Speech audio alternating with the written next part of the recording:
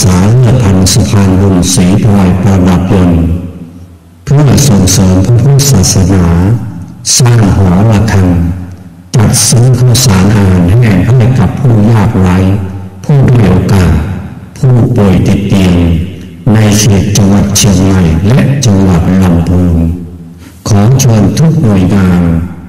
บริษัทห้างร้านต่างๆกลุ่มคณะต่างๆหมู่บ้านชุมชนทุกท่านทุกคน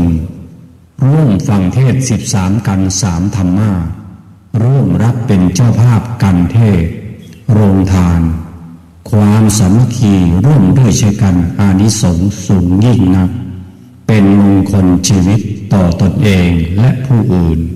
ความสำเร็จก็บังเกิดขึ้นขอขอบคุณยินดีต้อนรับพี่น้องต่างจังหวัดต่างอำเภอ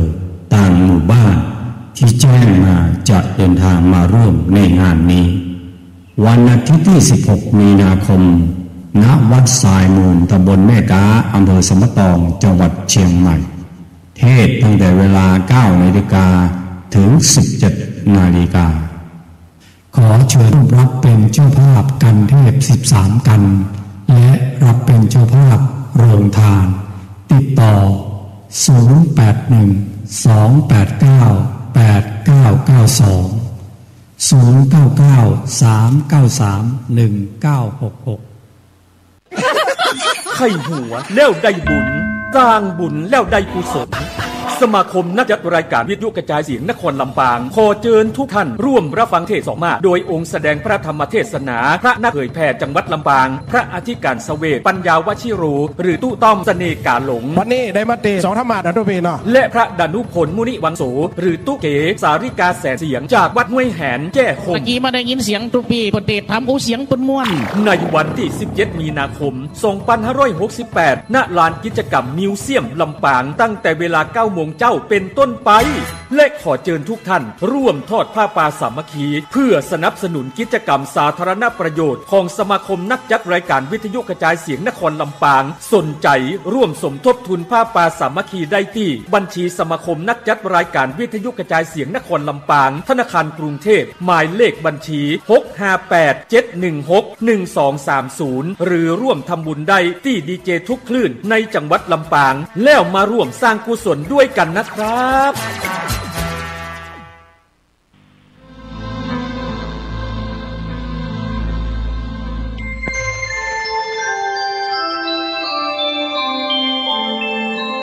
ขณะนี้ท่านกำลังฟังสถานีวิทยุกระจายเสียงคลื่นเพื่อการศึกษาพระพุทธศาสนาและวัฒนธรรม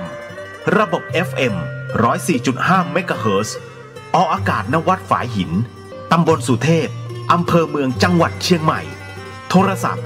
053-226-058-053-810-406-053-943-691ขอเชิญร่วมงานปริวาสกรรมสืบสารงานพระศาสนาบวชเนกขมาบารมีพราหมณ์ปฏิบัติธรรมประจำปี 2568 ระหว่างวันที่ 1-10 มีนาคม 2568 ณ สำนักวิปัสสนาปฏิบัติบูชาพระพุทธบาท4 รอยหลวงปู่ทองสิริมังคโลตำบลสลวงอำเภอแม่ริมจังหวัดเชียงใหม่ขอเชิญทุกท่านร่วมเป็นเจ้าภาพถวายภัตตาหารวันละ 15,000 บาทข้าวต้มเช้าวันละ 1,500 บาทน้ำปานะวันละ 1,000 บาทหรือตามกำลังศรัทธามีพระสงฆ์เข้าร่วมปฏิวาสกรรมในครั้งนี้จำนวน100 รูปและขอเชิญทุกท่านร่วมทอดผ้าป่าสามัคคีและร่วมพิธีสืบชะตาหลวงในวันอังคารที่ 11 มีนาคม 2568 วัตถุประสงค์เพื่อสร้างศาลาปฏิบัติธรรมบำเพ็ญบุญและหล่อองค์ทองเหลืองพระนางจามเทวีพระสุพรรณกัลยาสมเด็จพระนเรศวรมหาราชสมเด็จพระเอกาทศรสสมเด็จพระเจ้าตากสิน ลมหาราชปางสมาธิหน้าตัก36นิ้วสูง41นิ้วและขอเชิญร่วมเป็นเจ้าภาพเททองเหลืององค์ละ 250,000 บาทพร้อมฐานที่ประทับหรือตามกำลังศรัทธากำหนดงานเวลา 9 นาฬิกาพิธีสืบชะตาหลวงเวลา 10 นาฬิกา 39 นาทีพิธีทอดพระป่าสามัคคีโอกาสนี้จึงขอเรียนเชิญทุกท่านร่วมทำบุญตามกำลังศรัทธาสร้างเสริมบารมีกายดีจิตใจแจ่มใสเป็นมงคลชีวิตผ่านบัญชีธนาคารกรุงไทยสาขาโลตัสแม่แตงชื่อบัญชีพระกิตินัทพรพิชิตวัฒนากิจและนางสาวสุวรินทร์อินสวรรค์แม่ชีและนายณรงค์ศรีทิพันธ์เอกเลขที่บัญชี 8760648481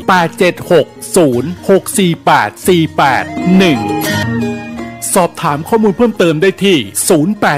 081-783-6514 092-323-4798 อย่าลืมวันที่ 1-11 มีนาคม 2568 เชิญร่วมงานปริวาสกรรมและทำบุญทอดผ้าป่าสามัคคีณสำนักวิปัสสนาปฏิบัติบูชาพระพุทธบาท400หลวงปู่ทองสิริมังคโลตำบลสลวงอำเภอแม่ริมจังหวัดเชียงใหม่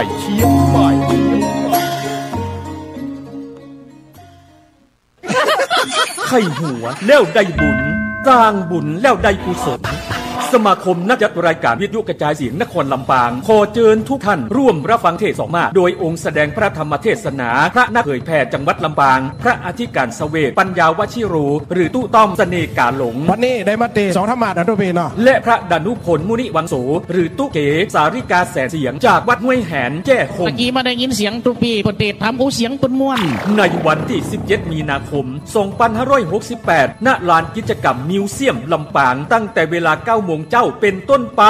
และขอเชิญทุกท่านร่วมทอดผ้าป่าสามัคคีเพื่อสนับสนุนกิจกรรมสาธารณประโยชน์ของสมาคมนักจัดรายการวิทยุกระจายเสียงนครลำปางสนใจร่วมสมทบทุนผ้าป่าสามัคคีได้ที่บัญชีสมาคมนักจัดรายการวิทยุกระจายเสียงนครลำปางธนาคารกรุงเทพหมายเลขบัญชี658-716-1230หรือร่วมทำบุญได้ที่ดีเจทุกคลื่นในจังหวัดลำปางแล้วมาร่วมสร้างกุศลด้วยกันนะครับ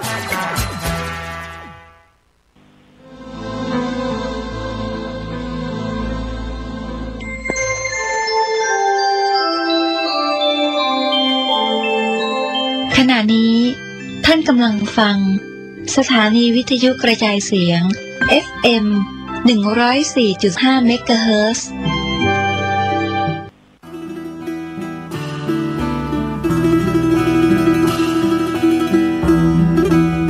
เปลวเทียนให้แสงป่าไม้แดงให้ความรู้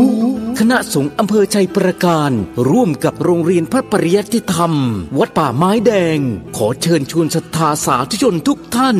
นำบุตรหลานเข้าร่วมโครงการบรรพชาอุปสมบทภาคฤดูร้อนเฉลิมพระเกียรติรุ่นที่33ระหว่างวันที่ 7-13 เมษายน 2568เพื่อศึกษาพระธรรมและเป็นศาสนทายาทสืบทอดอายุพระพุทธศาสนาณวัดป่าไม้แดงตำบลหนองบัวอำเภอชัยประการจังหวัดเชียงใหม่โอกาสทางการศึกษาเรียนต่อระดับประถมศึกษาป .1 ถึงป .6 หรือมัธยมศึกษาม.1 ถึงม.6 สิทธิพิเศษสำหรับผู้เข้าร่วมบวชฟรีเรียนฟรีที่พักฟรีมีรถรับส่งฟรีมีทุนการศึกษาพร้อมเปิดประตูสู่อนาคตที่ดีร่วมสร้างคนดีสู่สังคมและรักษาแก่นพระพุทธศาสนาสนใจสมัครบวชหรือติดต่อสอบถามเพิ่มเติมได้ที่ 089-852-3498 พระครูวรสุตเขตดร.ผู้อำนวยการหรือที่โรงเรียนพระปริยัติธรรมวัดป่าไม้แดงเจ้าอาวาสทุกวัดในอำเภอชัยประการและกำนันผู้ใหญ่บ้านในอำเภอชัยประการมาร่วมปลูกฝังศีลธรรมเพื่ออนาคตของชาติเปลวเทียนให้แสงป่าไม้แดงให้โอกาสทางชีวิต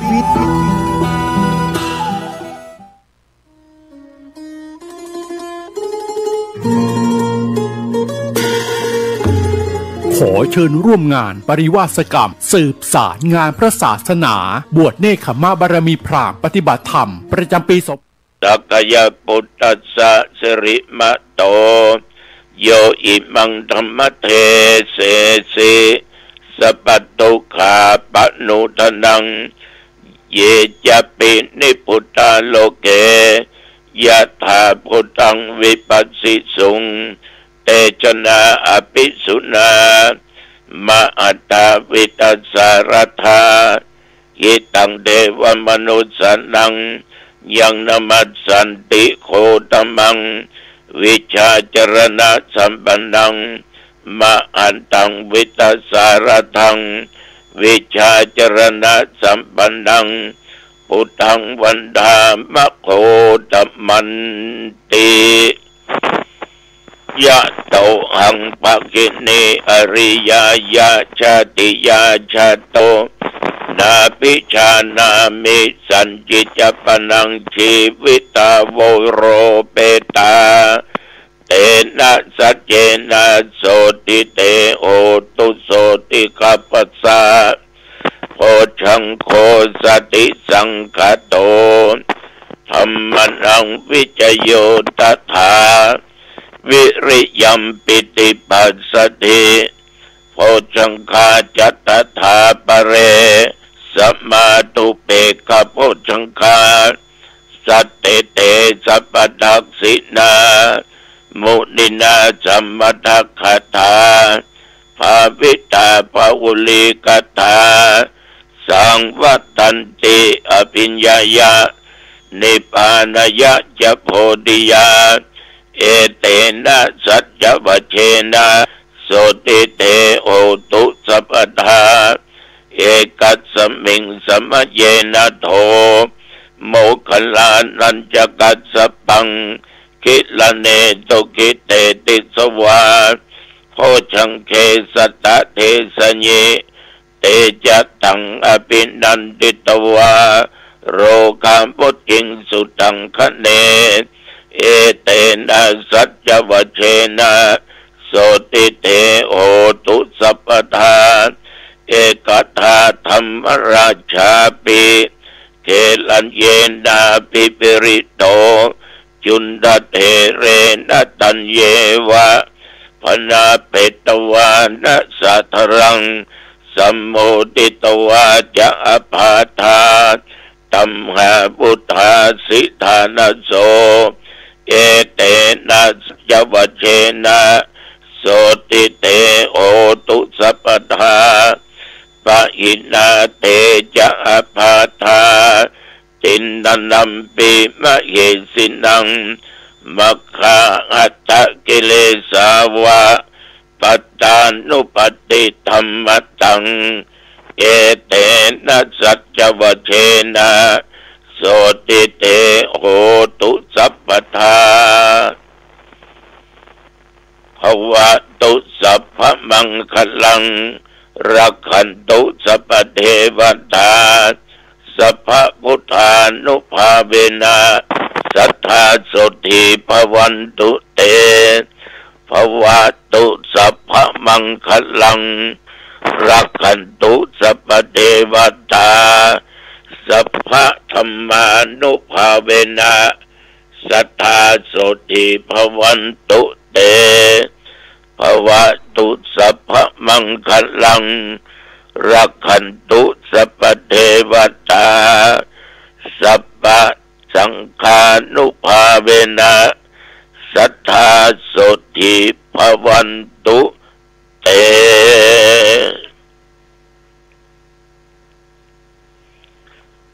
ได้บทพุทธานุภาพธรรมานุภาพสังฆานุภาพบทสาธยายมนต์อันศักดิ์สิทธิ์โดยจิตอันตั้งมั่นอาตมะขอถวายพระพรชัยมงคลแด่สมเด็จพระเจ้าลูกเธอเจ้าฟ้าพัชรกิติยาภาขอพระองค์จงทรงหายจากอาการพระประชวรมีพระสุขภาพพระมัยอันแข็งแรงดุจดั้งเดิมขอพระองค์จงมีพระชนมายุยิ่งยืนนานได้120 พระพรรษายิ่งขึ้นไปขอถวายพระพร กรมอุตุได้บอกตักเตือนว่าระวังเรื่องฝนเรื่องลมเนอะระยะนี้มันร้อนหนาวเกิดฝนตกเป็นบางที่บางแห่งบางเตื้อก็ตกทั้งลำปางทั้งเมืองแพร่ทั้งลำพูนทั้งเชียงรายเตื้อก็ตกในเชียงใหม่เอาเนี้ยวันนั้นไปแม่ห้องสอนอยู่กลางดอยขากลับยังตกซิอยู่อุณหภูมินี่ตะวากลางวัน38-39องศาวันนี้ขณะนี้ที่นั่งบนเตียงอยู่นี่18องศาแต่ว่าฉันเข้าเจ้าแล้ววันยังค่ำถึงเมื่อเจ้าถึงเมื่อไงถึงเมื่อสายถึงเมื่อตอนถึงเมื่อบ่ายเมื่อแลงเมื่อค่ำเมื่อคืน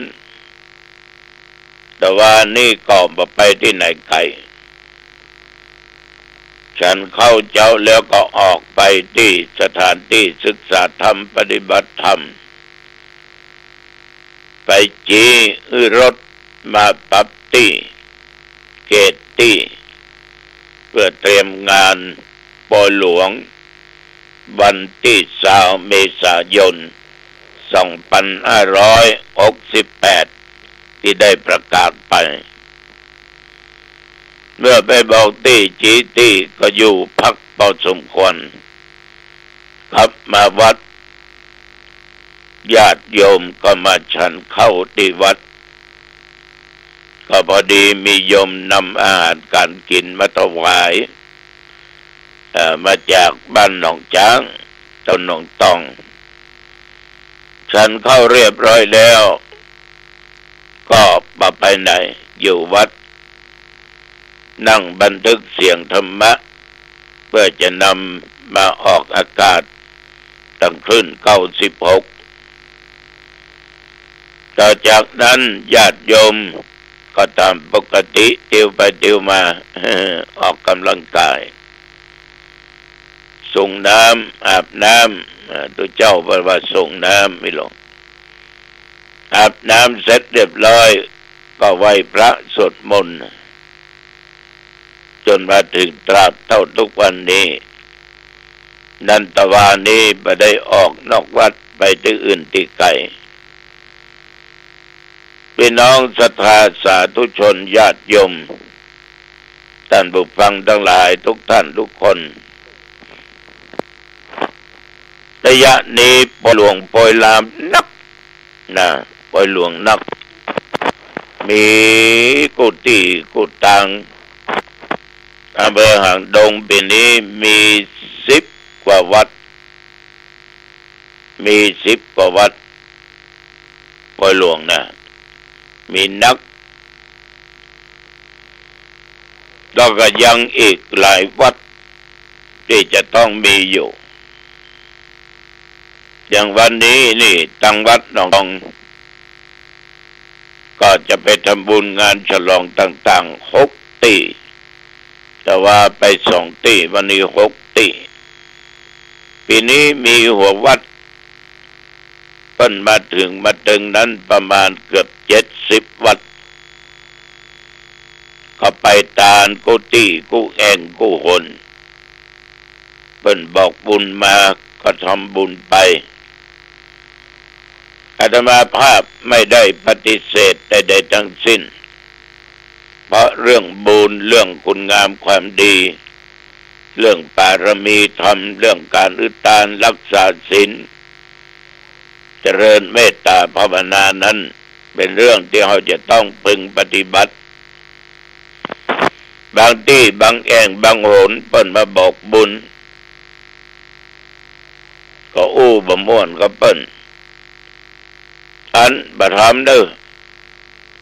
บ่หอมเด้อบ่ตันเด้อมันออกตัวงามๆหน่อยก็ โอ้ยังบ่พร้อมจะครับบ่พร้อมจะเจ้าสาธุยินดีนักๆที่ ที่มาบอกบุญบอกกุศลอย่างอี้งามลูกคนมาบอกมันก็ชื่นใจดีใจบอกสักบอกขว้างคนที่มาบอกถ้าอารมณ์มันจะมิ่งอะเนาะมันจะโคตรอะเนาะมาทำก็แล้วไปก็เดี๋ยวมันจะทราบจะแจ้งนะหมอฉะนั้นญาติโยมเอาบะหมี่ก็คือว่าบะหมี่แต่อู้จาดีๆม่วนๆถ้ามีน้อยก็ทำไปตามอัตภาพ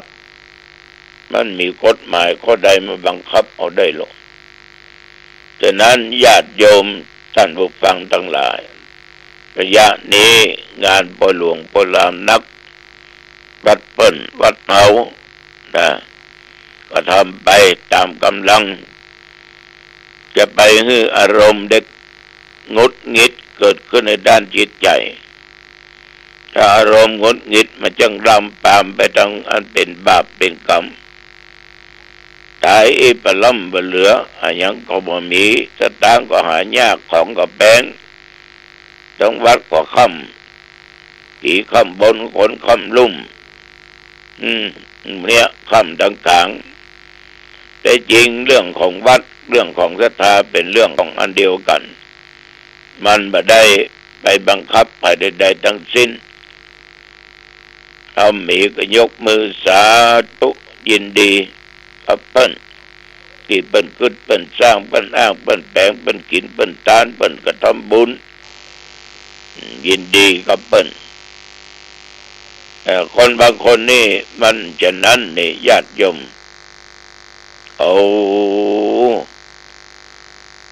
ปะทำย่ำปอยังว่าเปิ้นด้วยนะอดมั่งอดมีหรอกก็ได้นาก็ได้ตาเหมือนชิบหายไปว่าเนอะว่าเปิ้นชิบหายไม่จังเข้าตัวเก่านะไปว่าเปิ้นทำก็จังเปิ้นบ่ทำก็จังไผ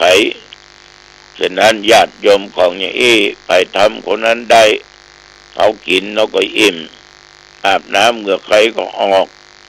ถ้าห้อมอาบมันก็เหม็นตึงไปกิน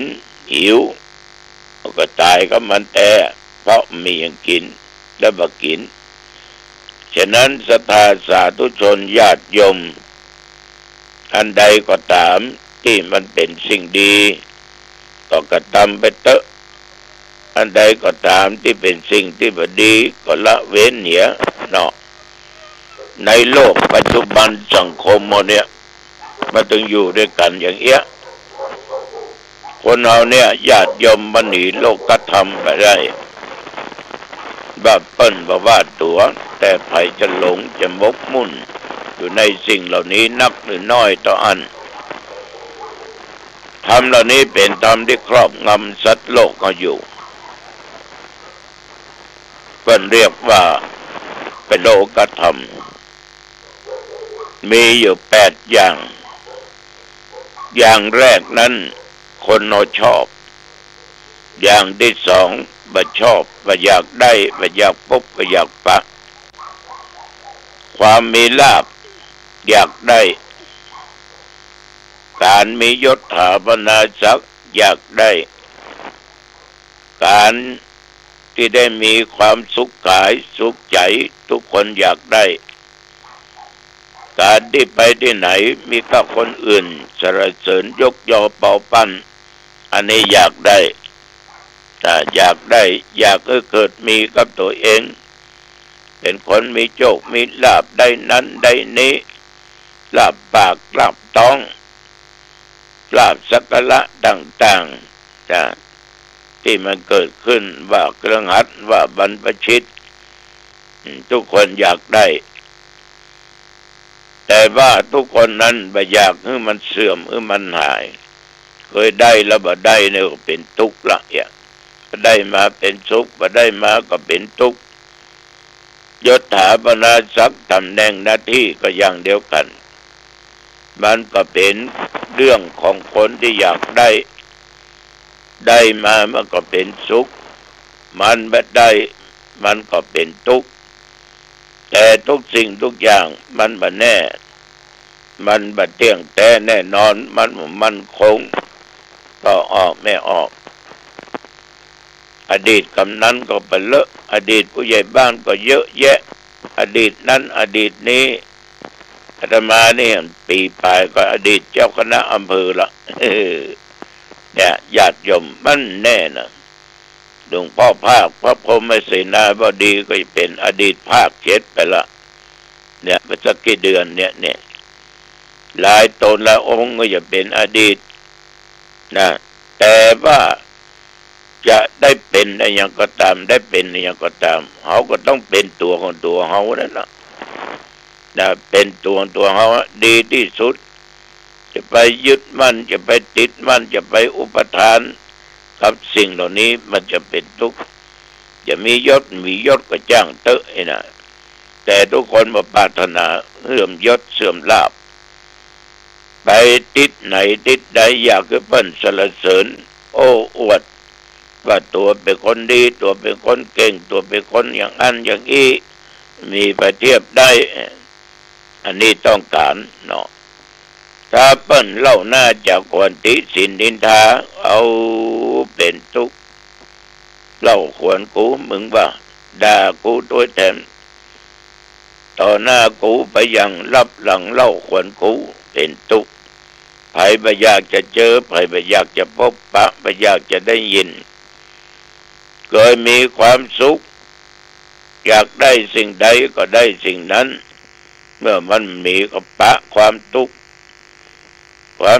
เนี่ยโยมทั้งหลายไปถึงปรารถนาทุกข์กับผัวทุกข์กับเมียทุกข์กับลูกกับเต้าทุกข์กับเพื่อนพ้องมิตรสหายทุกข์กับการกับงานทุกข์กับกินกับว่าทุกข์สะปะสะเปดเจ็บไข้ได้ป่วยก็เป็นทุกข์ฉะนั้นความทุกข์ไปบ่ปรารถนาแต่ทุกคนมันก็หนีความทุกข์ไปบ่พ้นทุกสิ่งทุกอย่างนั้นญาติโยมมันจะต้องมีอย่างใดอย่างหนึ่งที่เกิดขึ้นเขาจะต้องพิจารณาอยู่ตลอดว่าสิ่งที่มันเกิดขึ้นกับเขาแล้วก็เพียงแต่ว่ามันบัดเที่ยงมันเป็นทุกข์มีความแปรปรวนเป็นธรรมดาฉะนั้นเอาควรหูตามที่มันเป็นจริงจริงคือจริงไม่จริงคือไม่จริงจะไปให้สิ่งเหล่านี้โลกธรรมมาครอบงำด้านจิตใจสลัดบ่ยินดีในมันเกิดมาก็บ่ยินดีมันจากไปก็บ่ยินดีก็เรียกว่าหันตัวเองลึกเข้าไปแจ้งโดยปัญญาท่านทั้งหลายความยินดียินร้ายในส่วนที่เราตั้งใจเอาปรารถนานั่นน่ะมันจะเป็นทุกข์เราจะหนีความทุกข์จากสิ่งเหล่านี้ไปไม่ได้ฉะนั้นขอฝากกระเป๋าออกไม่ออกไปเนอะรู้จักตัวเองเป็นตัวเองนักแล้วเราจะอยู่สุขสบายอายุวันโดสุขขังพลังพบกันใหม่โอกาสหน้าเจริญพร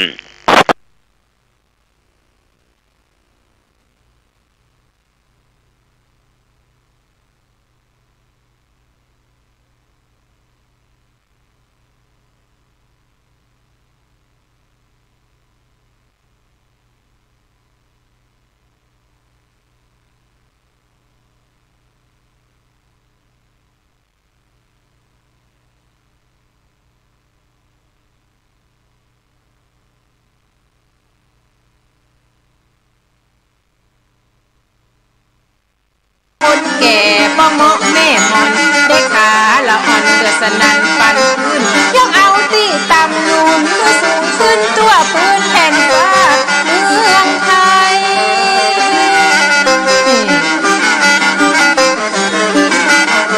ไว้สาจนมดคนฟังซอวันนี้บ้านห้องหลงนี้บอกว่าไกลว่าไกล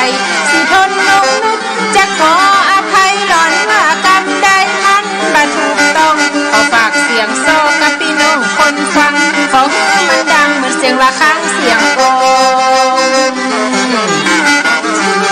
ง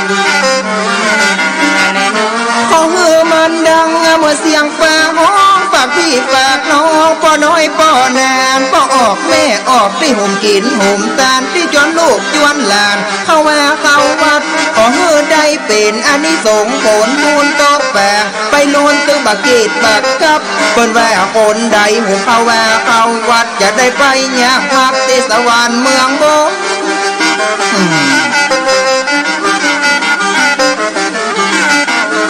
เจ้าใส่บางคนถึงวันศีลวันเพื่อเปิดตื่นมาละเกี่ยวข้าวต้มข้าวหนมยกเอาของกินของการมายงถวายพระสงฆ์ครูบาท่านเจ้าว่ามีหลานสอนหลานนะมีลูกสอนลูกเพื่อได้เตียวตังตูกตามเดิมอ่อนก่อนเก่ายิ้ม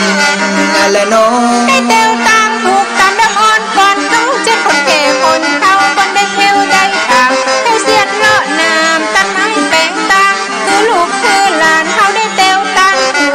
เป็นอย่างอีสืบเหินเมินมาสืบทอดศาสนามาแล้วหลายชุกจักใส่บางคนบ่เคยสั่งสอนลูกยังบ่เคยสอน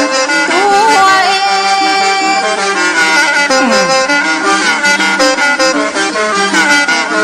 พอเอาตัวเก่านั้นเป็นที่ตั้งจะได้พักยังเมื่อมีความจำเป็นคนสั่งสอนยังบอกว่าใจเย็นๆมาเป็นนักเลงเล่นไพ่กินเหล้าคนอย่างอีเกิดมาฮกศาสนาเพราะเป็นกรรมประมาจากเดิมอ่อนก่อนเก่า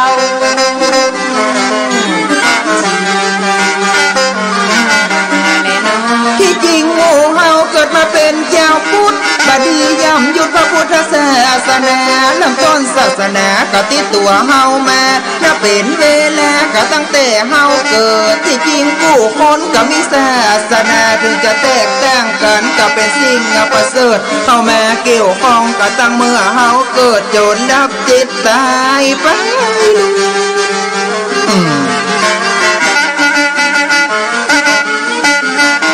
ทุกศาสนาสอนคนเป็นคนดีบ่มีลาคีบนดินมาส่วนอย่างศาสนาพุทธสอนให้คนทำบุญต้องแบ่งไปลุ้นผลบุญจะต้อยใส่มาหึดคนเฮามาเข้าวัดมาเข้ามาอย่างมาลืมศาสนาถ้าว่ามันห่างไง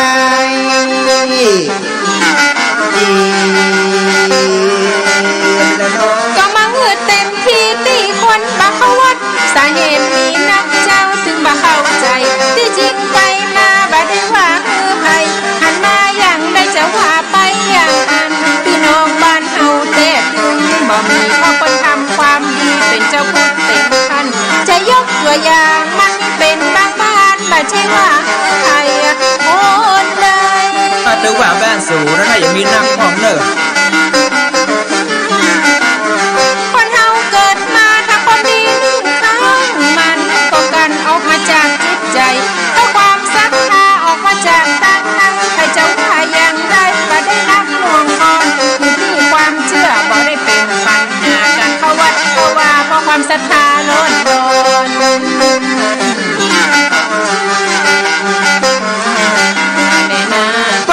ศรัทธานั้นก็คือความเชื่อสิ่งที่ควรเชื่อสิ่งที่มีเหตุผลเชื่อสิ่งที่ผิดนี่ก็มีหลายคนมันยากมาจนเมื่อล้นปูนแน่อย่างห้องมักเกลือห้องมักพริกห้องมักกะปิสมห้องก็มักแห่ห้องอย่างอีมันบะจังก็จะแว่สุดแล้วแต่ใจอาภัย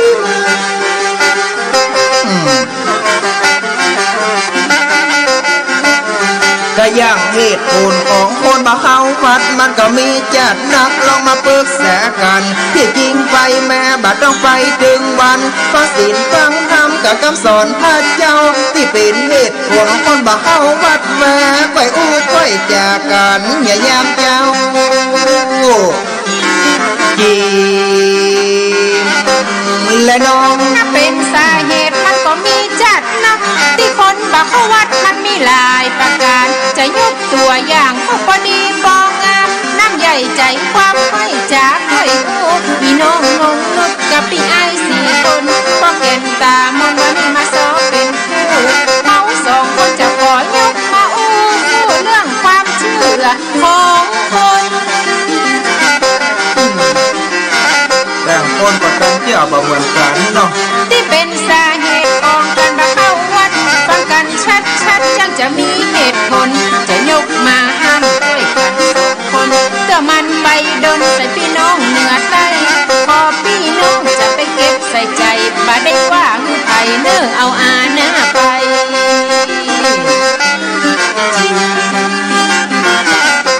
และน้องสาเหตุคนหนึ่งที่จะบอกชัดๆเป็นเพราะว่าวัดนั้นย่างเลิกไปสาเหตุข้อ2จะบอกเฮือนายคนเฮายิงใจตัดวายปากกาข้อที่3ในเงินแบบน้อยตัวก็แนมแกงหนัวตัดเรื่องกูกันแน่ส่วนข้อที่4ว่าได้เป็นเจ้าภาพว่าเพิ่นเอาเป็นเจ้าสาโอ้ธรรมโมสั่งโอยอีกก็เอามาว่าก็แก่ก็ข้อที่แห่สาขาลาบ่เป็นเพราะความเชื่อมันจะเกิดฝันแห่ข้อที่6ก็จะด้วยเจ้ากูแบพันเมื่ออย่างแม้ว่าเชื่อบ่ได้ข้อที่7มาเข้ากรรมการมากองวัดที่งานกูว่าเปิ้นห้องใจอ้างสะปะสะเปดละแล้วน้องมาหนึ่งถ้าเคยหันมันที่คนบักเขาวัดก็เขาวัดเลิกไปอ้างอย่างอีหันมาหลายไม่ยิงก็ใจคนเฒ่าคนแก่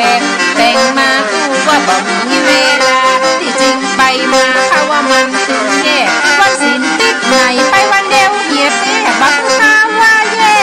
จะได้สู้นะน้ำแก่เด้อเกินไปนะสู้คนประเภทนี้มันจะอ้างสัปปะอ้างแถวตุพระเตศทำบัตรตั้งใจเป็นการเป็นงานอันใดก็ดีไปไม่งัวตัวควายอันใดก็ดีตอนเมากล้าเข้าวัดมันถึงเสียเวลาเหลียวก่อนหน้าลิกาตะวันก่อนฟังไปไหนลำเหลือบ่หัวเนาะฟังไปไซลำใหญ่นะกายเดี๋ยวพอตะวันมันก็ห้องตึงโหนลงหดคู่ซ้อนตั้งบ้านข้าก็เหมือนกันหาว่าไปเนี่ยการก็เกินแฟ้แล้ววันปลูกถั่วปลูกมันนะบะเขือปลูกอีกอย่างแกงว่าแซ่สับเบาเก็บลำใหญ่วัดแว่บะไปอันใดก็ตึงอิดที่จริงเฮาสะและเวลาอย่าสักนิดตามจิตกุศลนะเป็น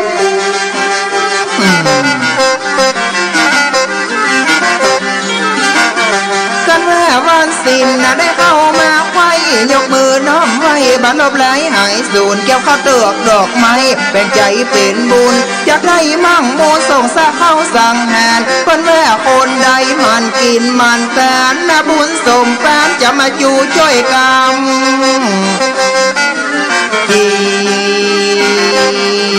และน้องนะบุญสมแฟนจะมาจูช่วยกรรมเหมือนเฮาข้ามน้ำยังอาศัยใกล้ตัว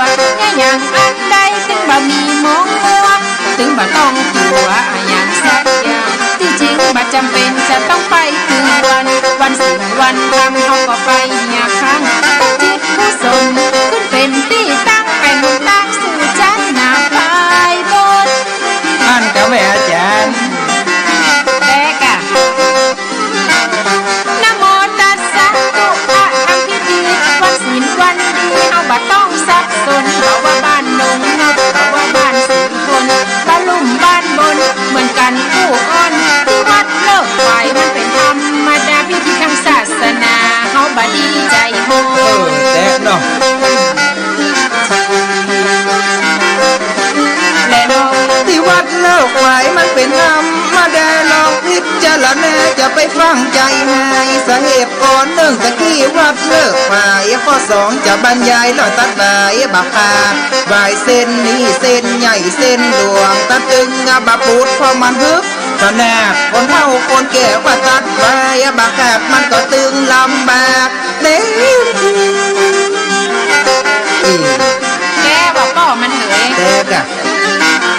กะวายเส้นนี้ค่อยฟังไปเติบมันมีปะเลิกจะไปฟังลูกหนีฟังเล่าย่างซอแว่ซอบดีกันไปวัดจะมีอันยังเกี่ยวกับวายค่อยฟังไปเติบพี่น้องหญิงใจมันจะเป็นอย่างได้กะวายเส้นนี้ค่อยฟังมาเนอะพี่น้องทั้งหลายว่ามันจะเป็นอย่างไรนะเจ้าและน้องพ่อแม่ฮักลูกนี่บ่มีไผเต้าคนแก่คนเฒ่าฮักไผบัดเต้าหลานคนว่าฮักลูกนี่พอประมาณคนว่าฮัก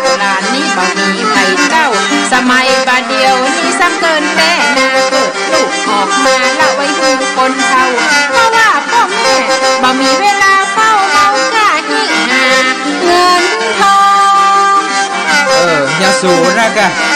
ไปว่าไปเลยป้าอุ้ยแม่อุ้ยอายุ50ตั้งใดก็อินจนก็เศร้าก็มองปันทนสังหายละไว้กำสองพ่อมันเตียวกองซ่อหาลูกหลานลายลูกหลานเฮานี่ต้นเปียกไปเงินวายเขาจะตัดอย่างไรถึงบ่ได้กำแล้วเป็นว่าห่วงลูกห่วงหลานนี่เนาะและน้องมันมาเป็นสาเหตุของการมาเข้าวัดกันจะอู้ไปนักมาตึงกับเหมือนกันนะสะพ้องก่อแองว่าใครไปตึงวันบ่เติกลูกเติกหลานเราจะไปนอนวัดจำศีลกินทานอยู่ในวัดในว่านั่งแฮว่าแน่ถือศีลเข่งขัดทั้งเฮามีหลานตึงบ่ได้ไปวัดตึงบ่ได้ไปกินนะบ่เมาอ้างลูกอ้างหลานนั่นสิโหนเหยเมาแก่เลี้ยงหลานตึงวันค่ำเจ้าบ่มีเวลานึ่งเข้าซ่อหาอาหารเปิ้นกินบ่ได้กินเปิ้นตานบ่ได้ตานเมาแก่ห่วงหลานห่วงลูกห่วงเต้าและตามหน้าเข้างานบ่ได้กินกึดยากถึงวันศีลหาขี้ค้านลูกเจ้าโมสังโฆบ่ได้เมียก็บ่มีก็เปิ้น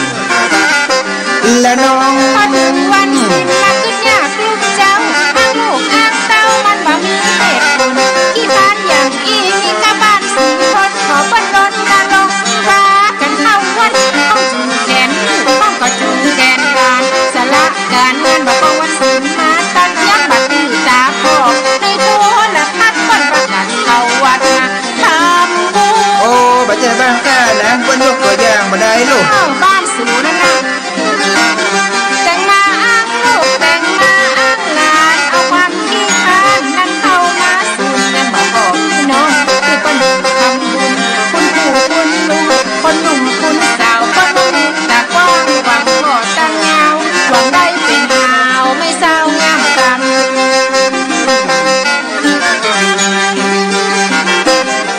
และน้องหวังได้เป็นแล้วไม่เศร้างามกำผลบุญนักล้ำเฮือในก้อยเข้าใจอย่าบ่ไอ้สีทนบ่ได้แว่ฮือไปละติไอ้แว่ไปอันนั้นเป็นตัวอย่างตามตีเคยได้หูได้หันฟ้องเอาดอกใส่ขันเพราะบ่แจ้งขันแก้วตั้งแสมมันบ่ล่างจะเป็นแห้งเพราะบ่โคนบ่แจ้งทำ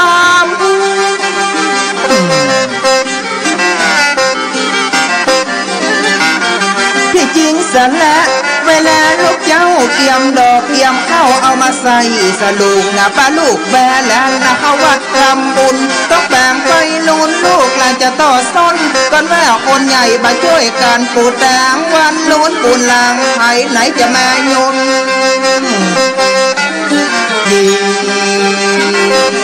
ยิ้มและน้องคนว่าคนใหญ่จะต้องนำละอ่อนอาบน้ำร้อนนะคนเป็นคนมีประสบการณ์ต้องเป็นผู้นำเรื่องการกินการตางอ้างลูกห่วงหลานมันดึงบ่ได้ข้อที่3น้องจะเล่าให้ฟังและอีน้องนุชทำว่ามันเป็นเรื่องใหญ่สาเหตุเรื่องนี้มันถึงใจบ่ได้พี่น้องใจคอยฟังอะไรอย่างนะบ่นกนุชคอยฟังไปกับไอ้จังซอแม่อ่อนเจ้าจะยกมาเล่ามันบ่เหมือนเช่นเก่าคนเท่าฟังหลังคนบ่เคยจงสร้างเรื่องสะตงสะตังบ่เดียวมาฟังเรื่องเงินบาทน้อยตัวมาฟังอย่างนี้มันก็เป็นดีกว่าเรื่องเงินบาทน้อยตัวถ้าถึงตัวเช่นลำมันมีบางเงินบาทน้อยตัวนี่และน้องอันข้อตะกี้ว่าตัดไว้บาขาดบาเดียวสมาแปกว่าเงินบาทร้อยตัวยุคสมัยแม่ใหม่ข้าก็เป็นดีกว่าบ่ว่าเปิ้นแว่ตัวต้องได้ซื้อสับปะเขาของอันใดมันก็หอมตึงแปงเขาอยากแมกแปงข้าตึงกลัวได้ปะน้ำพริกตาแดงแคบหมูผักและได้ซื้อสับปะกูอย่างกูอันเวลาตามลาก็ใต้บีแซว30ก่อนเนอะก็เป็นธรรมดาไอ้ยุคสมัยเงินคำบาเดียวมันหาแยกผักป้อมผักกาดต้องได้ซื้อทั่วกันเหมือนกันหมดว่าปลาติดปลาจันปลาคำปลาพันปลาลุนปลาแก้วต้องก็ขยะตาก็ให้กินเมาก้าจำศีลบ่ได้กินอย่างแล้วคนบาปและน้องคนโทษทำโมสั่งโคเหียเตอะ กว่าเสียงสตังค์พอบ่อายคนฟังพี่น้องต่างบ้านยุคสมัยเงินบาทร้อยตัวอายจะมาเป็นตัวคะแนนไปขี้คร้านยังบอกว่าอึดอัดอยู่ว่าส่วนหลังบ้านจะไปขี้คร้านเจือพ่อของขี้โอ้ไปเกินแล้วน้องนุ่นรวยมาเล่นพ่อเล่นแม่ด้วยนะแต่กะขี้คร้านหรอกที่จริงถ้าเฮาตั้งใจไปวัดเงินน้อยเงินนักมันบ่พอเป็นหยังยก10 นิ้วไว้สาลูกองค์คำเอาพระพุทธพระธรรมมาเป็นที่จังเงินบาทร้อยตัวมันบ่ใจปัญหาขี้ยังบ่ใจปัญญาป้องนั้นโอ้ทำใจล้ำเหลือเนี่ยแต่น้องก็ขอร้องน้องนุชอย่าไปแม่ปากสวกแน่จริงบ่ไปปวดเป็นแห่มาแห่ถ้าโมสั่งโคสีทนยังจังปีจังซอยังบดิกบะเดียวนี่ฮะเปิ่นซอมาอู้กวนยังได้ยังหยาบเดียวนี่โอ้ก็บ่ยังอย่างใดถ้าโมสั่งโคหยังอะยังสู้ซออย่างใดตะกี้สู้ว่าหยังโหก็ข้าว่าอันแน่จริงจะไปแม่แปกสวกแกมเป็นใหญ่อ่ะมันหยังข้าก็ซอทัวก็รู้มีแหมว่ามาอะยังมาหาไปบวชเป็นพระมหาอ่ะมันยาก็ไม่ยิงที่ไหนเปิ้นเป็นพระมหาบ่มีกะมีที่ไหนโอ้บ้านข้ามีเมืองแป้วหลายคนตุยแต่ว่าไอ้โอ้เธอกะแต่ว่าแต่กะลูกปู่แก้วแววว้า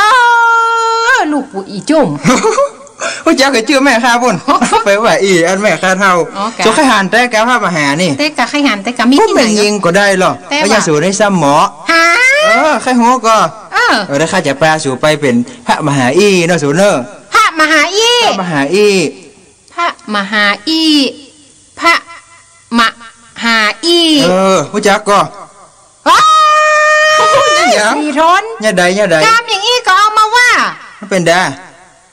จะรู้มาว่าก็พระมหาอีเนี่ยคำว่าพระมหาหมีบอกว้ายหยุดซ้ำหายโอ้แหมอ่ะอันคำว่าจีบนี่บ่เอาละว่าใหม่ใครเปลี่ยนใหม่เอาบ้องนี่เราซอให้พี่น้องคนฟังให้เปิ้นหูทั่วกันจังปีว่าใหม่จังปีขึ้น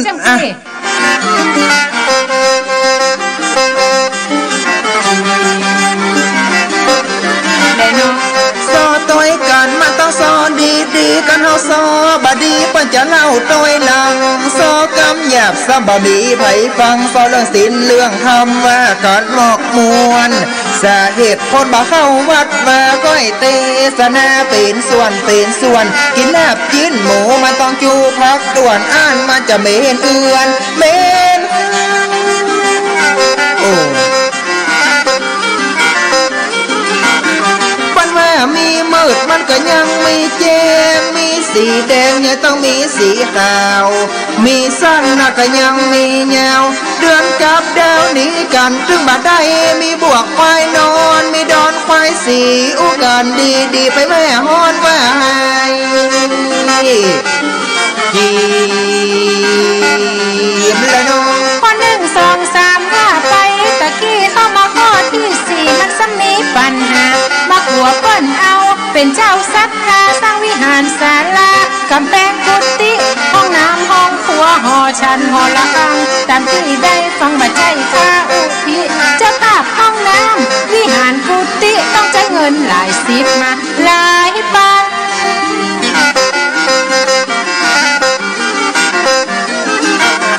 มาเป็นสาเหตุที่คนบักวัดเงินทองสินทรัพย์หายากเหมือนยังคนอ้างอย่างอีมันถึงจ้างลุงลังกุ้งก็เอาสตังค์ไปลงทุนเล่นหวยถูกรางวัล500ใครบ่อวดบ่ลอยบ่กินต้อยตันต้อยกันบ่ซวยก็เจ๊ทั้งหมดแล้วสิได้เท่าใดได้ 3,500 เสียงเท่าใด 4,600บ่กินต้อยตามต้อยกันบ่ซวยก็เจ๊งนักเล่นป่าเฮือชีพหายเปิ้นว่าไปวัดบัดนี้ไปบ่ได้ฟังพระเจ้าบรรยายบ่จำบ่จื้อคนเกิดอย่างอีจัดนี้บ่ได้บุญก็แค่บ่ลงทุนไผไหนจะมาซื้อปัญญาปัญญาตึงจะซื้อเบื่อมันจะลืมแล้วจื้อของจังสูนะจะลืมแม้กระทั่งชื่อของเราก กับพันเมื่อการตั้งอยู่ที่เฮาตั้งจิตเงินน้อยเงินนิดจะไปคิดมันอย่างก่อนเมื่อเมากึดก็เสียดายสตางค์มีบุญกรรมบางใจการบ่ได้พันว่าจิตใจของเฮาเป็นตานเงิน50 สตางค์ก็ได้บุญเหลือใจมีน้อยแต่น้อยมีหนักแต่หนักมาสู่เนอกันร่วมทำบุญสร้างว่าจะหอมน้อยหอมนักก็ได้บุญเหมือนกันบางคนหอมร้อยบางคนหอมปันเอาเจตนาตาเป็นที่จังถึงแม่บางคนหอมเป็นร้อยเป็นแสนใบแดงเอามาตำเป็นตั้งบำเจตนาเอามาเป็นที่จังบ่ได้อย่างสักอย่างแต่มันหมอกป่อสู่ห้าวิหารนะห้าเบาหน้าบ่ได้ลูกว่าไปเลยตั้งใจเอาเอาอาพี่น้องตัวคงเขตของญาติมิตรวงศาเรื่องการเป็นเก้าเป็นเจ้าศรัทธาแล้วแต่เจตนาตะนักตานน้อยลงนุดตัน14,000จังปีตาน5 ปันไอ้บะสีทนดำมันตาอยู่100สายแน่กันลุ้นนี่ไปว่าไปเลยนะไอ้เฮ้ยที่ไอ้4 ทนตันอยู่100ไอ้บะมีแบ่งย่อยแต่ไอ้ตันด้วยใจบนแอนนี่ส่งจะได้นักเต้าใดแล้วแต่เฮาตั้งใจแล้วแต่ความเชื่อแล้วข้อที่5อาจจะเล่าไอ้จะเป็นเพราะสังขารคนเฮาว่าบ่เอื้อเพิ่นว่าบ่เชื่อก็สมควรดีเชื่อข้าก็เป็นดีเบื่อดี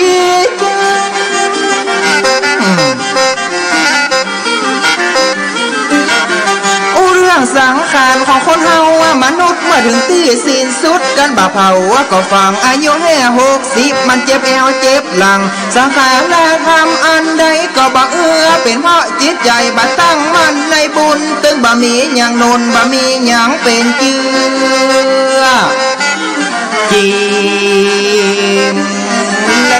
สังขารคราบเน่าคนเฮาเหมือนกันหมดไรอดปันอดบ่มีไผอดตายบ่ว่าเชื้อเจ้าเต้าขุนคนนายเมื่อลุ้นอุ่นไปก็ต้องตายจากพลัดพระพุทธเจ้ายังปรินิพพานครูบาศีลธรรมยังมรณภาพบ่มีไผได้เงินคำไปสักบาทได้กล้าผลบาปผลบุญแล้วสู่จะตายเมื่อใดบักตายเตื้ออ้ายเฮ้ยที่ได้ไปฮับกันในโลกไปหน้าผลบุญเคยสร้างได้มาอุดหนุนเพราะฉะนั้นเราต้องหมั่นทำบุญจะได้กำจุนเฮามาลุ้นคุณหลังรับจิตตายสิ้นชีพมรณะไผบ่ได้อาหยังนอกจากบุญทั้งนั้น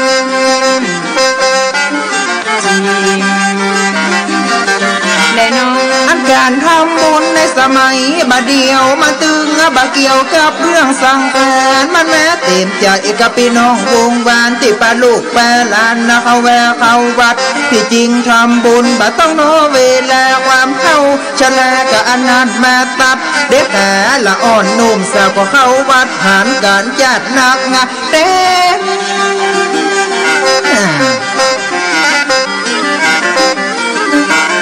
ที่จริงคนเท่าที่หุ่มกินหุ่มตาลอันเรื่องสังขารมันบ่ใจปัญหาสมัยบัดเดียวเป็นสมัยพัฒนาไปที่นั่งขึ้นแม่คนแก่คนเท่าได้ยกมือไหวได้ไปมือแสได้นั่งหาวานาก็เอาดีแต่เรานั่งเก้าอี้เอาบ่แม่นละบัดเดียวไปในเก้าอี้คนเท่านั่งหรอกปัญหาตีนั่งเอามาเกียมแต่เราได้บุญถึงคนเท่าได้บุญถึงคนหามอันนี้ส่งผลบุญมันเป็นสิ่งดีงามสืบตามการเช่นโบราณบ่เก่าตะกี้ข้อ5สังขาราบ่เอื้อข้อ6ว่าเชื่อพระสงฆ์องค์เจ้าว่าเปิ้นเอาอะหยังมาเล่าแล้วจะเชื่อตุเจ้าจะได้อันนี้ก็ว่าไปเลยนั่นเด้อหันมาหลายบ่ใจเก่งว่าเปิ้นบ่ก็ยักหน้าแต่ว่าข้าบ่เข้าใจเขาบ่เคยรู้ที่มาที่ไปที่เปิ้นบรรยายสองหน้าพระเจ้าคนประเภทนี้ยากต่อการสั่งสอนมันกินเหล้าเมื่อตอนเมาแผ่วเมื่อเจ้าว่ากินเหล้าไอ้น้องบ้านสูนะใจจะได้ และน้องกินเหล้าเมื่อตอนเมามาแผ่วเมื่อเจ้าบาดใจกล้ากินเหล้าคนเท่าก็เหมือนกันคนเท่าบ้านสีโทนวันนั้นจมมือฟังสู้จะไปเนี่ยยังหมอกไปอูกันมวนวัดก็ปอวัดบ้านก็ปอบ้านจะต้องแบ่งกันไว้เป็นคนละส่วนถ้าแว่ไปวัดนี่ไปแอวเอาม่วนแต่ว่าไปเหล้าควรลูกแจ้งว่าไปสวยนะหาแว่แบ่งห้องไปเฮียนแปลกตุเจ้าห้องก็ไปแจกเจ้าแต่บ่มีความหมายห้องก็ไปแท้กินเข้าตอนเข้าไงบ่กองเปิ้นบรรยายก็เฮียนแปลกตุเจ้าแว่นะโมสู่ก็แว่นะโมบ่ใจมาคุยโวแว่เตเปิ้นแซวเพิ่นนับสิมาย่าไผว่าเฮียนปากตุเจ้าอันเถอะหม้อที่ว่าศรัทธาเฮียนปากตุเจ้าคนอะหยังมาง่าวอันนั้นเปิ้นนับสินที่ตุเจ้าเต้นนั้นเป็นหลักความจริงเปิ้นมีการอ้างอิงจากโบราณแบบเป้าเป็นคำสอนของพระพุทธองค์ที่ได้สืบดำรงมา2,000 กว่าเขาพระสงฆ์ครูบามีหน้าที่มาเล่าสืบที่บักเขาพุทธองค์เป็นอย่างที่เนาะอย่างตอนพระองค์ก็ได้ตรัสรู้ไผๆก็ฮู้บรรลุตามประสงค์ได้นำธรรมคำสอนมาสร้างสอนคนบ่ฮือลุ่มหลงได้เตียวตังถูกเส้นคือคนเฮาได้เตียวตังสายกลางอันใดบ่งามก็สมควรดีเว้น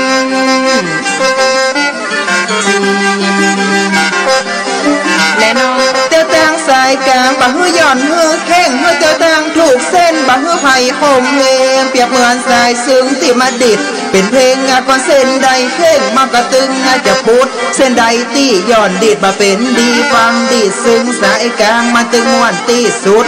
ถึงบ่มีย่อนมาตึงบ่พุดดิดได้เป็นเพลงสุด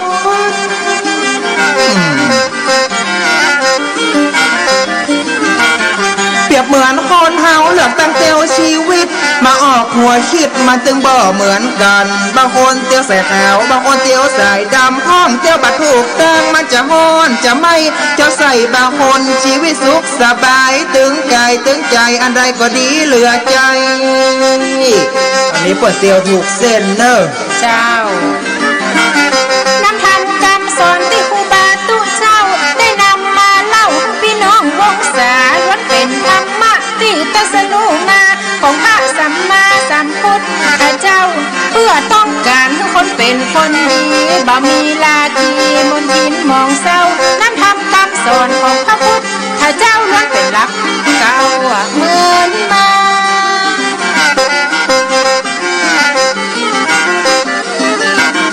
จะติว่าเฮาเกิดมาเป็นเจ้าพุทธบดีย่ำยุดพุทธศาสนาคือเตียวตามหอยองค์พระพุทธาสืบทอดศาสนาตามโบราณแบบเป้ายึดถือเอากรรมที่ผู้เจ้าสั่งสอนเตียวตามคันลองเดิมอ่อนก่อนเก่า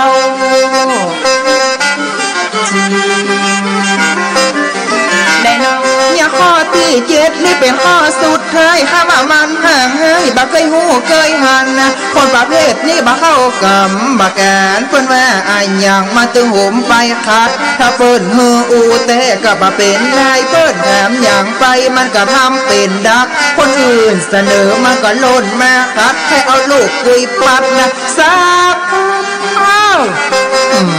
สวกแต่ว่าได้นะความดีเป็นเหตุที่มันมาเข้าวัดหูนักหันนักแต่บ่โยบกรรมตึงบ่หูจักความยุติธรรมอย่างแม่ลุงลังกับจองกับแปนแลดดำแลดดาแถวกรรมการมาเข้าข้างหมู่เดียวกันอันนี้ข้าขอยอมกันจีมและน้องตะกี้พ่อฮกว่าบ่เชื่อตู้เจ้าข้อ7นัดเล่าว่าบ่เข้ากรรมการเวลาวัดว่าจะจัดการจัดงานหมู่กรรมการห้องเจ้าบ้านมาปรึกษาหากันเรื่องการเรื่องงานพี่น้อยพี่นานคุณลุงคุณปู่กลุ่มแม่บ้านพ้องกันมามีอย่างเล่าสู่กันฟัง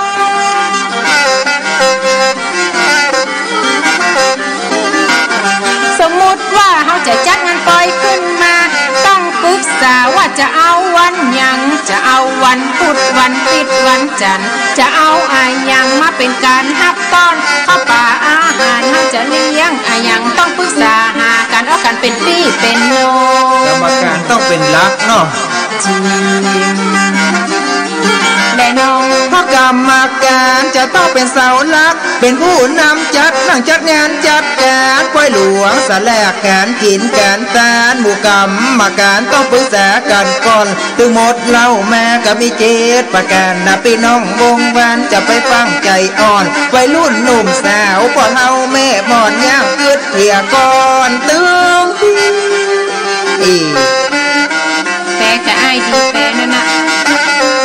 อันนี้เป็นตัวอย่างของคนบ่เข้าวัดตีจริงไม่จัดนักแต่เวลาบ่มียกเอามาอู้พอให้พอดีจะมีบ่มีที่เฮาเอามาอู้น่าเป็นกรรมใดที่บ่ถูกวาจาจะขอยกมือสาขอสู่แม่ผู้รู้กีบและขอยกมือสาสู่มาคนผู้ที่เฮาได้อู้บ่ได้ว่าใครมันเป็นตัวอย่างยกเอามาบ่ได้บัดไหนจ้องไหนอาจจะมีอยู่ต้องก่อนว่ากรรมใดมันไปตัดใส่ไอ้จะขออภัยสายพี่สายน้องน้องรถสี่คนวันนี้มาซอต้องขอบคุณพี่น้องคนฟัง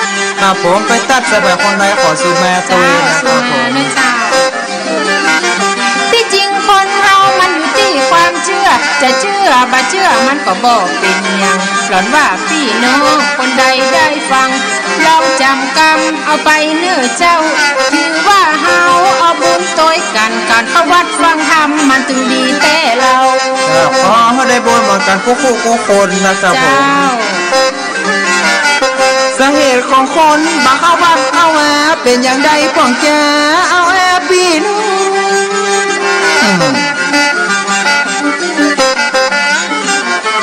หลังเตือกรรมซอขาตกบกห้องขอพี่ขอน้องจะไปเก็บใส่ใจมันเป็นตัวอย่างของคนบ่เข้าวัดจะไปอู้นักมันก็เป็นดีอ้ายนอแม่นายขึ้นไปฟังไปว่ามาจะแตกก่อน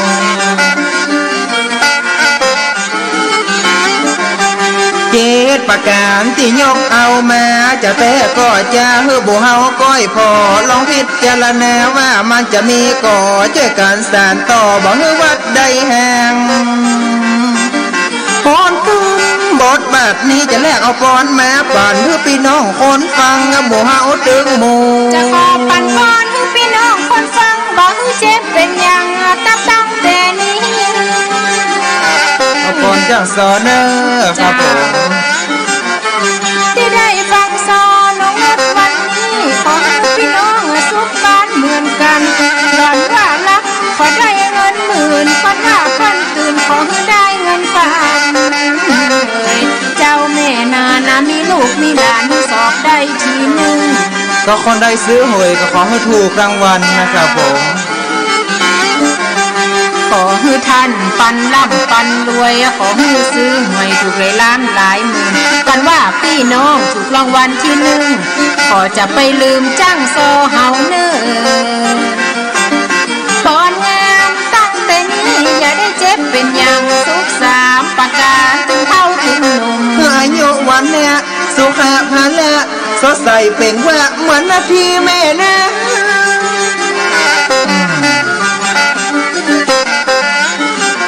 มีอายุยืนยาวร้อยสาวจอดจำมาเฮือได้อยู่กับพุทธศาสนาวันน่ะเฮือผิวพรรณผ่องใสตึงกายตึงใจปราศจากโลกาหนอแม่น่ะสุขะเวลาแข็งแรงยอดเยี่ยม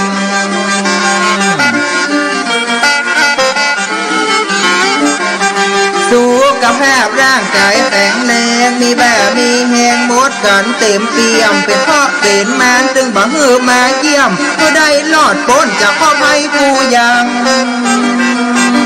แต่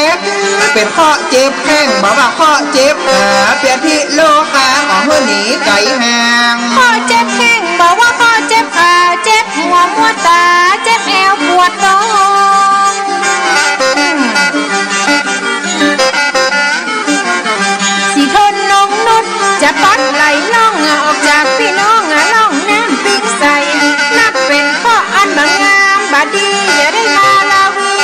ป่าดงไทยเจ้าแม่นายขอมือหนีไปไหลตัวน้ำแม่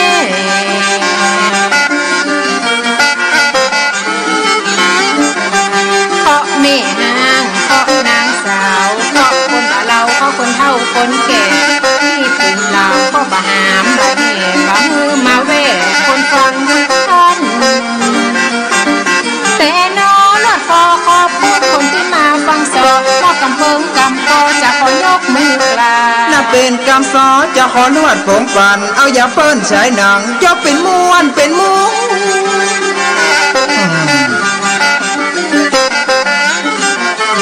น้องนูสีทนน่าจะม่วนกะบะม่วนพี่น้องเป็นศูนย์รวมร่วมเฮือกำลังใจสอไปนักกว่ามันน่ะบะม่วนแบ่งเป็นส่วนเอาหมอกสบายเนาะแม่นายช่วยกันเป็นกำลังใจเฮือจังซอเฮาพ้อง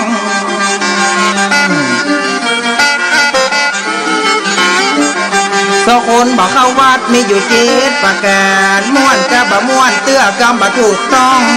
ขอฝากกับเจ้าพี่เจ้าน้องบ้านเหนือบ้านใต้เตื้อคนเฒ่าคนหนุ่มแถมมาเสียงจ้อยเสียงซอฝากกับคนฟังขอจะไปจังขอจะไปนายขอฝากชื่อเสียงกับพี่น้องยิ่งใจน้องนุชอีนายอ้ายสีทนเมืองป้า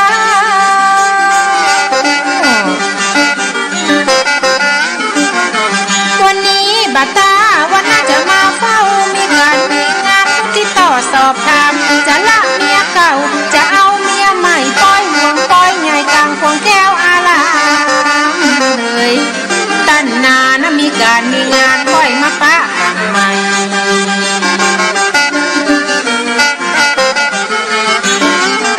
ก็ใครได้หมู่เฮาเข้าไปซอในงานเพื่อติดต่อสอบถามหาหมู่เฮาว่าก็ได้เฮาก็จะไปหับใจกับละพี่น้องกูทันแต่บทแบบนี้ขอยกมือยอขอย่างเสียงซอขอย่างเสียงปีเลยว่า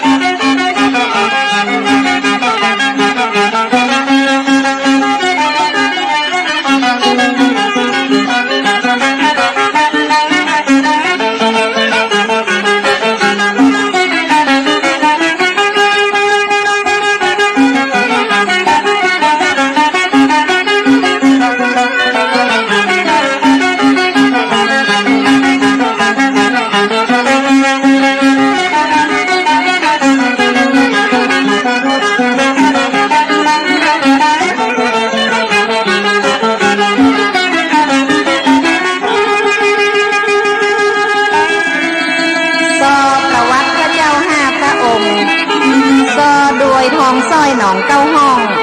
และสมจิตป่าบงอำเภอแม่สวยจังหวัดเชียงรายแต่งบทประพันธ์โดยพ่ออาจารย์ศรีทวนสอนน้อยอำเภอแม่สายจังหวัดเชียงรายจังปีก้อยก็คือปีอ้ายดินดำแม่สวยปีกลางก็คืออ้ายสีมาตาบะโอปีเล็กก็คือพ่ออินจันทร์ดงมะเฟืองมือซึ่งก็คืออ้ายสุวรรณสันนายาวอำเภอแม่จันทร์นะเจ้าขอกราบขอบพระคุณสำหรับพ่อครูศรีทวนนักที่ให้การอนุเคราะห์เพื่อลูกศิษย์ลูกหามาอัดเทปต่อเรื่องพระเจ้าห้าพระองค์นะเจ้า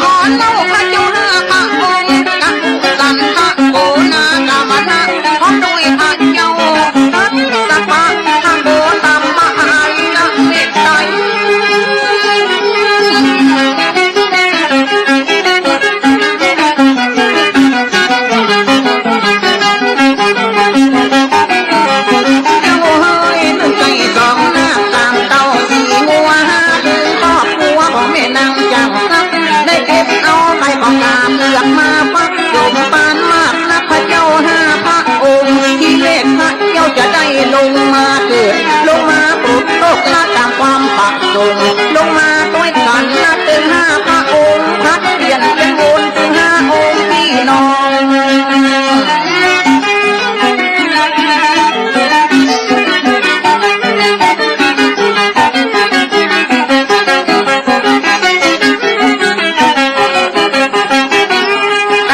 ประวัติพระเจ้าห้าพระองค์ใจทุกอิลงโดนโลกจงตา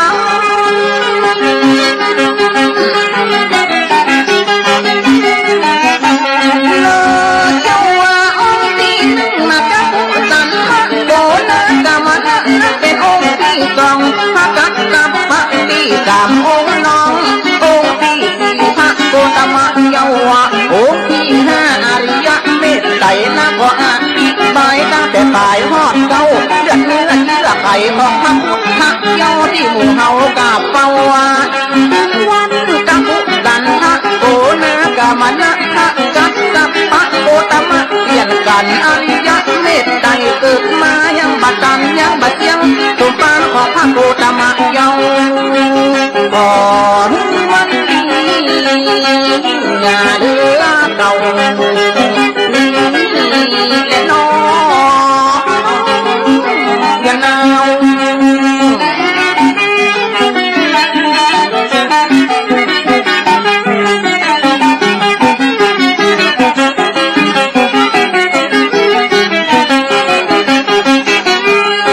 เลยมนต์มาเดียวศาสนาของพระโกตมะทดบัตรไปด้วยความเลื่อมใสมหาทักนาได้หันคำวิในอริยเมตไตรจะเกิดไปดังนาของนายว่าจะได้ไว้วันนี้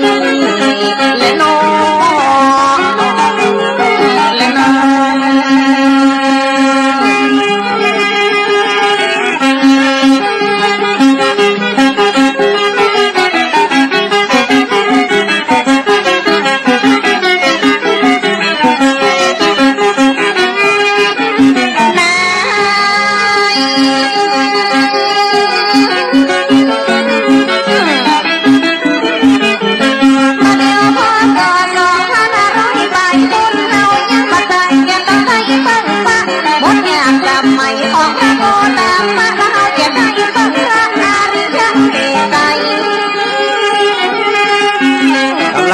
ปืนฝ่ายอยู่ลำก้อย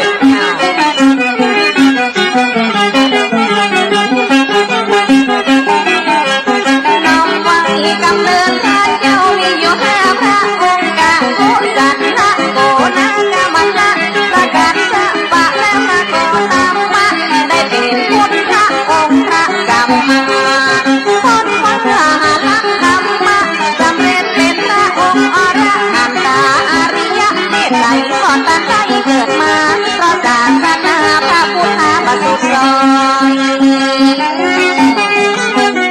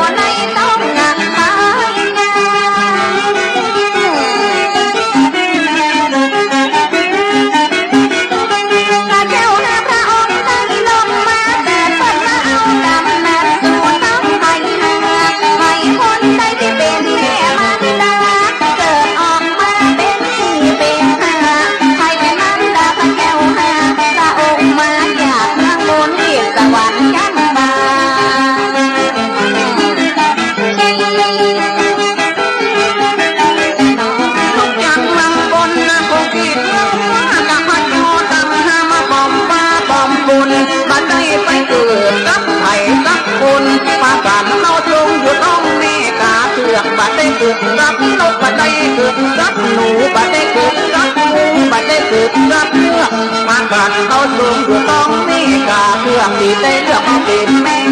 มันนา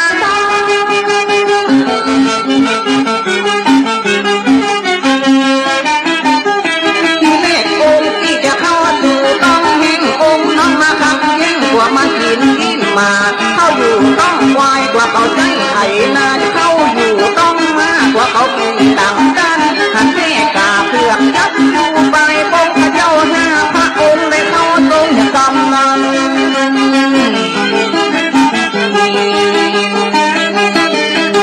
แม่น้องเมากำนันจะแม่นั่งกากำนันองค์ตังเลือกกระโดยกินใจตรงนั้นเขาต้องใจกว่าเขาเอาไปจนนั้นเขาต้องคนตะกัวกินเด็กขันเยาแห่พระองค์กันเลยเขาต้องกาธรรมดากาวากาเด็กน้องท้องสุขบุญดีจังเสพมาแต่หัวต้นเกศเด้อเป็นกาแบบใดบ้าง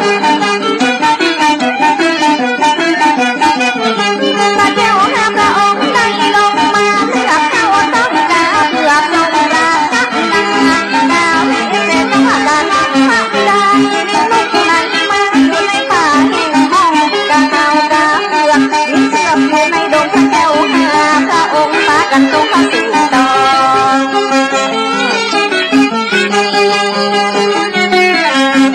และนางเห็นกาเพื่อที่มันดำเนินเป็นกาประเสริฐดำเนินเดินชมเพื่อกาที่กานางมหาพมข่าวเพื่อกน้ำสมนาเป็นคนเป็นป่าเกิดเป็นกาเพื่อกอยู่ในป่าดงกำนาบัดใหญ่กาดำที่มันห้องกากาสมัยละบัดเดียวซอกหาดึงยากข้องเป็นกามาจากนักมาบุญงานเลี้ยงกาหลงเลี้ยงปลาเป้าทำไม่ได้ชื่อกาที่กานางพญากาเพื่อกตามที่ได้เลือกชื่องามนำชมชื่อกาที่กานางมหาพมบำเหนือระพมต้มศพไม่ลุกจากกันว่าได้มาเกิดเป็นกาโผบินทลาอยู่ดงนาป่าไม้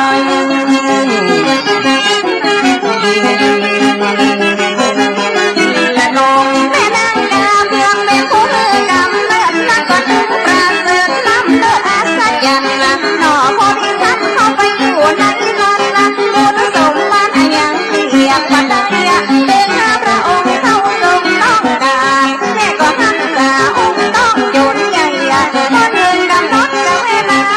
ไฟแม่กาได้ออกไปอีฟอง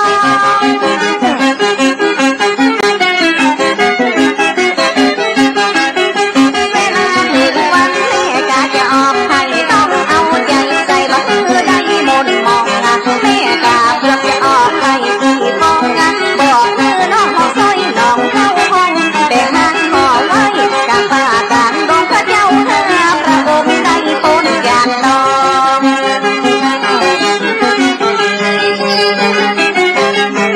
และน้องเป็นเข้าเป็นก็สนนมนกินไม่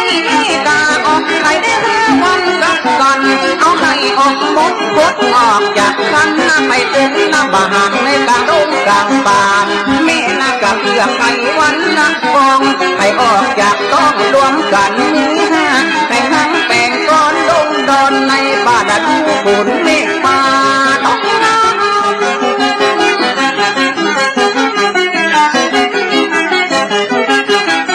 ยังเมื่อแม่กาเพื่อจะเป็นหังออกไกลแม่ก็เอาใจใส่เป็นห่วงเป็นหางบางตักแดดบางฝนห้องอีกปกบางอย่างมาใกล้บางนกมาบางมาหาจะปกบางนักกาองค์ดูไว้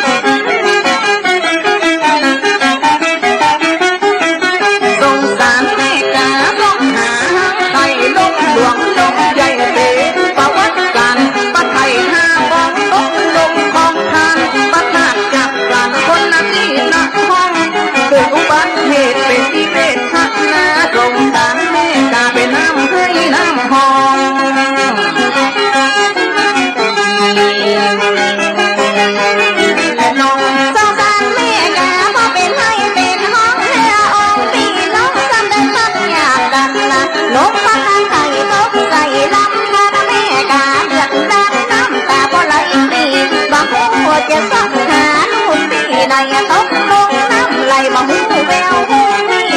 ไก่จะห้าฟองเตือนน้องเตือนพี่มันไหลไปคนเสียคนตาดูแม่กาเนาะเป็นน้ำให้น้ำหอมสงสารแม่กาทลาล่องเมาให้เมาห้องตกตีตกมาเมื่อไก่ห้าฟองตกออกจากหางตกใส่น้ำน้ำไหลล่องไปไกลมีไผ่ไฟหูมีไผ่ไฟหันกระจมหูน้ำน้ำไผ่บักเก็ตเกี่ยวไว้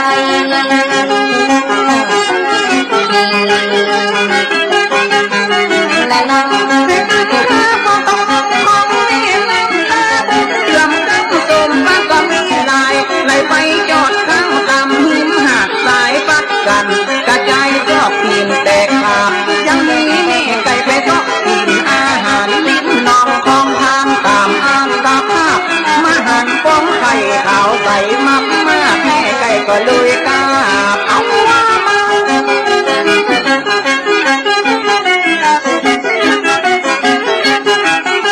ให้ป้องที่ลึงแม่ไก่ไปปักกาบดึงมาสักเอ็ดไปรักษาคอยเฝ้าอกปักน้ำมาทักตมนาเอ็ดไปรักษาดูแลพ่อเฝ้าหน้าบุญมีนักสมบัติก็มาถึงจะได้เกิดเป็นตุนพระเจ้าองค์ที่เก่า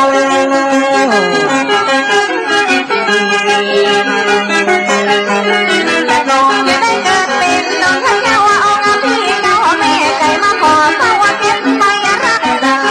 บุญสมบัติพันได้สร้างเอามาถึงศาสนาพระเจ้าจะได้เกิดก็มีแม่ไก่ได้อารักษาบุญวาสนาแล้วก็ดีลำเลิศเพราะว่าเป็นไทยมองงามประเสริฐแม่ไก่จะได้เกิดบุญเปิ่นหนักบ่ได้ก็ทำต่อยแม่ไก่รักษารุนราแม่คิดป้องกันอำมิตรสัตว์ป่าแมวหนึ่งพวกมันรักษาไปมาบ่อดูบ่เหือนนกหนูเสือหมูยำคำใส่ก้อนที่สองเลี้ยงเก็บเอาไปกาว่าจะพัดไหลไปด้วยสายแม่นา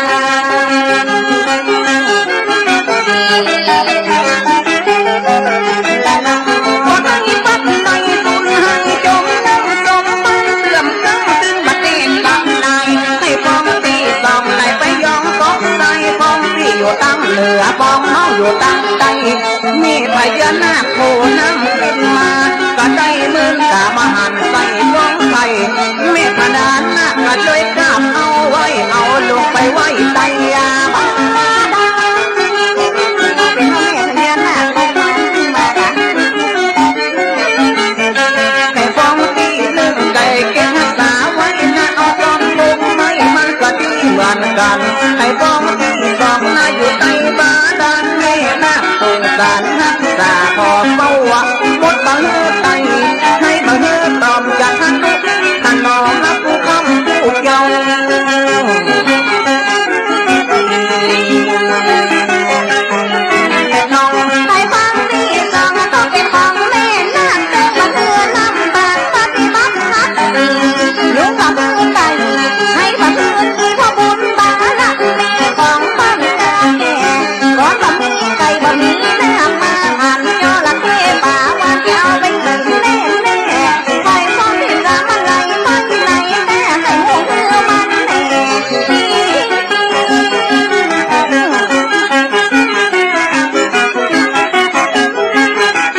ให้ฟ้องที่จะกระทบตามแม่นั่งมาหัวจะชอบช้ำปอมใจหาหินนะก็จะไปข้างบนทดงดดินกลัวแม่กราบดินเสือสิงจะย่ำเปื้อเพราะว่าเป็นไทยเสือปัจจัยแห่งกลัวจะแหกกลัวจะแหกจนเล่าเบิ้งเล่าเบิ้ง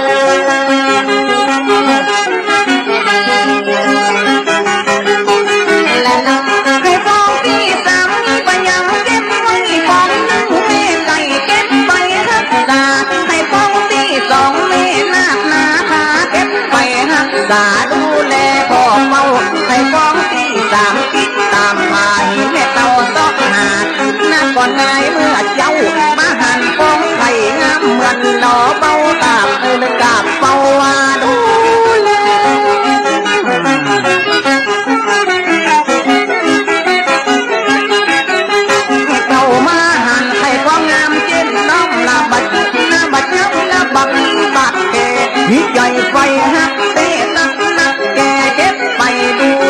เหมือนดังดวงเดียว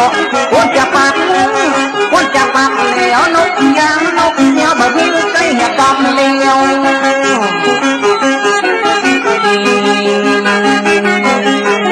และน้องนกยางนกเสียวบ่มีใกล้อย่าปอมเลี้ยวก็มีปอมหาเนื้อก็พักดังละทักตาใส่ฟองที่สี่และทางที่ไหนจะมีอย่างนักกาแอบไปไว้ฟองใส่ฟองที่สามแม่เต่าอารักขาบ่มีอย่างมากับน้ำลายแตะต้องใส่ฟองที่สี่ตบไหลฟองลงไปข้างที่ฟองตาได้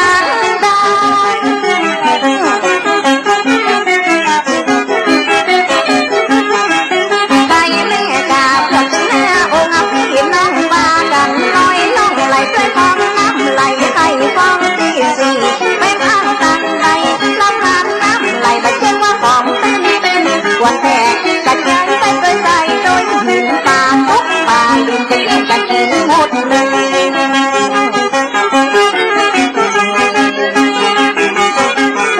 และเราให้ฟองที่ลูกไม่เคยมาหักฟองสองที่หน้าพักยังดวงใจให้ฟองที่สามไม่ต้องกลับเอาไปฟองที่สี่ไหลน้ำไปข้างก่อยายังมีเนื้อไปต้องกินอาหารลิ้นน้องท้องทานห้อมห้วยในป่าแม่หัวหางามเต้งามว่าเลยกับเขาในป่าปังยา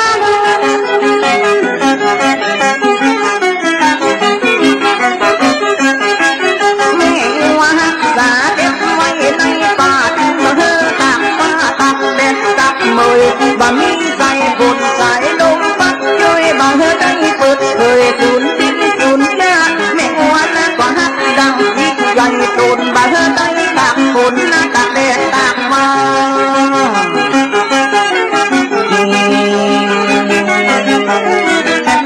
แม่หัวได้ถ้าเอาให้ฟังที่สี่รักษาอย่างที่บ่เธอได้แลกกันลายบ่เธอสูญที่น่าสูญที่น่าสูญได้สักหนึ่งอันตรายค่อยมาเธอมาใส่ใส่ฟองที่หายไปที่ไหนมันจะมีใครเก็บเอาเสียไว้มันจะขึ้นเหนือแต่ว่าไหลลงใต้ยังเก็บไว้ดูแล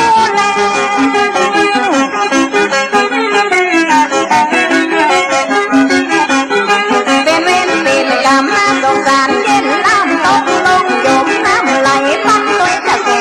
ใครจะมาเก็บไปรักษาดูแลเอ็นดูรักแกให้ฟองตีหน้าตกใส่ลำของน้ำนองพัดไหลเกิดอุทกก็ไม่จะมีใครไปไล่กว่า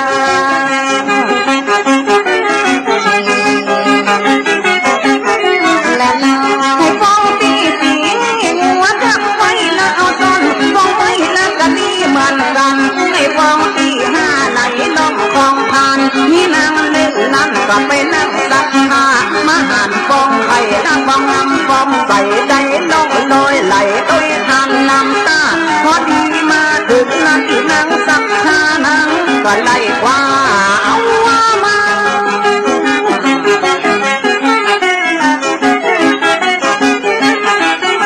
เห็นนางสักผ้าดีใจเย็นแล้วเอาไหลออกจากน้ำเก็บไว้รักษาพนุนาถนอมอยู่ทุกเวลานะเอาผ้าขาวมาพบปันห่อหุ้มน้ำบุญตุ่มปานบุญยาบารมีเหมือนดังคนดีมันยังคุ้มประเทศไทยธรรมดาลูกน้องจ้อยมันกับคนดีมันยังคุ้มรักษาห่อหุ้มต้นแก่ทำตายมันได้รับอันตรายสะดุหมู่เลยบังได้มาไกลแต่นางสักผ้ามีความเมตตาเอาผ้าขาวมาปกปันห่อไว้ว่าได้ยาหาลูกอย่าออกไข่ดำนดอยู่ใด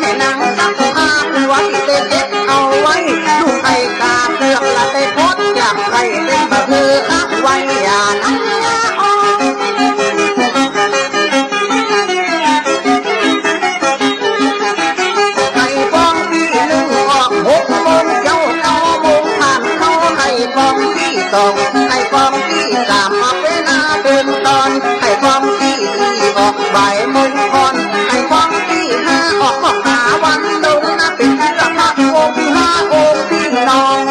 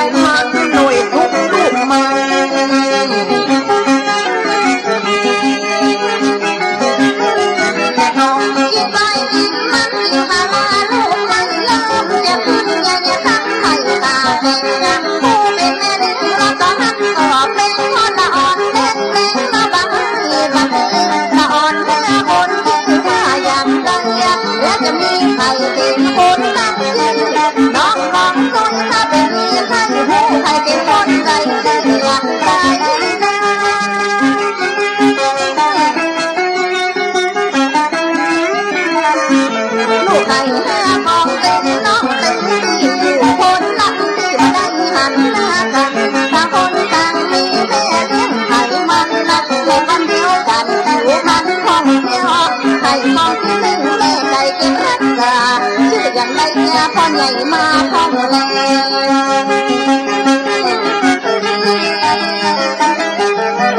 และน้องไปเป็นแม่ให้ฟังดีบอกกันซึ้ง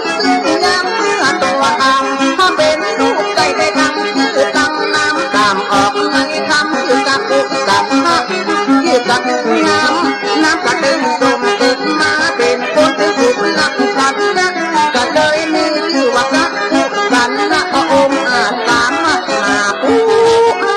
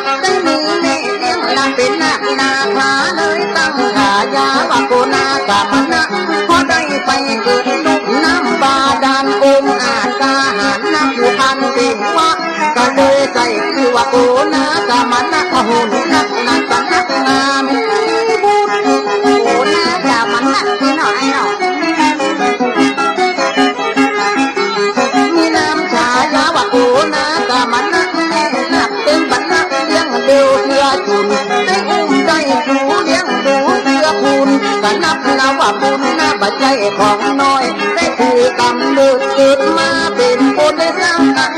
ลงไว้หลายพันหลายดอย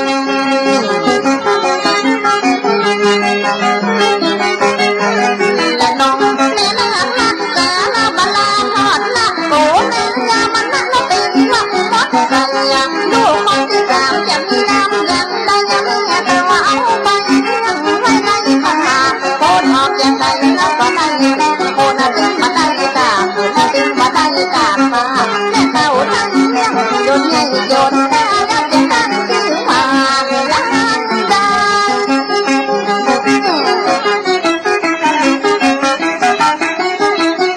ลูกคนที่สามไม่อยู่กับแม่เต่าถึงมาได้ตูนเต่าไหนไปที่ไหนแม่เต่าได้ด้วยความห่วงใยเกิดอายุวันเพียงใจเก่งตาอยู่ดงมาไม่ดงใหญ่ดงดำมาเลือกกันดงทำได้ดงระกำดำยา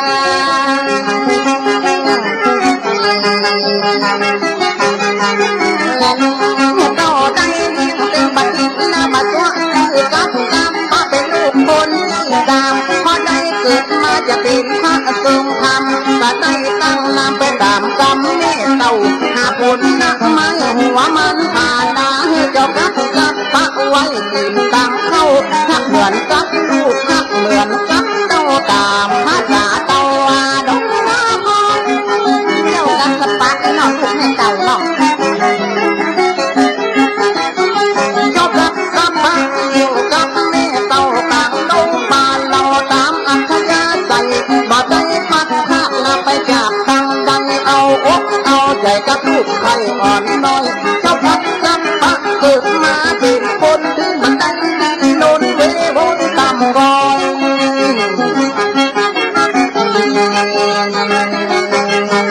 แต่น้องพอได้ดินเราน้ำเววอน้ำตามาคอยเจ้ากันสมาในชื่อซอยน้ำสมรักกันน้ำสดใสอุดมนักสบายอารมณ์บ่ได้อดได้ยากลูกคนที่สี่นั่งอยู่ที่แม่วัดบ่ทั้งบุญวัดบ่ตกเป็นพญา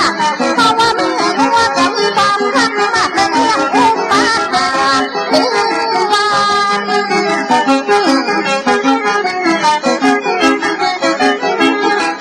แม่งัวนักกาอยู่ทุกวันทุกมือแล้วบังจะต้องซื้อว่าอย่างใดกันต่างคนต่างมีหน้าบุญสมบัติละเกิดร่วมกันกายพันเลือดร้อนนะมีแม่เลี้ยงเหมือนกันผู้คนก็มีความมืดมนอับจนโศกมอน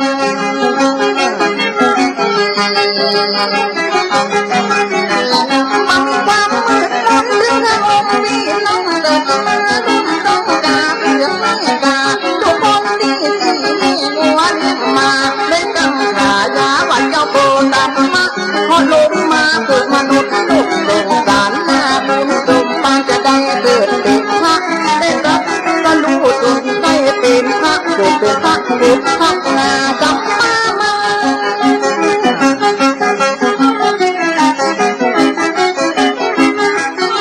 ให้ฟังที่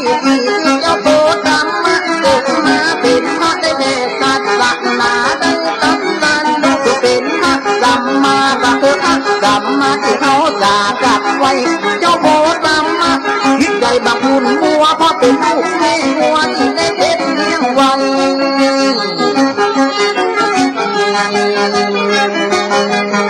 และน้องถ้าก่อนลามะแม่งัวจะไล่เลี้ยงสมบัติยามาเสียงและบุญอันทรงยากจนได้เกิดเป็นพระพุทธองค์ละมีจิตประสงค์เคยเที่ธรรมะมาเกิดเป็นลูกพระมหากษัตริย์กับลึกลาพระเจ้าสุโธทนะสมบัตินักผ่านบัลลังก์ถึงละบัดใจบวชเป็นพระ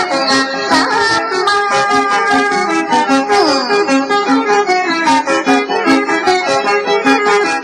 ลูกใครจะเพื่อครองเพื่อจริงเพื่อแม่นางสังฆาเดินไปรักษาบ้านตั้งชื่อไว้ว่าจะได้เจอจะขอศึกษากับสมคิดที่แม่นางสังฆาเอาไปสักไปลองลูกจะออกงานเขาจะไปฟ้องสุดท้าย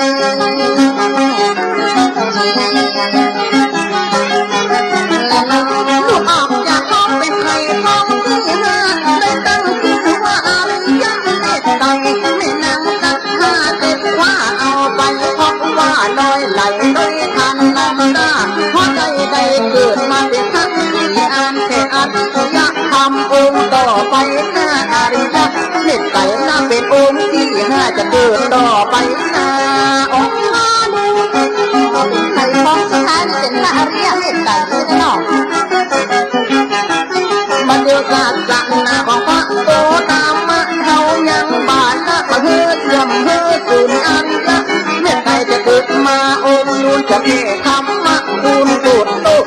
อันหัวศาสนาพระพุทธาเมื่อใจอริยเมตไตรจะเกิดได้เมื่อนั้น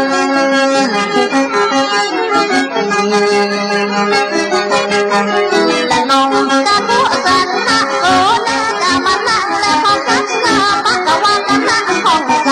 พระโอตามะกำลังจะขึ้นไว้อริยเมตไตรเป็นองค์เต็งหน้าที่ใจมีหน้ามีตะวันมีหัวแต่นางสักหัวเอาไปเลี้ยงในป่าพระเจ้าหาพระองค์ก็จะเดินใหญ่ข้าแล้วจะทำมุ่งหน้าตา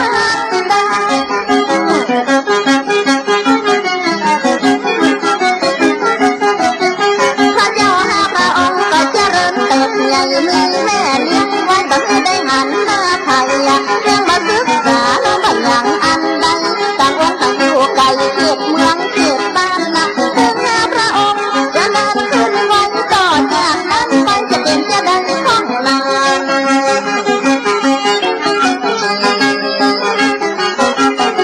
และน้องว่าคนหนึ่งจะล้นเก่งเดินจะเอาหน้าก็หากันตาหน้าคนต่างหน้าไม่เลี้ยงใหญ่มาที่ใจช่วยอุปปะลูกเต่าหน้าเต่าลูกงัวลางัวลูกไก่ลาไก่ลูกน้ำลาน้ำลูกน้ำสักหน้าน้ำก่อนน้าย้ำอยากน้ำตาบ่ไหลปังน้าลูกไข่ลูกมันน้ำเนื้อตัวเก่าจะหายเนาะบอกกับน้ำน้าบุกหักกันเพราะว่าลูกนี้มีความปากโกงให้ลูกเข้าป่าต้องหน้าเดินดุงพอแม่ยกบุญปล่อยลูกรุนตั้งต่างคนต่างหน้าและไม่เลี้ยงไผ่มันเดียวมุ่งหน้ายังเข้าโดนดำป่ามือ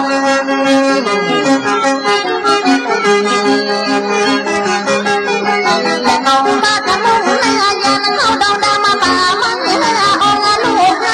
มีแม่เลี้ยงตนนะต่างจะมุ่งหน้าเข้าป่าเข้าดงนั่นละอ่อนหน้าคนไปปะกันในห้องนะเพราะว่าบังเอิญหันหน้าหันตาปักกันมาก็อยู่คนละห้องบ่ฮู้จักแต่ว่าใครเป็นพี่เป็นน้องบ่ฮู้ว่าเป็นร่วมต้องสายขาด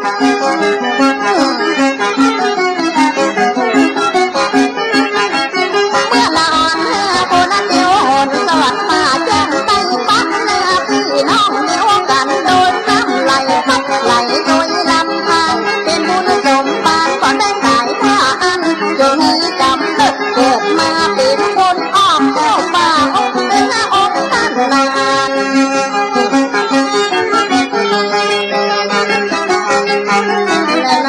ต่างคนต่างผู้เป็นก็นำต้นเสียงเข้ามาเอาองค์ก่อนเดินนำมาดึงต่างดงต่างคนต่างดงนำไปคนละห้องบังเอิญนำมาปักกันที่โดยกันยังบ่ฮู้จักกันเป็นพี่เป็นน้องต่างคนต่างถามและต่างคนต่างห้องว่าทุกแห่งห้องงาม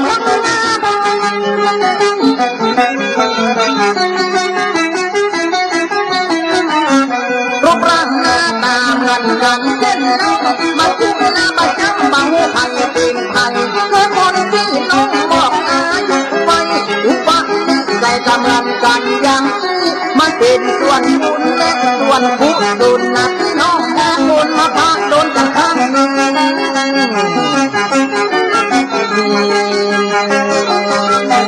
และน้องรูปร่างหน้าตากำลังกันเช่นน้องหน้าบะสูงหน้าบะดำบะหัวใครเป็นใครนั่งลงเดินดงเสียงไทยและบังเอิญก็ได้มาพบกันในป่าถ้าคนพี่น้องร่วมต้องเมตตาบุญวาสนากันยังแก่เหี่ยฟ้า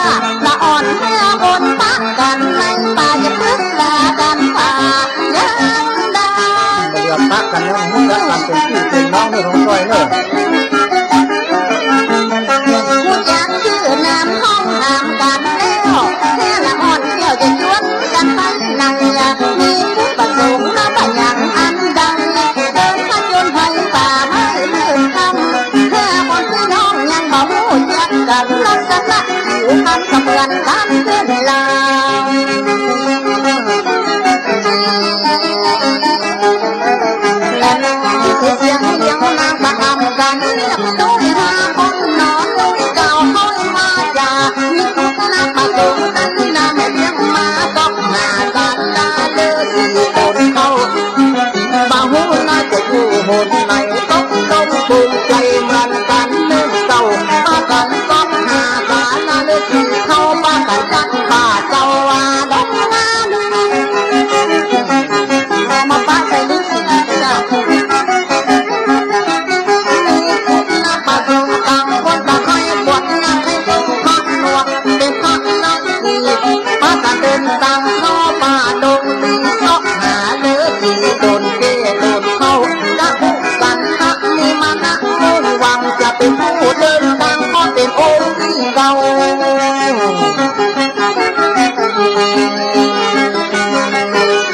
น้องมีชุดตาทรงต่างคนต่างให้บวชป่าดันเดินตรวจไปหาพระฤาษีอาสลมสาราต่างป่าดงลีทรงปานบารมีกำลังกระแก่เดียวกัดก็ตามป่าดงนาแล้วไปปะสาราก็ปากันเข้าแม่ไปพระฤาษีตนเข้าตนแก่ก็ตั้งใจแล้วแต่ผู้คน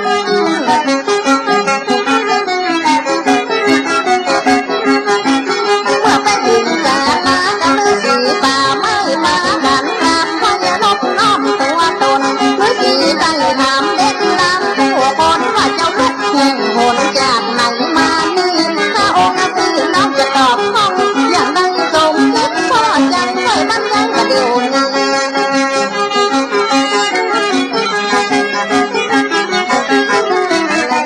เมื่อพระฤาษีได้ถามได้ห้องคนที่รู้กันเหตุการณ์บอกชื่อบอกเสียงละแม่เลี้ยงให้มันบอกถึงแม่ไก่ละแม่นาคแม่เต่าบอกพร้อมกันหมดหดหาแม่ว่าแม่ดังสักผ้ากว่าที่นั่งดูพ่อเฝ้าเล่าเหตุเล่าขานเล่าฐานเล่าเก้าบอกฤาษีโดนเขาว่าดังงาบ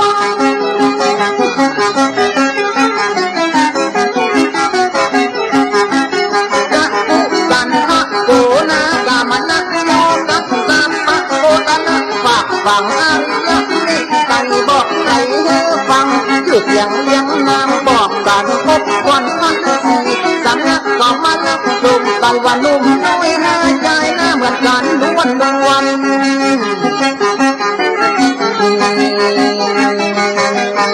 และน้องและอ่อนหน้าคนจะทรงบวชเรียกน้อยเป็นฤาษีน้อยสมปรารถนามาคิดถึงหาแม่มันได้จะละอย่างใดอย่าจะได้หันหน้าแม่ถ้าฤาษีน้อยก็มาปรึกษาหากหลวงตาตนเข้าตนแก่จะแย่งบังยาจะได้หันหน้าแม่ขอตัดพ่อเผยแผ่คือฟ้า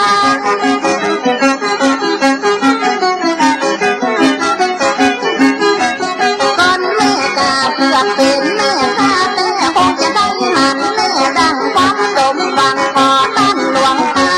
บอกให้เธอฟังนะอย่างไรการจะได้หันแม่เจ้าเป็นฤาษีน้อยถามพระหลวงตาเพิ่นจะบอกจะแย่ว่าอย่างไรกันเราเพิ่นจะบอกอย่างไรเพื่อพระฤาษีน้อยถึง5 องค์ถามฤาษีเท่าเมื่อฤาษีตนเขาไม่หันแม่เจ้าจะได้รู้ตามเหตุการณ์เพื่อหมดอยู่เจ้าป่ากันเอาสันแล้วจะได้หันแม่ผู้บังเกิดนางกาสิกาเป็นมหาพรหมและอยู่ในเมืองพรหมจันทร์ฟ้ามหาเลิศต้องอธิษฐานหาแม่บังเกิดก่อนเจ้าแม่เจ้าบังเกิดลงมาอธิษฐานจะหน่อยนะ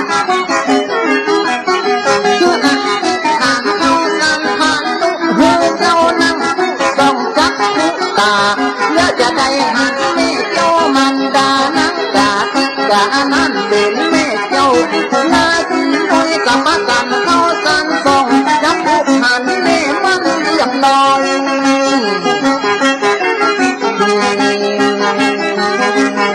และน้องขอลูกหาออกก็อดทนมาละจะได้เป็นพระคนในโลกสงสารได้เป็นครูเป็นศาสดาจารย์ความมีบุญสมบัติก็เป็นห้องเต็มที่แม่กติกา มหาพรหมได้ก อย่างที่แม่กาเจ้าจ๋าองค์ลูกนี่เอาอย่างมาเป็นสักขีพยานเอาอย่างเป็นสักขีพยานของไอ้จะรู้ได้อย่างไรเจ้าว่าลูกแม่องค์จะได้ลงเป็นพระแม่กาได้ละเอาอย่างเป็นหลักฐานเพื่อเป็นสักขีเพื่อเป็นพยานว่าลูกมีสมบัติเป็นพระพุทธเจ้าจะได้เป็นถึงทรัพย์พันอยู่ปันนานไม่ให้หลักฐานจะมีอะไรอย่างแต่เราเอาอย่างเป็นสักขีพยานเจ้าเอาอย่างเป็นสักขีพยานและน้องเป็นสักขีและพยานของนั้นไม่เอาไปมาปั้นให้เป็นลูกตาอันนี้เป็นนักการของแม่มันได้เอาหมอกเธอบุตรตาองค์ลูกเต่าลูกมากันนับเอาไปลูกตีตาแม่ข้ามันดามอบเธอนั้นเต่าไม่มอบนักการพยานเธอลูกเต่าเธอได้เป็นพระเยาวา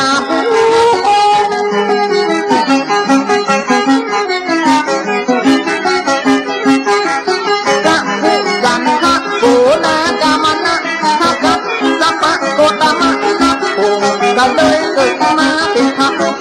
องค์อริยะเมตไตรจะเกิดไปดำหน้าลูกป้ากันนับเอาไปยุ่มจริงกาแม่ข้ามันดาเลยนาคือด้านฟ้า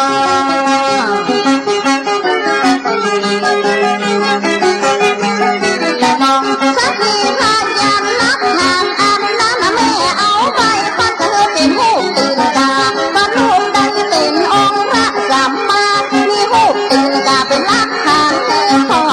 ไอ้สมคิดแต่หูได้อย่างไรของต้อยสงสัยอะไรอย่างอะไรพอมีหูตีนกาสัญญาคือพอพันจะเอาตั้งต่อได้ตั้งใจหันไอ้รักอย่างสักทีพระยานลักฐานนั้นเล่าก็ได้เป็นพระเจ้าต้องมีหูตีนกาพันจะเอาติดไว้ตั้งใดจะลักฐานสัญญาตีนกาแม่พระเจ้าเอาเป็นสักทีสัญญาลักฐานจะเมื่อใดกันเป็นใครหันแต่เรา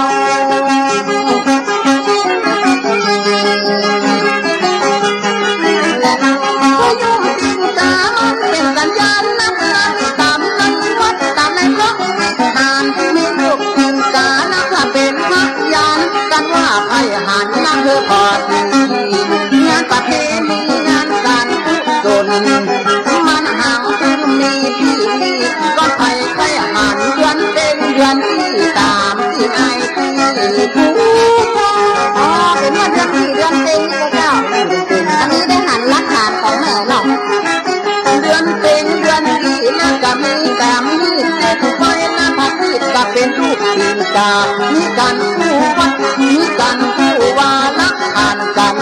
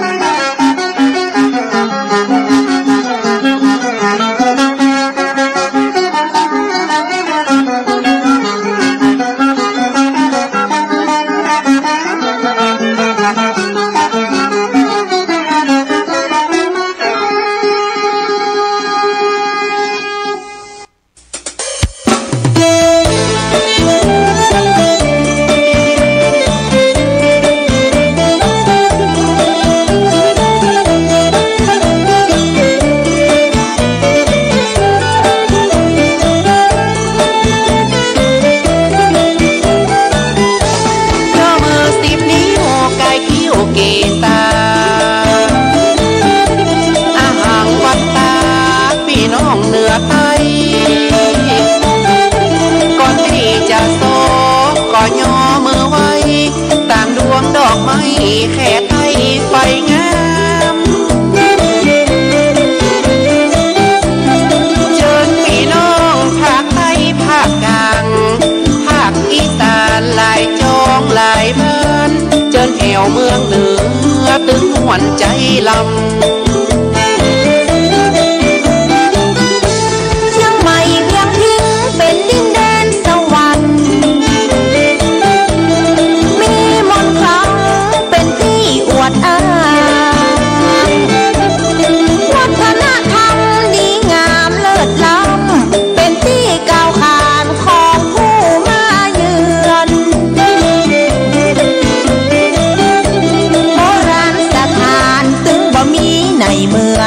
การกุ้งหุ่งเมืองมาเหมือนบ่อน้อยจวนเอวเมืองฝางใจบ้านชื่นจอย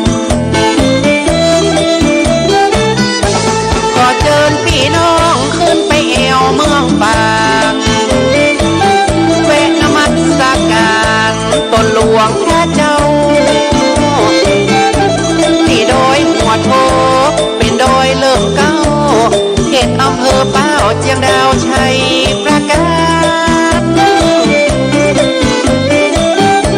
เป็นที่เคารพกราบนอบคนเมืองฝาง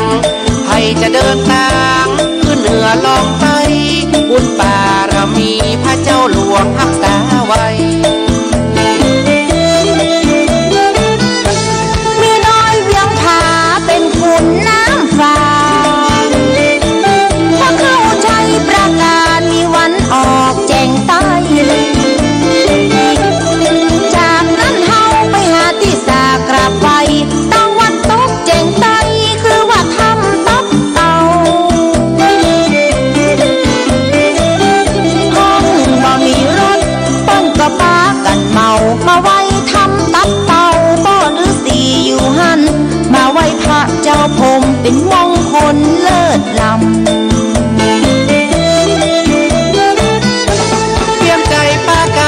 เจ้าพงรักษาพระองค์ได้เข้ามาช่วยปกช่วยป้อง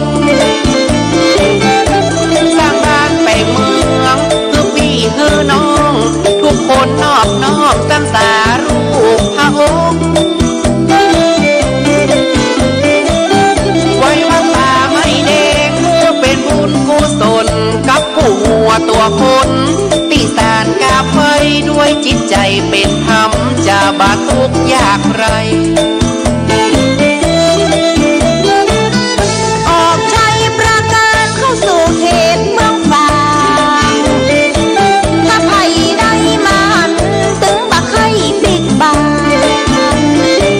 ไปพอน้อยอ่างทางสุดแสนงามลำก็หลวงได้ตัดสั่งเป็นโครงการของงาน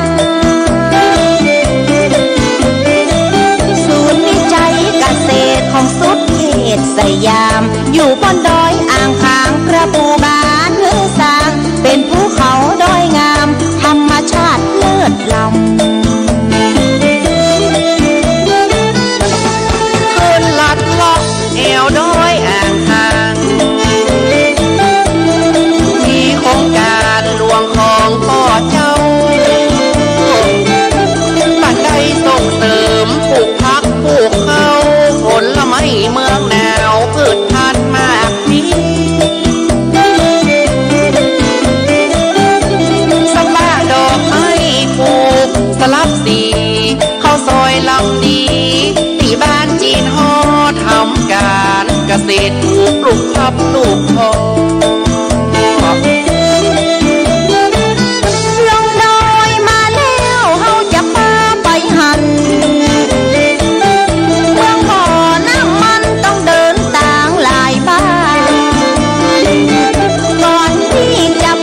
บอกวันละควันควางน้องยาสันปักเยี่ยมไปเอวน้องดินแดงอยู่เหนือบ้านน้องยาวบ่ได้ไปจะกินแหนงบารมีตั้งแหงหลวงพ่อข่าวเป็นเจ้าจอมสรีตั้งใจของบ้านเฮานี้เราเอวน้องสามเจงเป็นแหล่งเย็นใจ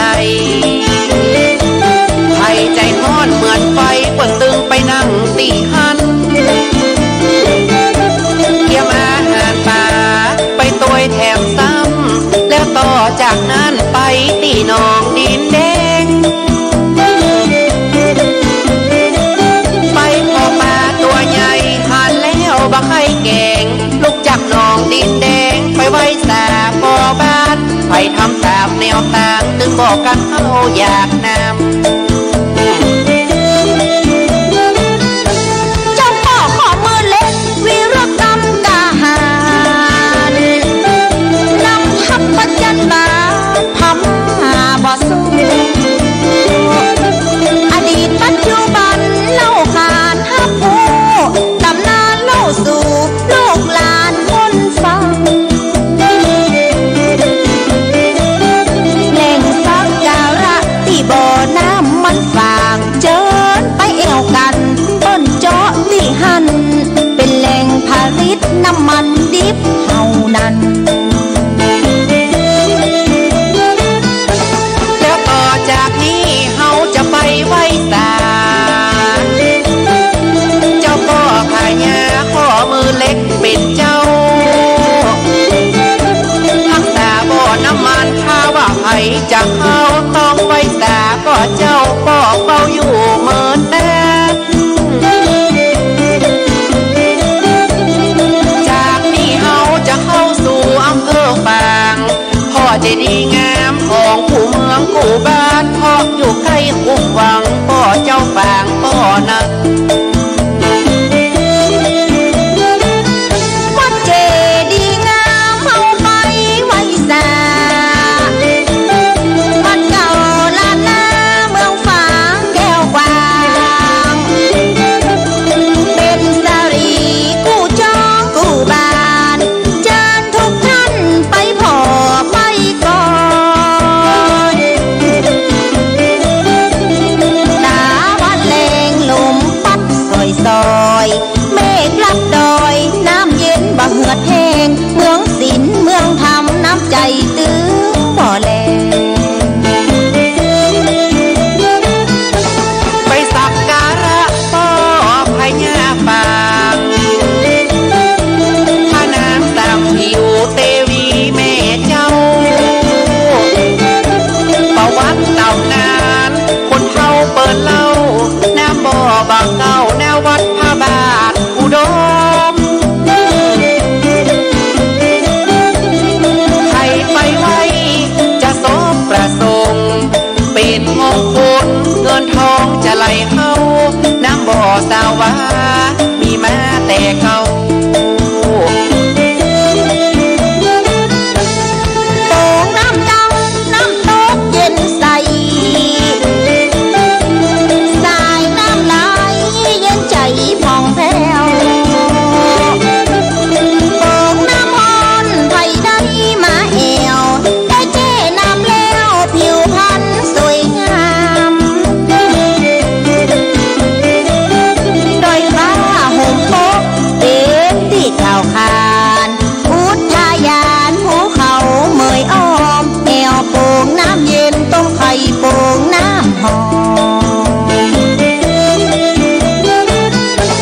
จากโป่งน้ำฮอนไปเมืองมะลิกาที่เปิดฟังฉายาว่าแม่อายนั่นแหละเจ้าพระนางมะลิกาบ้านใดก็เก่าน้ำทหารกู้เล่าไปก่อตั้งหัวเมืองผลละหมากลากไม้แถวนั้นซ้ำบ่อเปลืองเจ้าบ้านเจ้าเมืองไผ่ก็สอบก็สู้ช่วยกันเที่ยวกันหางช่วยกันยกกันยุง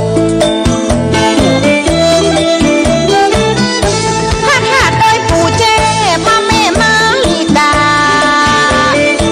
เป็นผู้ตั้งฉายาไว้หือดอยมอนหันแรกเดิมทีนักกองทัพไปตั้งก่อนที่จะเปล่งบ้านเป็นเมืองแม่อายลองไปพอดเตอะของดีมีแห่มหลายวัดตาตอนแม่อายใครก็สากับไฟมีเมตตากรุณาตึงเหลือกินเหลือใจออกจากวัดตาตอนไปพระธาตุศพบางธาตุในตำนานกูบาช่วยสร้างสีวิจัยโยบูรณะช่วยกำพระธาตุมีหันเป็นของเก่าของเดิม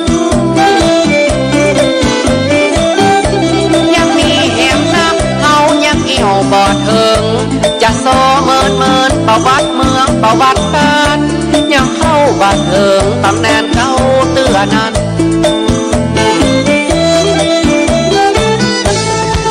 ผจญภัยในถ้ำภูเขา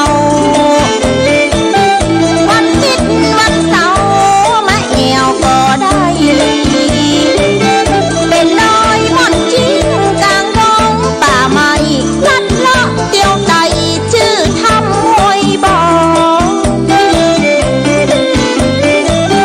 อยู่กลางป่าไม้คีรีเขาคอนสัตว์ป่าเดินจอดนกแสวนกเอียงยินเสียงมันม่วนห้องป่อเลี้ยงป่อเลี้ยงการเกษตรเรื่องลือก้าวไกลน้ำฝางหลั่งไหลล่อเลี้ยงเจ้าบ้านซับในดินสินอยู่ในน้ำลิ้นจี่กะลำออกหัวใหญ่กระเทียมต้องสายน้ำพื้นบ้านมีชื่อเสียงจินฮอกะเรียง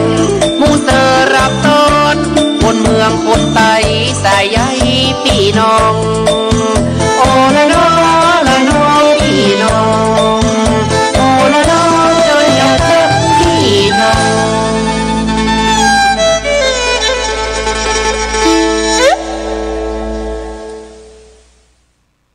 ที่นี่สถานีวิทยุพระพุทธศาสนาคณะสงฆ์อำเภอฝาง FM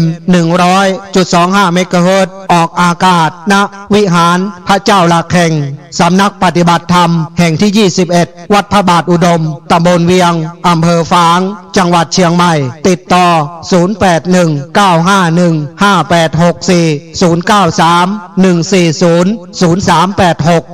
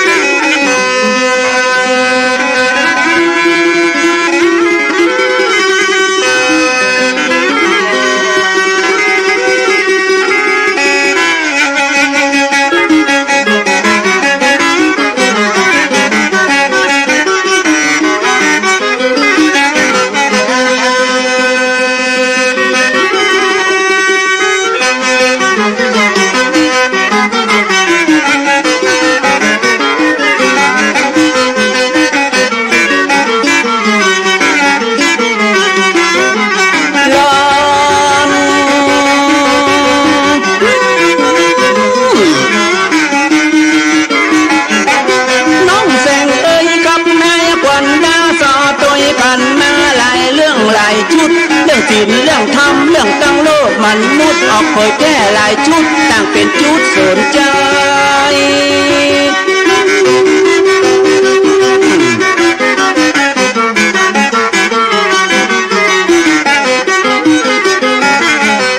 เนื้อเจ้าคณะดาวรุ่งขอมุ่งสันเนอลายสายลายเบอร์ได้เสนอความคิดฝากเสียงปีเสียงขึ้นตราตึงในจิตผู้คนไทยทั่วทิศประกาศคิดจันลงป้องก่อขอฟังเรื่องนั้นเรื่องนี้ความคิดเห็นน้องพี่มีจุดประสงค์เสียงปีเสียงซ้อจะคอยอยู่เย็นยงตั้งใจจันลงมือมันคงสืบไป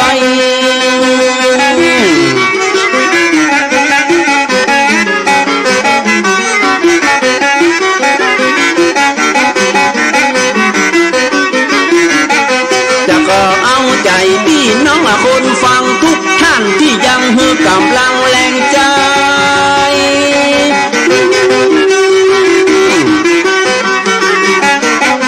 เหนือใต้เสียงพี่เสียงซอจัดขอสืบไว้ฮือคนรุ่นใหม่ได้ฟังกันอย่าได้ไปหลงไหลเพลงสกายมันที่มีอยู่จริงวันปัจจุบันเดี๋ยวนี้ของหมู่นี้บัจใจของบ้านเฮาอย่าได้หลงมัวเมายึดเอาอย่างอีคือป้ากันมาฟังเสียงซ้อเสียงปีจะส่งเสริมทุกทีทุกทางมาว่า ซอสติงปืนเมืองป่ายุกฟังเร็วสนุกใครทุกมนมังจังปีเสียงซอก็ฮือมันเลือนลังถ้าว่ามันจางก็ใส่เกลือสักหน่อยขอยาวชนทุกคนมาร่วมกันสืบนี่แหละน้อและน้อง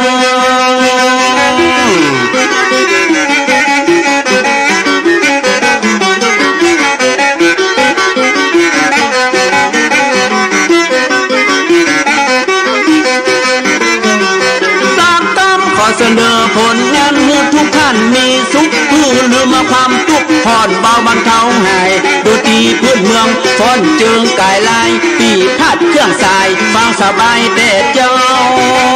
ขอมูเฮาช่วยกันสานต่อนี่แหละน้อและน้อ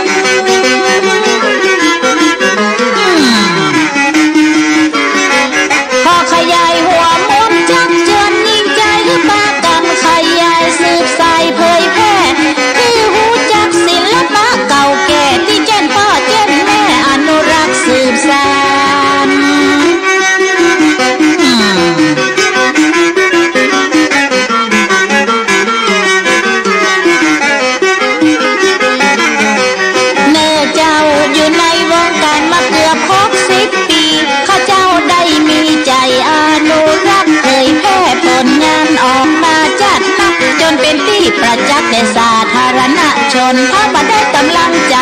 จากแม่จากพ่อการเผยแพร่ไปต่อคงบ่ได้ผลต้องขอบคุณพี่น้องผู้คนทุกอำเภอตำบลหันมาสนสืบไว้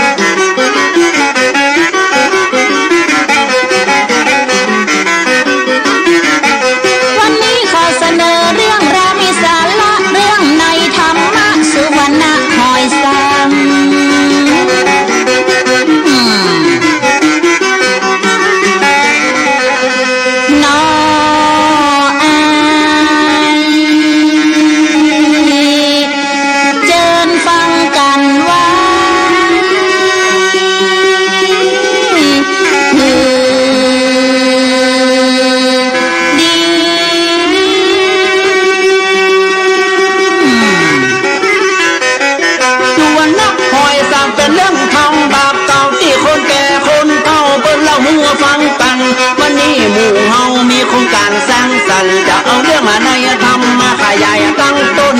เป็นโปรเจกต์ใหม่ได้นำมาเสนอวันนี้ฉันกับเธออย่าปากันคิดคนจริงและน้องจะขอกราบบังคมประนมมือไว้ตามดวงดอกไม้และมาลัยบูพังจะสอนเรื่องธรรมะสุวรรณหอยสังของโพธิสัตว์ดังในครั้งอดีตขออนุญาตนักปราชญ์ยานคมขออนุรมคือกันสักนิดข้าปัจจัยน้อยนานราชบัณฑิตเตื้อกล่าวกำพิษออกไป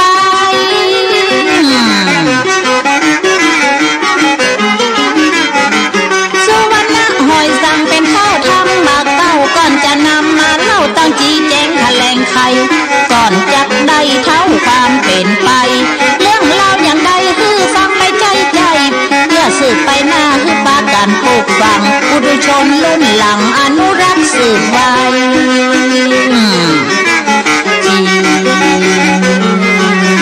และ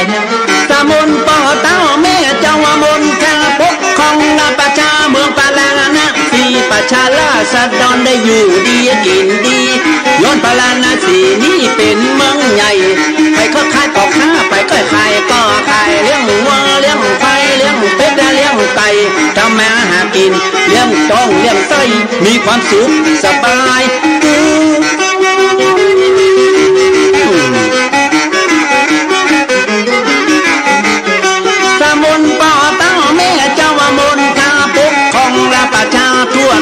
ห่งหนมีพระธิดาอยู่7 พระองค์ป่อเต้าสามนฮัดแต่งอย่างแก้วเดี๋ยวนี้7 หนอนเน่าลูกเต้าบุตรดาควรจะมีคู่ขาสามีได้แล้วจริงและน้องเลยสั่งโยธาเสนามาดบอกเปล่าประกาศไปทั่วทิศสามนพ่อเต้าแม่เจ้ามนทาได้มีบัญชาออกมาเต็มที่กำหนดเลือกคู่7 พระธิดาสั่งเป็นเวลาปีขานเดือน4 พระธิดา7 ผู้จะมีคู่กันนี้ต้องประกาศคู่ที่ถูกต้อง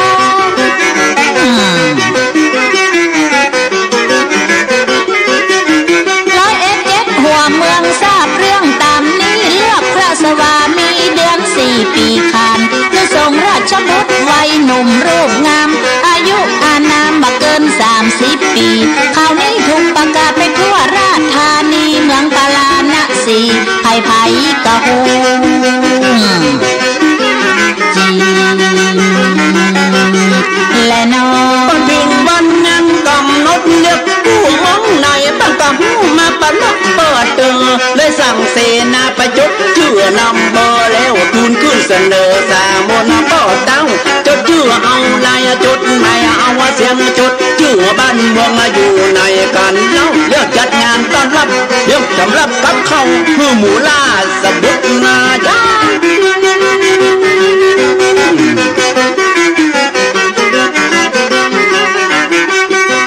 แกงทอดสุดยอดกับข้าวสามนปอดตั้งจัดที่สมศักดิ์ศรีอาหารวานข้าวเลิศพุดอย่างดีจัดงาน1 ทีมันสมกับหน้าเลี้ยงตอนทิกบักโควิดตัดในมันจะเสียงหมอกในป่อสามนก็ตั้ง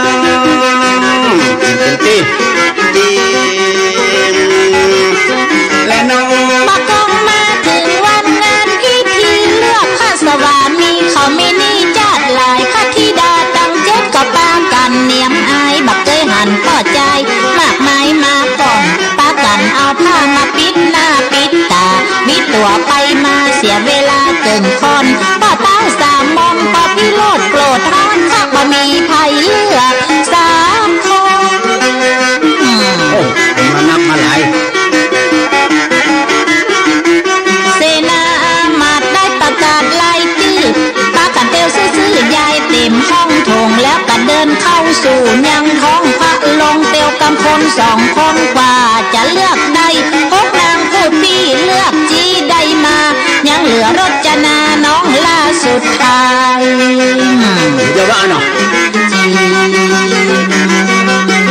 และน้องเดี๋ยวตารจนาน้องล่าสุดต้องซ้ำมาคัดคงดินบลองเลือกไผ่สามนป่อเต้าเจ้าก็มาแปะพระไทยว่าเป็นอย่างใดลูกยังมาเลือกไม้พระที่ดังผู้พี่จึงหกเปิดก็เลือกมดตามใจป่อไทยว่ารจนาลูกยังบ่ใครได้กาว่าบ่ปึงใจพักเจ้าพี่รจนานี้ถ้าจะบ่เปิ้งใจไผคนใดก้าตั้งสามนพระญาสั่งเสนามาดออกไปประกาศเพื่อไปส่องหาพระสามีคือรจนา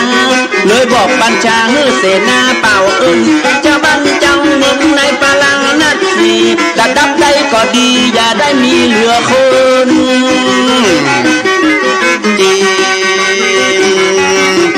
และน้องผู้คนระดับจังสาขาอาชีพเพื่อเข้าใจรีบมารวมตัวกันจะเป็นคนอย่างใดนะก็ตายจังมันผิวขาวผิวดำตัวคล้ำดำดังแข้งหักขาลากปากแบ่งปากวิดแอวกดแอวปิดเตียวบังงะบังง่างตาบอดตาหักช็อตไม่เต้าย่างข้องกับปากมาเป็น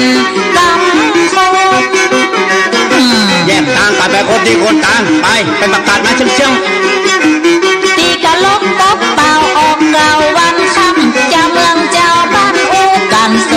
นนี่เป็นคำสั่งของพ่อสามนหรือพ่อใจกู้คนนั้นมาเข้าเฝ้าคือมาแสดงตัวรูปร่างหน้าตาคือแก่รจนาเลือกในวันผู้เจ้า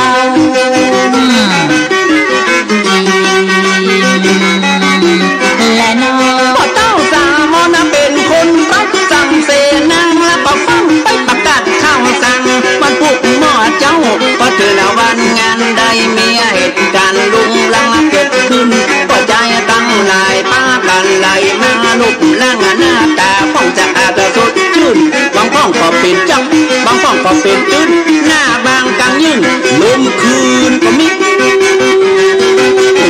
คอยลูกสาวจะเลือกใครคนใด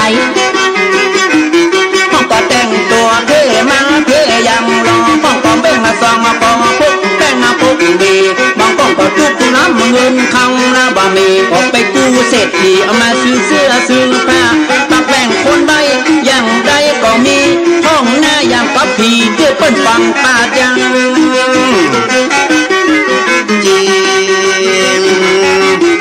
และน้องก็มีถึงเวลาบัญชากำหนดว่าใจตึงมดให้ปากันเข้าแถวติดเลขนัมเบอร์เรียงกันเป็นแนวเตียวเข้าเป็นแถวเป็นแนวยาวเหยียดว่าใจใหญ่น้อยเป็นร้อยไป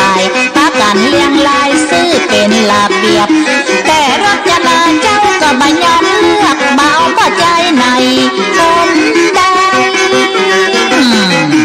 คำนี้คือมันเลือกเอาเลยก็สามอนเรืออดพี่รถคันนาดก็มาทำอำมาตย์ว่ายังเหลือไผ่ว่าใจเมืองเฮาหมดแล้วก็ว่าใด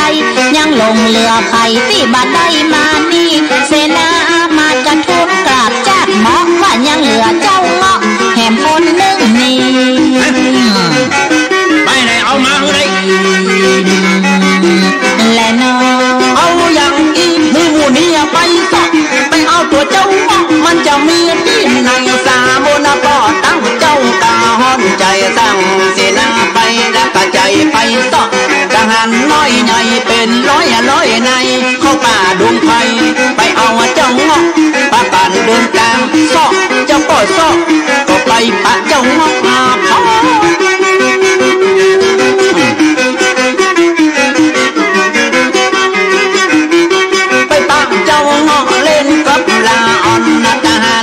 น้องบ่มือมันได้นี่ละอ่อนโมนั้นก็ช่วยกันละกันที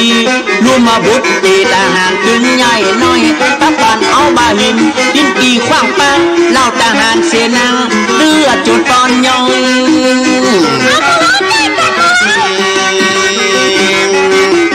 และน้องเสนามาก็สามารถจับได้พระละอ่อนเอาไม้มาไล่บุบไล่ตี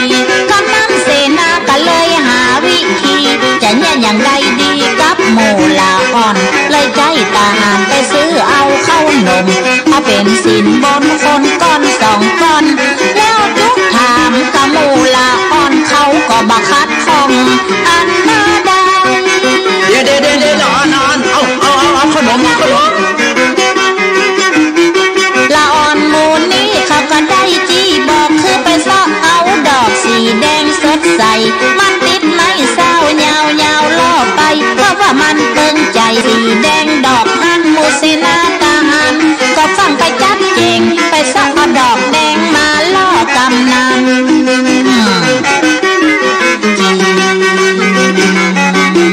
และน้องเสนาน้อยใหญ่เอาดอกไม้เข้าล่อเจ้าเงาะก็ซ้ำล่องอมล่อเข้าหาโดนตัวดอกไม้ของหมู่เสนาเข้าสู่ปาลาลัดถ้าเมืองใหญ่กำนั้นก็มาถึงพระราชวังที่เป็นบันลังก์สาโมนปอไทยเขาปาปันไข่หัวอึดอักเข้าใส่ตัวเงาะบาใบ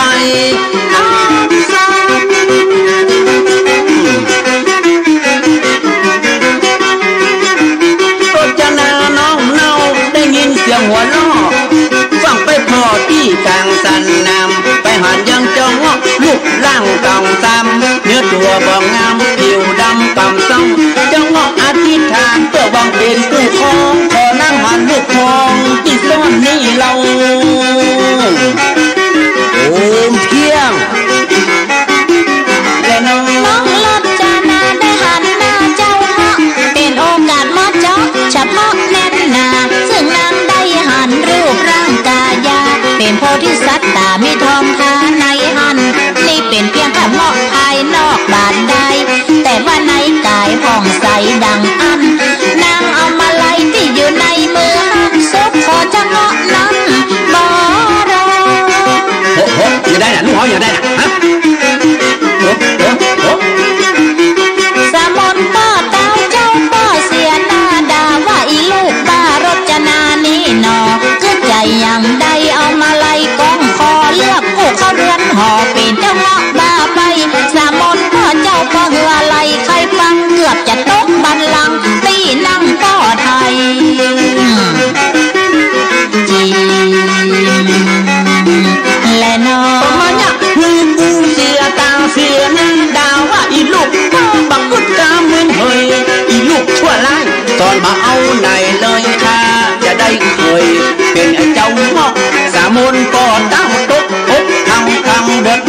ลุงลังโกทางแต่ลอกบ่ปึงอกปึงใจใจเคยเจ้างอกบาใบตามหอกแล้ว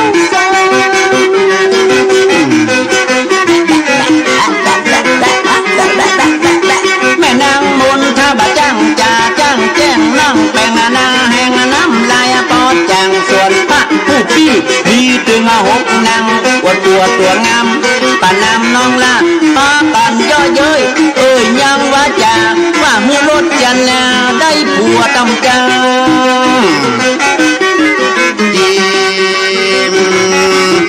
และน้องสามมพ่อเต้าเลือดเจ้าขึ้นหน้าโคตรลูกลาได้เงาะป่าเป็นปัวมึงอิระยามาทำให้หมองมัวมึงตึงบักหัวยังตัวปอดเต้าโคตรแต่โคตรว่าพอจะฆ่าจะเก่งพอจะฟันจะแตงให้จำมันเงากูจะให้มันหนีออกจากเมืองเจ้าให้ไปอยู่ที่ตูบหน่อยไปนะมาเลยใจไปเลยออกจากบ้านไปออกจากวังไปเจ้าพ่อขับไล่ให้ไปไกลแถมซ้ำกูตึงคอย้ำตึงมามีเมตตาข้าใจออกไปอยู่ตูบน้อยปลายนาแล้วบัดต้องปิกมาเวียงวังฝั่งกำเนรเทศออกเมืองอย่าได้ปิกเข้ามาคือสามนพระยาได้หันหน้าแหมซ้ำไปอยู่ในหันหน้าซ้ำไปอยู่ต่างให้ต่างนาบนและน้อง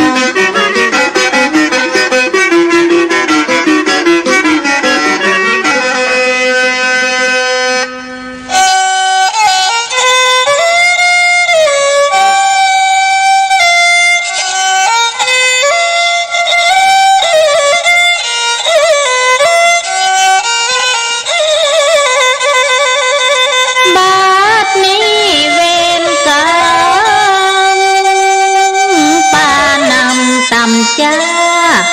เถิงตัวลูกหลานนารีเป็นพ่อแม่ไทยจักไล่ขับหนีลูกบ่ยินดียินร้ายทิมจ้าจักพอใจกำใจเว้นลูกขอลามารดาที่รักน้ำตานางตกหัวอกนางกัดสะอึกรำให้เรร่นนางนบนอบน้อมอำลาแม่ตนแสนที่เว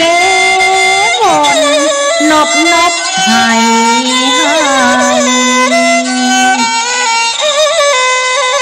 ส่วนนางมนทาแม่อดบ่ได้ยามจอมนงไว้รำรินางรำพันจาสับปะสับปิพระแม่เจ้ามารดามนทาแม่ไทยได้นองน้ำตาสังเวชธิดารจนาสั่งแจ้งความฮักก็หลายเสียใจเต็มแท้กับบุตรยิงแป้งลูกน้อย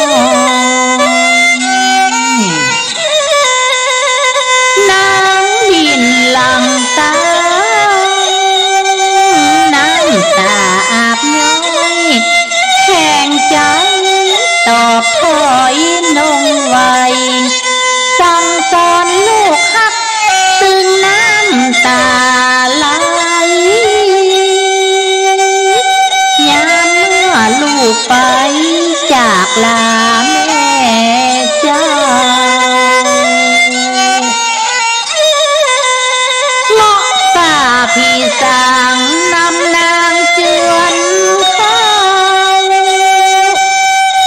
ตีปลายนา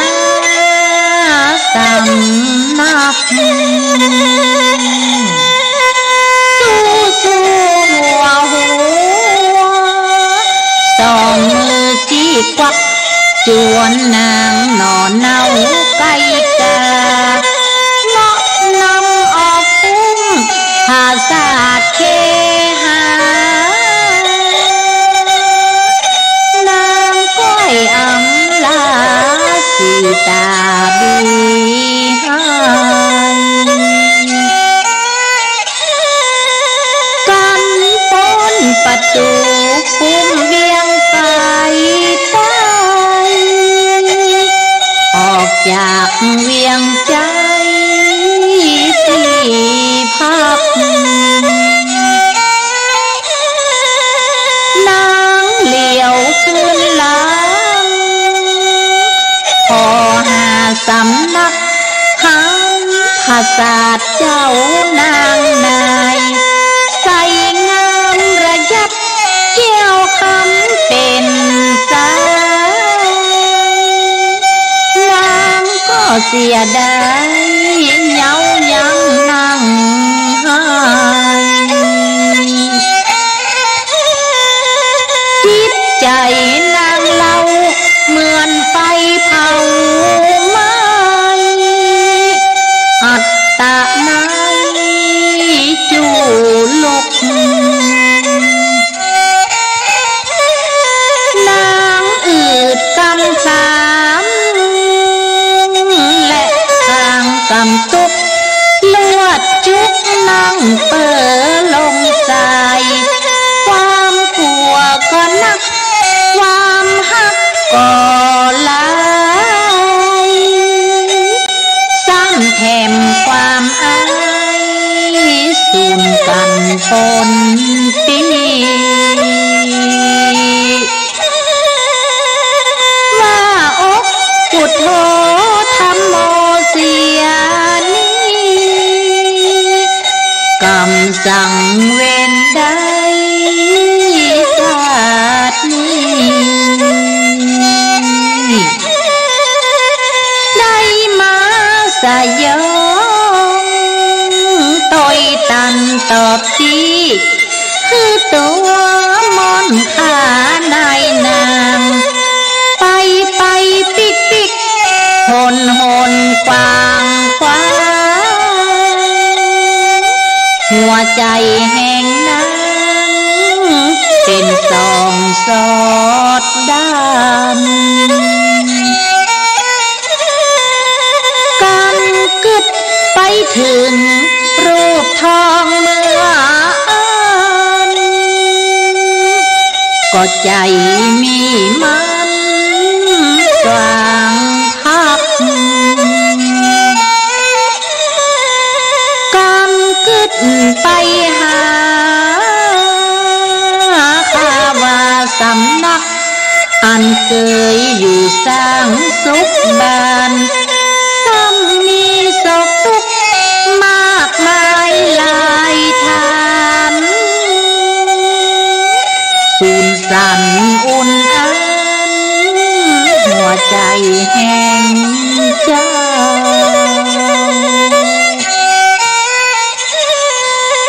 จากไปอยู่กินยินดีรวมเฝ้าติดตามต่อยเอาผู้หักไปหน้าชะนายบ่ได้ทราบชัดร้ายดีที่แจ้งสันใด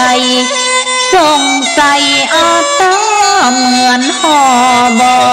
ไข่เจ้าเงาะนำไปแนะนำบอกได้ที่ไปปลายนามักคาฝ่ายใต้วักหือนางไปกล่าวจี้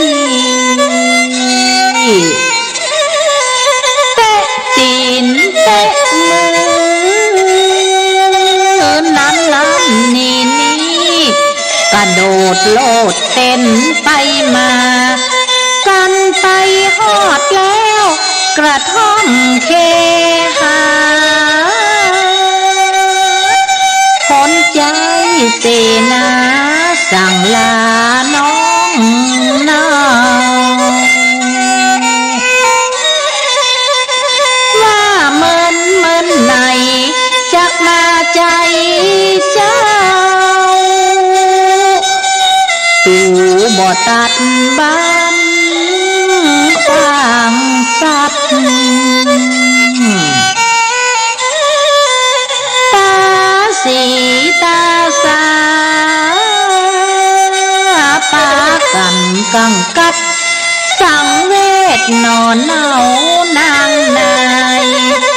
แล้วเขาก็ปิดกับคืนลวงลายละตัวนางนายกับเงาะบาบายนางหันเคหาโศกานังหายอยู่หัวคันไดรำร้องส่วนเจ้าเงาะสังแลไปหันต้องหันซาหวดก้นกวงในกันเอาตักน้ำในอุ่มทางหายจับหือนมไว้ไข้หัวปากตามเอาซาหัวตักลายที่ลายทานแล้วก้อยย่อยงดื่มรับน้ำย้อยใส่หัวปอเปียศึกซักปอปังอาบหน้าหัวใจนางเอิญปากตักว่าจังจะตายหน้าปอบายหัวเปียชุ่มเสียงเพราะขันชามโอเอาไว้ในเสียงยังบ่เอามาตักเล่า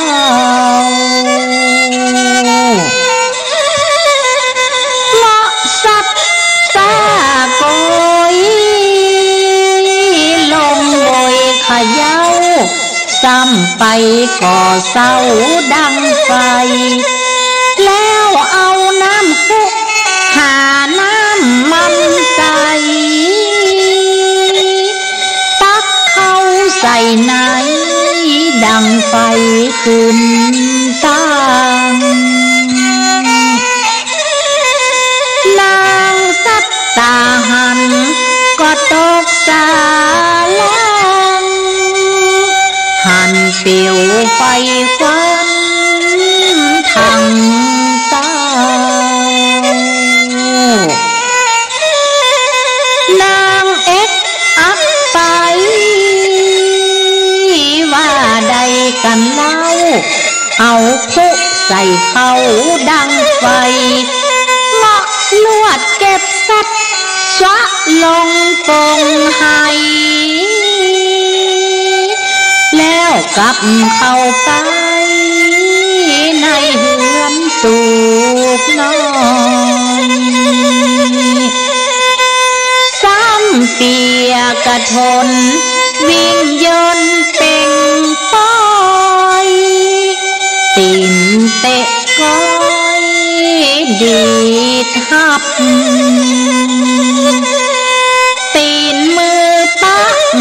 ปนหัวจนเขาหับเหมือนเตะหน่อยต่อวายยนจนแสงขย สุริยาหนไหลข้ามต่ำลงลับปงป่าหญ้านางรจนาเจ้าไว้แว่นฟ้าอยู่นอกใจข้านั่งพักเลาะก้อยเข้าไปเจียนจ่าปากตักว่าน้องผู้อ่อนสายามืดค่ำแล้วน้องเข้าไปเคหาอยู่นอกใจขาเวลาหมอกอี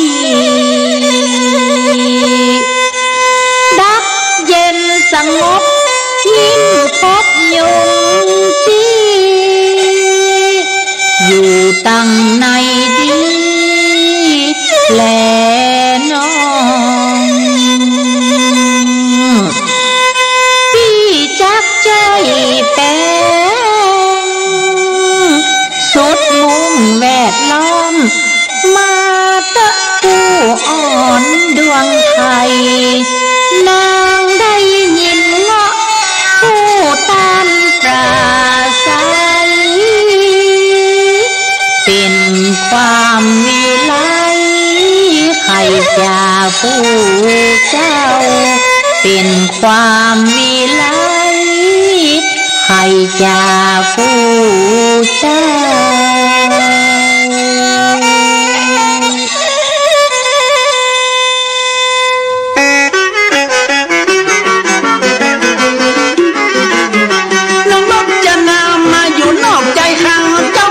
เจียนจ่ารจนานาดน้อง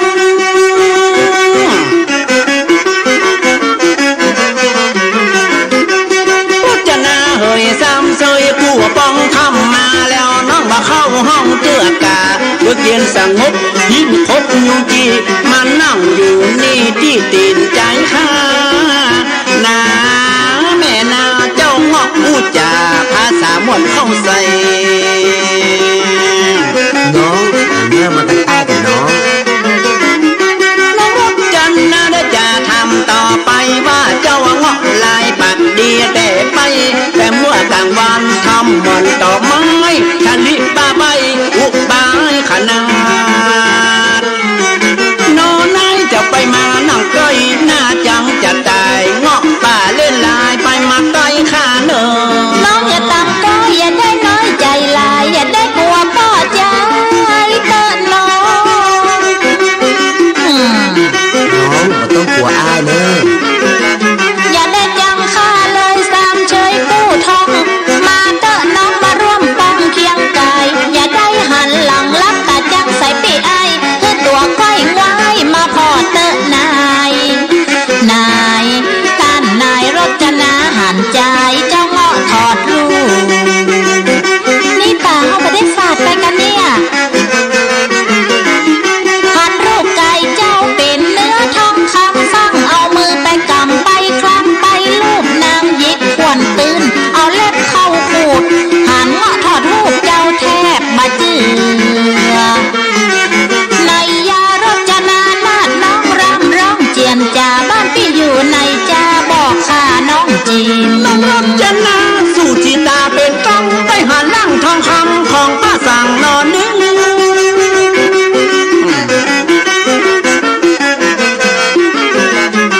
สำหรับข้าน้องมีแทบจะบาเชื่อนึกว่าเป็นเงาะเหี้ยว่ามีเชื้อสักคนมันอยู่ที่ไหนลองใครบอกน้องยังเมืองเต็ดต้องเข็ดห้องป้อคุ้ง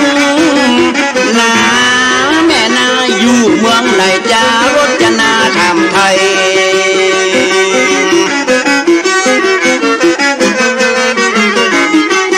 รจนาได้ออกมาปักทำที่อยู่เขตทำตั้งไก่เลือกไก่ฟาร์มเตอะโนดยา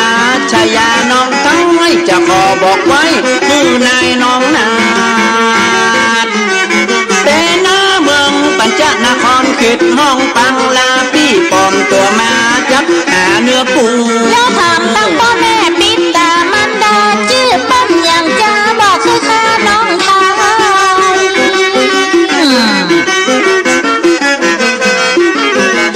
พี่จักขอบอกคือเจ้ากาดใดคือฟังพี่ไทยจักเล่าไข่จ่าเต้ายศสวิมลทรงตนบุญมีและจันทเทวีผู้เป็นมารดาปัญจนาครเป็นกษัตริย์ราของรจนาฟังข้าพี่พง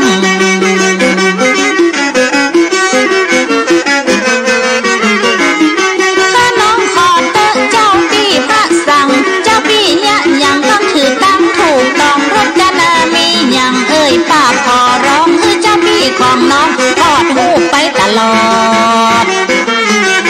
ตะนาเพื่อคือพ่อสามองและแม่มนทาได้หันรูปกายาหน้าตาของพี่เจ้าพี่บาลับปากถอดลูกมือไผ่หันสำหรับเมื่อวันพี่จะสวมมันไว้เจ้าพี่ถ้าน้องขอร้องเจ้าพี่ทอดไปตลอดนะเจ้าพี่มาฮอดกลางคืนตะวันลงมาต่ำใต้พี่จะทอดเก็บไว้เมื่อเอาอยู่ด้วยกันสำหรับเมื่อวันจึงบ่ทอดเด็ดขาดพี่บาลับปากรจนาสักวันแม่วันบักทอดบ่เป็นอย่างนอตัวจ้องตีดีบักทอดก็ดีรจนาก่อนนึกกึดอยู่ในใจจะต้องมาดังไฟเผาลูกงอกอย่างอีฟังเตียวย่อยองลุกลุกลี่ลี่ฟังเข้าไปที่เตาไฟในตูน้องเฮาเดี๋ยวได้ลูกงอกจุดไฟในเตาเอาลูกงอกหัวเฮาจี้เผาอย่างฟังดังไฟเข้าเผาจนเป็นเต้าทานไฟลูกงอกอยู่ในบ่ไม่ไหนทั้งนา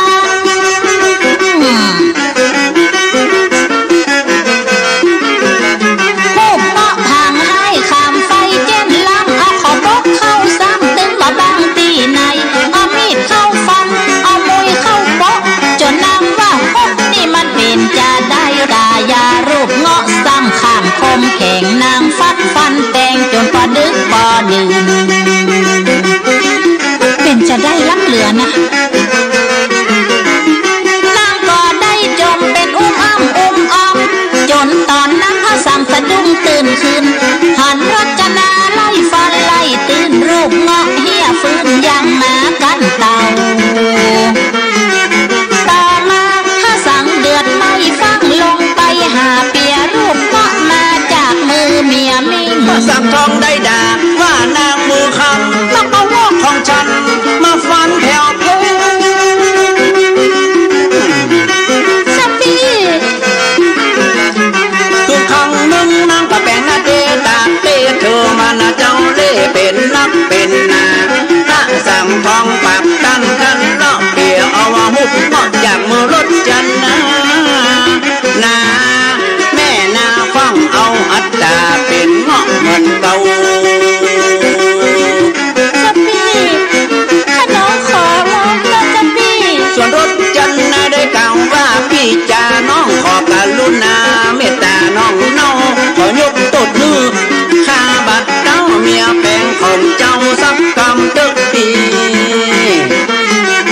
สังทองพี่จึงบางดาน้องลาใจมองแต่น้องบอกควรปองเอาเงาะของปีพระสั่งทองเอาหูเงาะซุกหัวกับร่างเป็นตัวเงาะตาตอนนั้น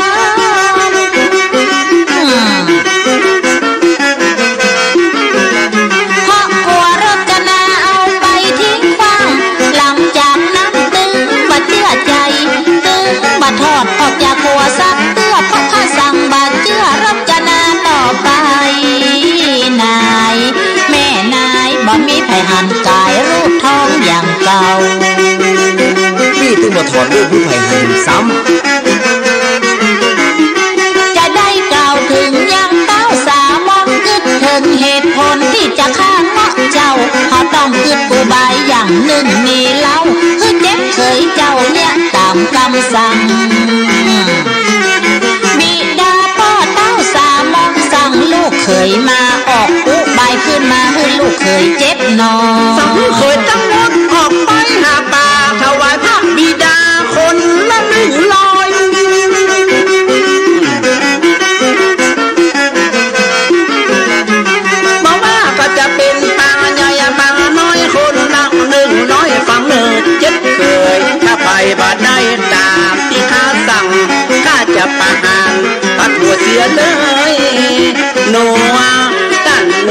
ได้100ตัวถูกตัดหัวแน่ๆ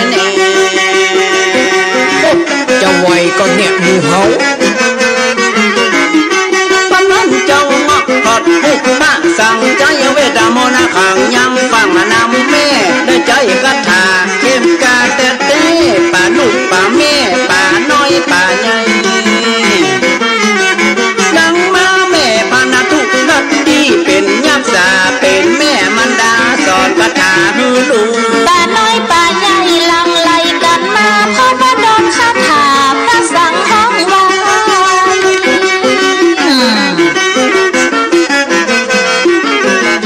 ส่วนว่าฮกเคยซ้ำซ้อบาดได้แปลงอาจะให้พวกกว่าโดนประหารฮกเคยซ้ำไปหันพระสังปีหันนึกว่าพระสังเป็นเต้ามักขวานนาต้านนาเลยเข้าไปหาที่พระสังนั่งอยู่โอ้ไหวสาธุเทวดาเคยตั้งฮกเลยไปขอเมตตาว่าข้าขอป่าที่มาชุมนุมอยู่เพราะว่าฮกเคยนั้นมันบ่าหูว่าเจ้าเงาะเป็นผู้มาแปลงร่างนั้นมาขอแลกไปหูดังตั้งฮกเคยกับป่าจะตกลงก็หาฮกเคยจงต่อข้าขอแลกป่ากับไปหูดังดีกว่ามอละนังโดนประหารครั้งนี้พวกเจ้าจะตกลงก่อนเคยตกลงเป็นกรรมอย่างอีจากนั้นกรรมนี้ก็เป็นเพียปะสั่งป่าเข้าป่าถูกตีงดอายุกระโดดมาจุดต่อหน้าสักกังแล้วก็แบ่งมือแก่ฮกเคยที่เจ้าไปเลยถวายเจ้าปอโอ้ยเลี้ยวเป็นปูนแท้ๆนะที่เอาป่าให้ข้าพวกเคยได้ป่าคนละ2 ตัวย้อนเธอโดนตัดหัวเลยยอมเสียหนี้ห่อปิกเข้าวังถวายเจ้าป้อประกันขี่ล้อปิกเข้าวังตังน้องนายพระสั่งเลือกเอาป่าตัวใหญ่จัดลายเลี้ยวปิกกับกายเป็นเงาะอย่างเก่าได้ลอดชาววังตากันมานั่งรอใครอย่าโดนตัดคอครั้งนี้บาฮูนี่หูแน่ว่าใครจะโดนตัดคอข้าบ่ได้ป่ามาตามสามอนก็อูดึงมาได้อยู่เป็นมนุษย์สาสนมนมนางบริวารมากนักรอการต้อนรับรอเจ็บเลยนั้นมานานแม่นาใครจะได้ป่ามาตามจำนวนที่สั่งจะนับแบบไหนไม่ได้เลี้ยงบาดเดียวก่อนนั้นเจ้าเงาะและรถจันนาก็ได้หาป่ามาเป็นมังงะบางนางเต็มเปี้ยนเต็มปุยตัวใหญ่เต้นล้ำมาถวายพ่อจันสามนเจ้าพ่อหลัก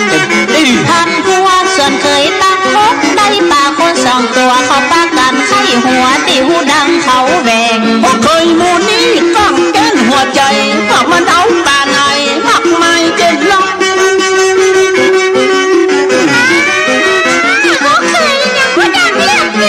ส่วนฮกที่ได้ด่าเป็นกรรมตำบ้าไอ้งอดำก็มาย่อเล่นหน้าตา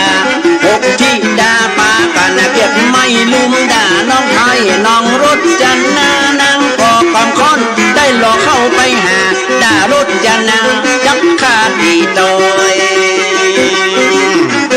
หมดพี่ตั้งหลายไปว่าให้น้องรถจันนานี่ยังบอกกองเจ้าน้องมันสัตแต่หันเขาลุ่มประชาทานรถจันนาน้องน้อยเป็นมั่มป้อมขางองก็หาเรียบร้อยฮกที่ดานี่ใจถอยแตกกันยานมาไปเลยกำนั้นไฟเป็นผัวที่เป็นโหเคยเขาบ่ได้อยู่เฉยก่อนละคุยเข้าใส่โหเคยพี่น้องมูสามีกางอมเข้าไปหาไม้จักต่อยตาเอาตายหมู่เฮาเอามันตายโหเคยป้ากันมาแวดหลังแวดหน้าหมู่เฮาห้ามจ้าคือพอหน้าพอหลังงอมกำละคุยลุยเข้าหาเป็นหมู่เจ้าเงาะต่อสู้ละคุยยอกผู้ดังเลือดย้อย10ย้อยลงเป็นตางแม่มนพามากวางห้ามตามลูกโอ้โหเฮาบ่ไหว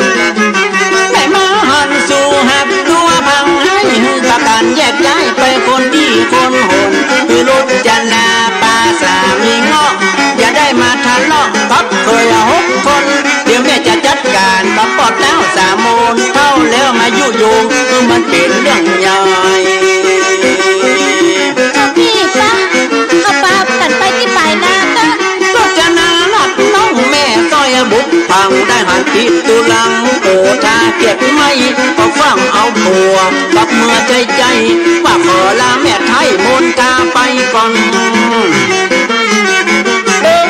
ลูกจะขอลาไปก่อนไปอยู่กับท่อมไปนะปับสามีกาหม้อป่าเจ้าปีสามนป้าตาเป็นเจ้าพญากับนี้มีบัญชาออกมาแหมแล้ว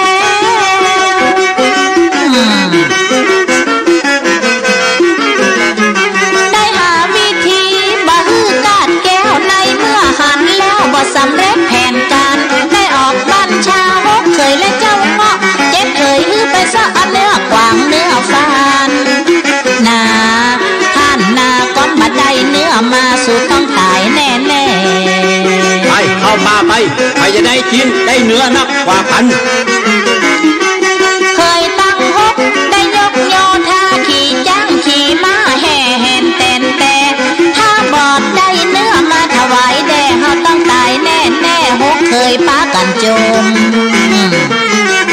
ต่อยตาขี่จ้างขี่ม้าต่อยล่าฟางกวางถือว่าเฮากระดังแอวเล่นในป่าจะได้เก่าถึงเจ้าเงาะปลาได้ลารถจันนาไปก็หาล้านพี่ลาน้องกันเนอไปตามบัญชาเจ้าก็เดินทางไปนาเข้าป่าหญ้าเยื่อยังดงปีเสื้อเก็ดไข่ลับตาแต่ใจกัดทาห้องหาสัตว์เป็นหมู่เพื่อมารวมอยู่ต่อหน้าเต็มหน้าเลยนั่นเลยทำฮือหกเคยมาได้อย่างสักอย่างโอ้มเพียงบอกกองหกเคยนั้นได้ไปหันยังองค์พระสั่งทอดลูกอย่างอันนึกว่าเป็นเทวดาตื่นป่าเหมือนนั้นเลยเข้าไปกราบขอฟานกวางจิ้มบ่นั้นขอเจ้าอาลับอินดูสงสารข้าขอปากทางกวางฟันข้าจิ้มยามนั้นพระสั่งได้ฟังฮกเคยบักกัวกำเวรเลยแปลงหน้าเฉยถอยใจ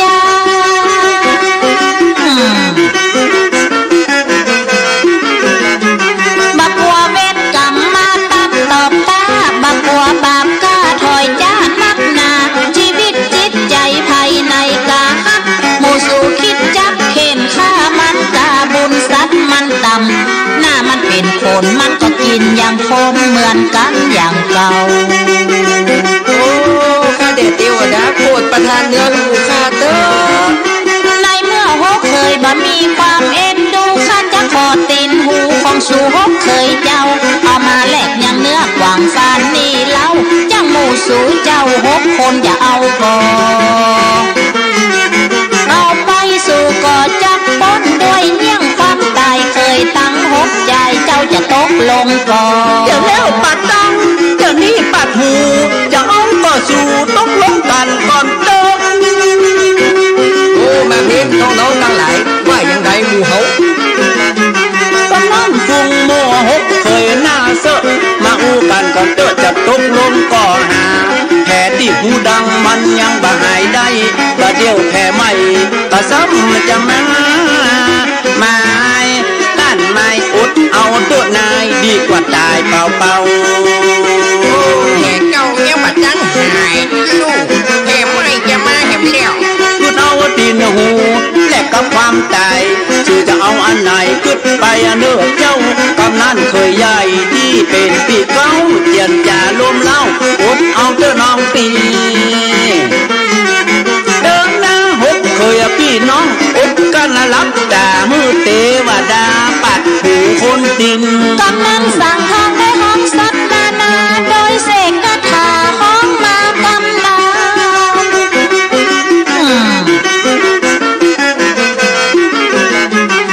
สัตว์บางหลายที่อยู่ในขอบคันเสียงอายุไข่นั้นจุงล้นมาหาจุงป้ากันมานอนไงกึ่ง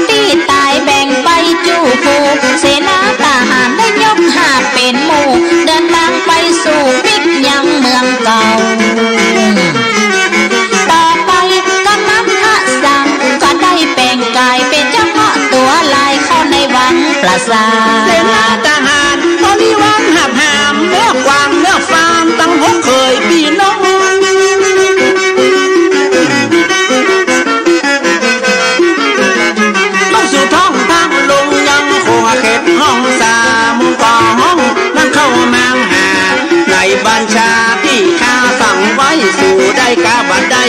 ที่ไปหามานานท่านนั้นสู่ได้เนื้อฟานก็ว่าความตัวใหญ่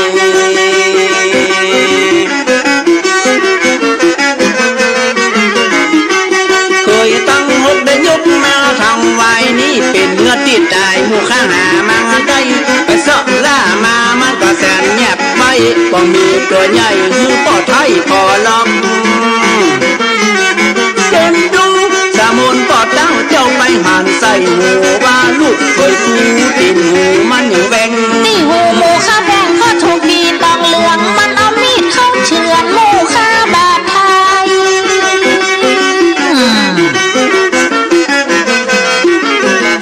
บางเมื่อหมูข้าไปล่าเนื้อใหญ่ในดงป่าไม้เขตไทยดงพีกล่าวถึงตาสั่งได้แปลงร่างเป็นเงาะ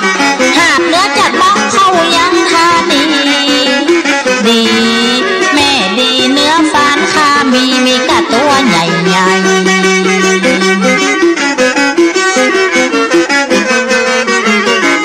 เงาะป่าหักกวางฟานเป็นบางอ้างบางเงี้ยผิวปากของเพลงย่างเข้าไปไกลเอาเนื้อไปถวายสามนป้อไทยมีกะตัวใหญ่ใหญ่ให้เลือกไซเอาเนอ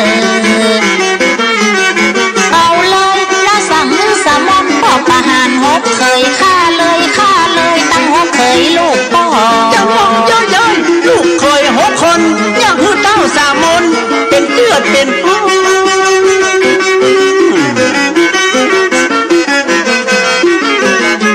ว่าป่าบางใบนะก็ได้ลูกฟันเยอะเยอะพี่น้องหกคนพี่เคยอย่าเอาน้ำบวยมาหดหัวเปียเตอสามุนพอเตอบ่เอาไหนเลยนายแม่นายหกเคยอับอายบัจจาบปาก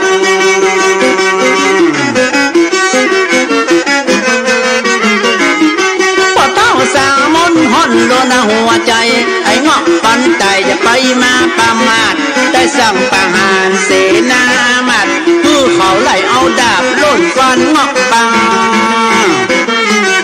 แถมกำไอ้เงาะป่าภายไล่ยาเหือได้หันเสนาลิปันปากันขับไล่เสนาลุกเข้าหมายจักยับตีเงาะแสดงลิธีปากันนี่แตกดื้อเฮาล้มเสียงเงาะลอดตอนเล่นฟ้อนลำขึ้นหมู่ทหารแตกตึงบักกล้าเข้าหาบ้ากันเต้าล้มจนแข้งหักขาหันปากันพันย่านกลัวยังลิ้นทาสะเลสะลำหัวดำจนกันหัวเงาะมวยลันเขาปากันลุกพานอยากจะหมดจุยนุ่งน้อยเต้าสามนป้อกลัวเป็นมาเฮเจกังจนปดกบันลังย้อนกลัวย้อนยานส่วนแม่มนทาก็มาจากปากบ้านท่านกลัวผ่านยันยักยังเจ้าปีแต่นาสามนป้อไทยแสบไม่กายาไล่ลบจนากำเงาะป่าปิกป้อคนเท้าแม่เจ้าสั่งลบจนาเมื่อสู่เคหาปลายหน้าป่าตั้ง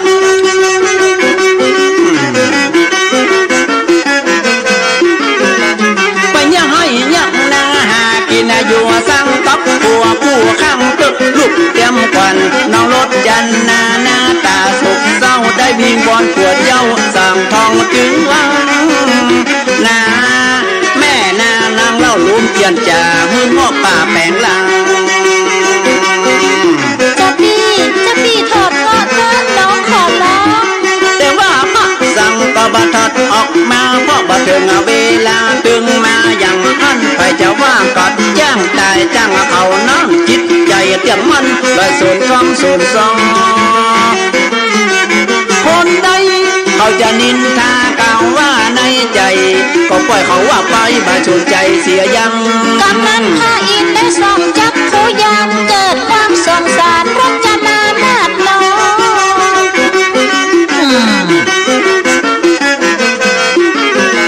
ได้ตะแหลงลงมาจากสวรรค์เทศต้องมายังแห่งห้องบนโลกโลกา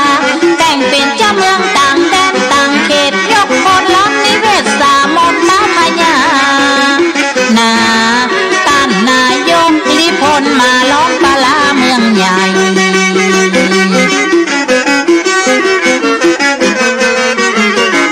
ป้อเต้าสามนก็มาโจรพระไทยว่าข้าศึกตีไหนมาล้อมเวียงแรดใดเสียงสินาปัดปืนยิงขึ้นเข้าใส่สามนป้อไทยเกิดพระไทยบาดวันต่อมาพระอินทร์ได้สั่งก็ยังทูตสาหือถือสารเข้ามาเจรจาเจ้าป่อในยามนั้นราชทูตได้นำจานเข้ามาเจรจาป่อต้อง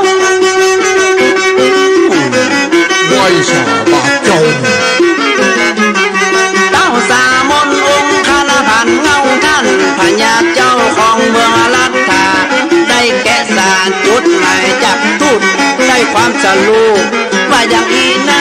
ยังตัวแห่งข้าขอต้าพานันมือมาตีขี้กันพานันเข้าใส่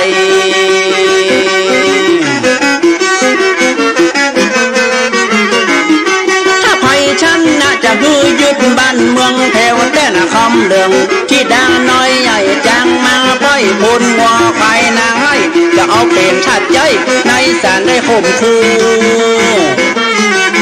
กล่าวมาข้อความดังกล่าวนั้นบัดใหญ่ปัญหาขอเชิญป่อพญาสามุนมาแข่งลำตัวเฮานี้เมื่อยังหนุ่มสกัดได้ปีกดีพนันปากันขี่ม้า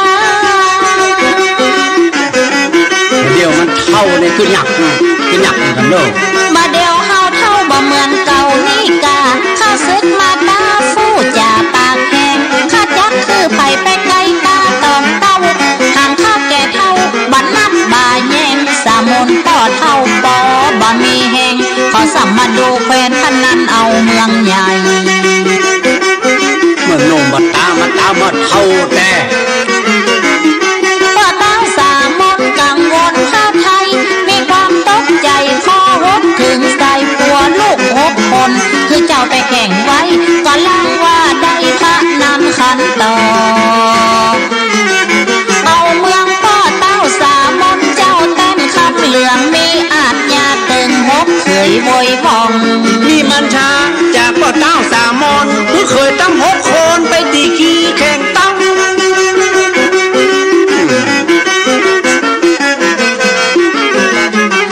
เคยพี่น้องบอกเคยต้องขี่มาพ่อสีหน้าพ่อเปิดเงินทีบ่เคยหัดสอนพนันการเล่นเจ้าก็นิบเกณฑ์มือออกไปตีขี้พ่อถูกบังคับจึงรับอาสาไปกอบกู้รัฐาปาลาเมืองใหญ่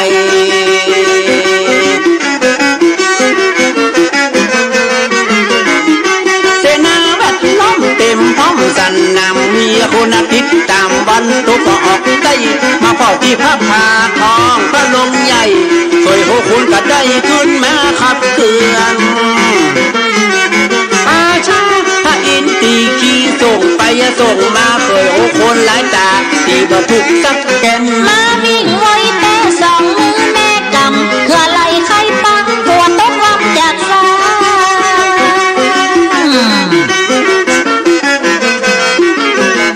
ฟังกอดเอาป้ออันที่บนหลังมาเหือป้อย่อยหน้าบ่จังว่าเหมือนกันสามนป้อเต้าห้องบ่เป็นให้โศกาโศกไม่จะเรียกอย่างใดมันพบเคยไปแป้แก่หน้าข้าศึกเพื่อปังพึกตายแน่เนี่ยอย่างใดเนี่ยฮะเอาเป๊ะแน่ตีขี้กอกกันเพราะเคย6 คนกำนันเต้าสามนจะเอาไข่มาแก่พนันขันต่อเอาจนการจนแป้6เคยนี่แย่บ่มีความสามารถเอาการแน่สักคนข้าจักคือโอกาสแก่เจ้าสักคนคือเต้าสามนไป2 คนมาแข่งพนังมนทาได้จากเต้าสามนเดือกเจ้าหมดแถมคนเป็นลูกเคยเฮานี่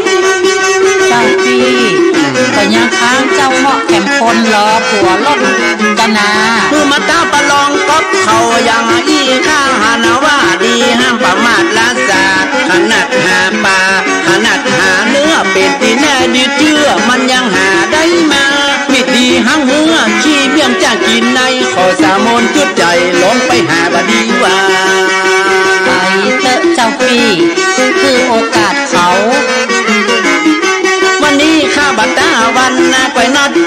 การตีเกียพระนันนัดกันวันหน้า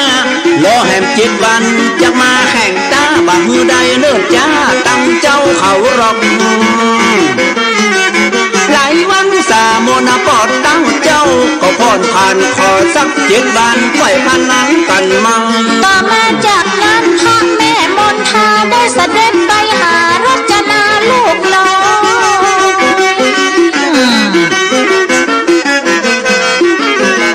ที่ตุกน้อยปลายนาไปเจียนจ่าอ่อนอ้อยขอเตอะลูกน้อยอย่าได้ทำแข่งใจและเจ้าเงาะป่าสามีลูกข้าแม่ยังมาหันหน้าไปอยู่ตั้งใดแม่มาถึงนี่มีเรื่องตุกใจแม่จะขอบรรยายให้ลูกฟังเป็นอย่าง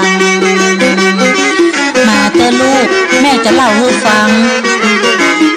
ตอนนี้ข้าศึกมากมายหลายตาลูกจากแดนไกลมานักหนาป่าบ้านมาล้อมกับแปลงเมืองเฮาตึง4 ด้านบ่มีภัยต่อต้านคือมันแป้ไป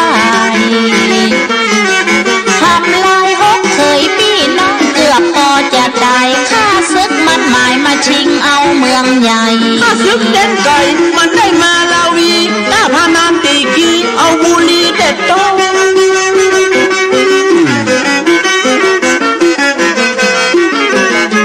แม่มาร้องขอได้มาแผ่วห้องมือเจ้าเงาะปกป้องคุ้มครองรักษาขอรถจนาไปอดอ้อนอซอวิงวอนเจ้าเงาะไปประลองวิชานาเตอะนาขอเปิ่งรถจนาบุตรตาลูกแม่เจ้าพ่อเจ้าแม่บ่มีที่เปิ้งไหนแล้วลูกรถถ้าฝ่ายเฮากันจับต้องเสียบุรีเมืองบาลานะสิเฮาเนี่ยคงแย่ก่อนถ้าข้าศึกฝ่ายมันฝ่ายเป้มันมีข้อเมว่าจะยกทัพปีกปอบขึ้นไปนอกจากเจ้าเงาะแล้วจึงบ่มีภัยที่จะออกไปตีขี้ตาแข่งขอเตอะลูกเต้าเจ้ารถจนาคือไปเจียนจ่ากับเงาะป่าปัววาย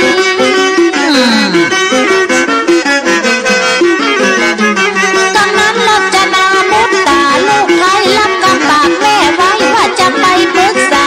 แล้วไปวิ่งวอนยังตัวเจ้าเงาะเข้าไปไม้เหมาะผู้สนทนาจะเป็นกำจัดดีขอเตอะสามีไปตีกีเอาเมืองใหญ่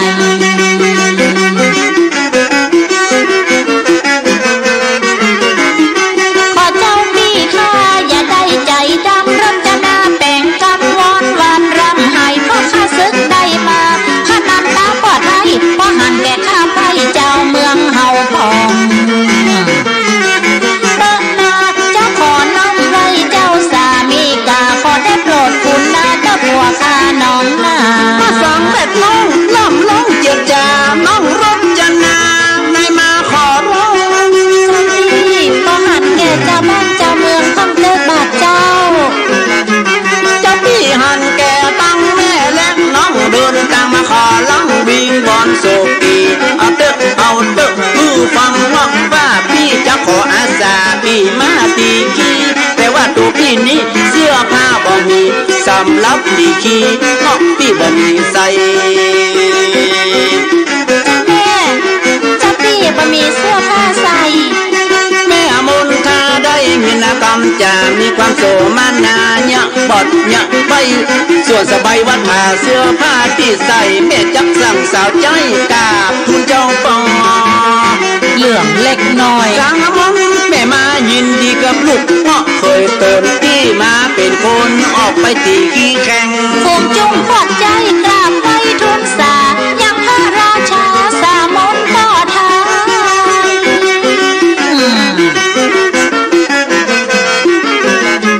บัดนี้หมู่ข้าได้เข้ามาวังใหญ่ว่าจะขอป้อไทยสามนเมตตาตอนนี้จะเงาะป่าได้อาสารับไว้ตีเกียวเมืองใหญ่คือได้คืนมาแต่สบายวัดถาเสื้อผ้าบ่มีขอโปรดยินดีประทานขอนุ่งใส่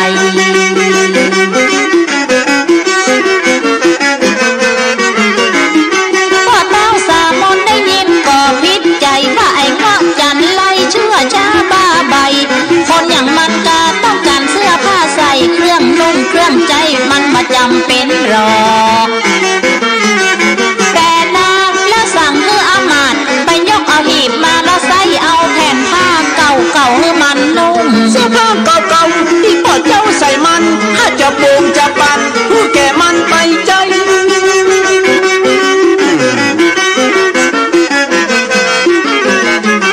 ผู้สู่เอาไปหื้องอกบางใบหื้อมันเอาไปใส่ตีกี้แข่งขันกำนันฝูงจุ่ม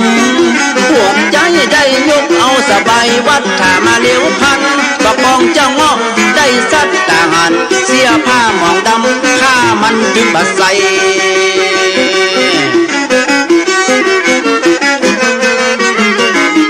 ได้สร้างพวกสาวใจนั่นเอาไปคืนเสียผ้ากู้คืนใส่ประวัติได้เจ้าแม่มนทาเลยสั่งเฮือสาวใจปิดปอกไว้เพื่อมาแถมใหม่ต่อไปสามนก็ตั้งเจ้าก็ผิดใจ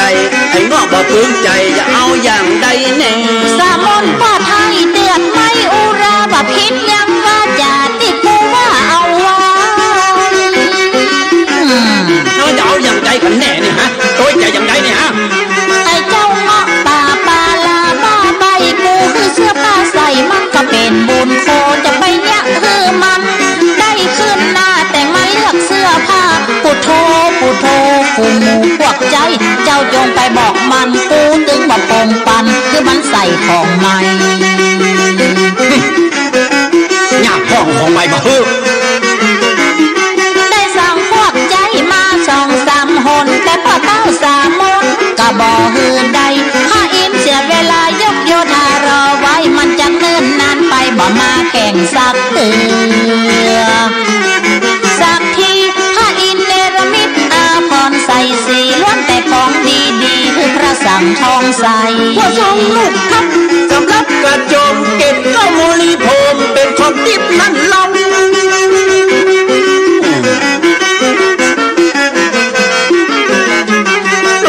ใส่สีมันนี่คำนำเก้าวิสุตามเจ้าได้เอาอย่างวัดถาเครื่องนุ่งครัวใบสุดใส่เพิดแถวเครื่องย่อมาแหวนแก้วเพชรนี่นะจินดาสำหรับปันป้องลองพระบาดตาเกือบทิพย์ก็เอามาฮื้อพระสังนั้นใส่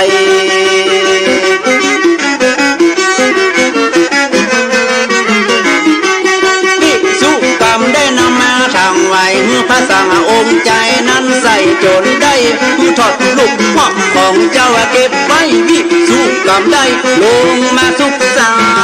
บบอกมาผู้ทรงห่มเนื้อประดับมังสาออกไปปะพาตีขี้สู้แข่งทรงแผ่นพื้นผ้าหน้าตาผ่องใสสวยงามวิไลมันลงมาจากฟ้า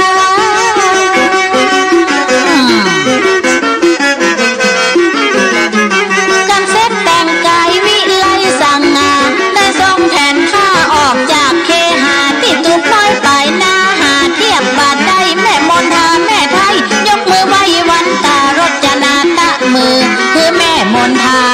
ฟังรจนาลูกมีเรื่องจะบอกจ้าแม่มาต้องยกมือไหว้อันนี้แล้วละบาใจภายในเป็นเจ้าเงาะตั้งไหนได้ถอดรูปออกแม่มนทาทลาล้นเข้าไปกอดรับขวัญเจ้ายอดบุญเคยของแม่มนทาปล่อยเจ้าลูกฮักสั่งงามนักหนาแม่ขอโตสาเรื่องราวที่ผ่านแม่เจ้ามนทาแม่สั่งมายินดีขอพระสั่งตีกี้คือไพลีป้ายกาโอ้สิ่งที่แล้วเจ้าแม่ขอโทษเนอขอเจ้าไปตีกี้แม่เจ้ามนทาแต่จะกับตั้งขอจะไปยันเขากันไปดีก่อนจะตีกี้ลูกยังบ่มีมาขอกันครับตัวกาที่แข็งแรงดีลูกจะเอาใจแข่งในการตีกี้มาตัวไหนดีๆขอสอบคือลูกขี้โอ้เรื่องเล็กเรื่องน้อยแม่จะสั่งกรมมาเจ้าพ่อสามนก็จะงนในใจที่เจ้าหอกบ้าใบแปลงกายอย่างนี้ทราบผู้ความจริงกันในวันนี้ก็ขอโทษทีที่ได้ทำกับลูกแต่นางปอดจักขอเจ้ายกตดโตสาแล้วได้สั่งเสนาไปซ่อมมาหื้อลูกแล้วสั่งกรมมาให้ขอไปจัดหาเอาฟงอาชามาเจ้า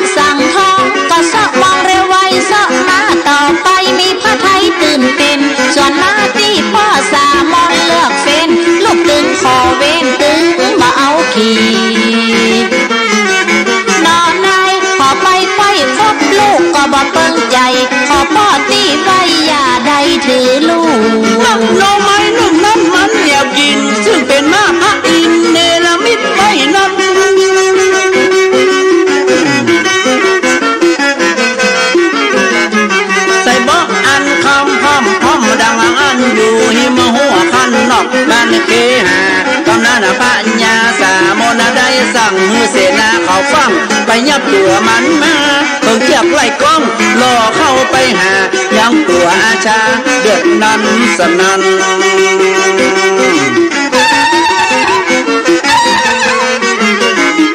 มาห้องนี้แค่นห้องไปมาดิดยกเสนาทหารดังอันส่วนวิสุกรรมก็ลำคาญแล้วนั้นก็ได้โดนบันดาลคือมาย่างลนแล้วปั้นหือทหารเขายับเอาไปหือป้าสั่งเป็นเพราะวิสุกรรมบันดาลมาจอยยับใจอาชามิ่งมาแจ่มขวัญไว้ตีกีพระนำในวันผู้เจ้า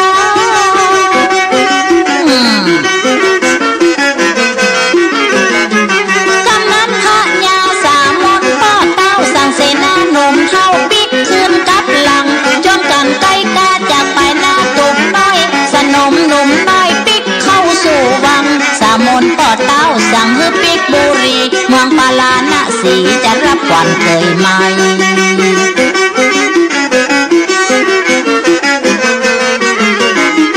เสนาอามาตย์ข้าราชไทยพลฝูงหมูสันนมผู้คนกาใดเดินจอนต้องเต้าตอยองค์หน่อไทยกับสุวังใหญ่บุรีนิเว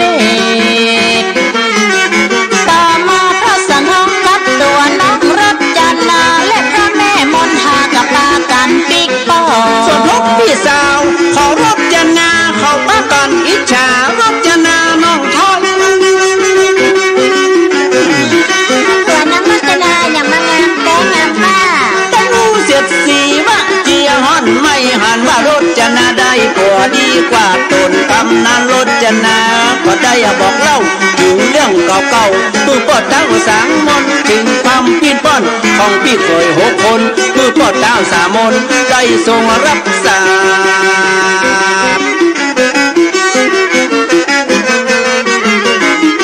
ปอดเต้าสามมนห้องเคยเข้ามาด้วยความโกรธากิ้วกดอย่างมากเคยตั้งบกนั้นไร้ความสามารถเลยไปเป็นทาสเพื่อสั่งทองดีกว่าแต่นะพวกเคยพี่น้องถูกต้องข้อหาบังอาจถูกฆ่ากาพญาเจ้าปอเคยพี่น้องต้องข้อกล่าวหามาจุกป้อพญาสามนป้อตาถูกฆ่ากา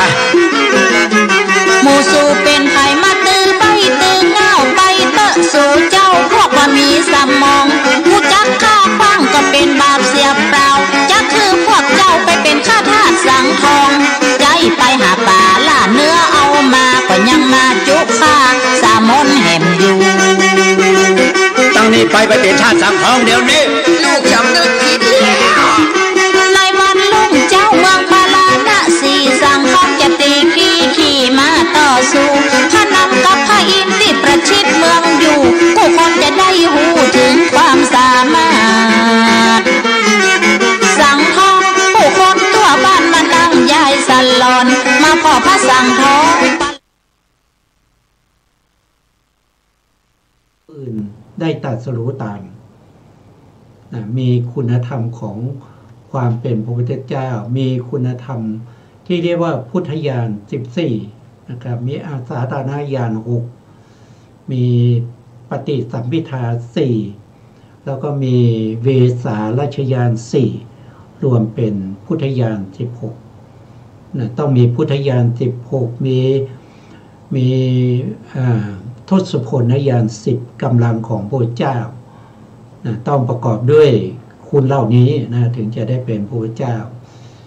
ผู้ที่ไม่มีคุณเหล่านี้ไม่สามารถที่จะเป็นพระพุทธเจ้าได้แม้กระทั่งเจ้าชายสิทธัตถะ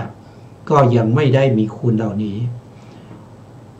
เริ่มมีคุณตั้งแต่ตอนไหนนะครับเริ่มมีคุณเหล่านี้ตั้งแต่ออกบวชได้6 ปีในช่วงอายุอยู่ในช่วงอายุ35 ปีวันเพ็ญเดือน6วิสาขบูชานะครับตอนนั้นพระโพธิสัตว์อายุได้35 ปีพอดี นะครับได้ตรัสรู้แจ้งอริยสัจธรรมที่ใต้ต้นโพนะใต้ต้นสีมหาโพธิ์นับตั้งแต่ตอนนั้นนะครับก็เรียกว่าเป็นพระพุทธเจ้านะครับอันนี้ก็ชี้แจงให้พวกเราได้เข้าใจนะครับเพราะส่วนมากแล้วไม่ค่อยเข้าใจกันครับ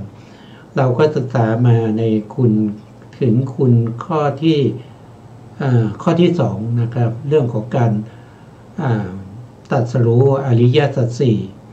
ในอริยสัจสี่ตรัสรู้เรื่องของอะไรก็เรื่องของขันธ์ด้วยนะครับเรื่องของขันธ์อายตนะธาตุนะครับอริยสัจสี่เรื่องของปฏิจจสมุปบาทพวกนี้นะเราก็ศึกษาเพื่อเป็นบารมีนะครับในการที่เราจะได้ตรัสรู้ต่อไปในอนาคตถ้าเราไม่ศึกษาไม่ทำความรู้ความเข้าใจเราจะตรัสรู้ตามพระพุทธเจ้าได้อย่างไรนะครับวันนี้ผู้ร่วมรายการนะครับอาจารย์กันดาพีระวงศ์นะครับท่านก็พร้อมแล้วที่จะสาธยายให้พวกเราได้ฟังกันต่อจากครั้งที่แล้วนะครับวันนี้เราจะได้ขึ้นในเรื่องของสังขารขันธ์ต่อไปนะครับอาจารย์ครับเชิญครับอาจารย์พร้อมแล้วเชิญเลยนะครับกราบนมัสการพระคุณเจ้าพระเถรานุเถระและสวัสดีท่านที่รับฟังและรับชมอยู่ทางบ้านนะคะวันนี้จะมาพูดเรื่องสังขารขันธ์นะคะสังขารขันธ์เป็นไฉนสังขารเราหนึ่งคือสังขารอดีตสังขารอนาคตสังขารปัจจุบันสังขารภายในสังขารภายนอกสังขารหยาบสังขารละเอียดสังขารซามสังขารประณีตสังขารไกลสังขารใกล้ประมวลย่อเข้าเป็นกองเดียวกันนี้เรียกว่าสังขารขันธ์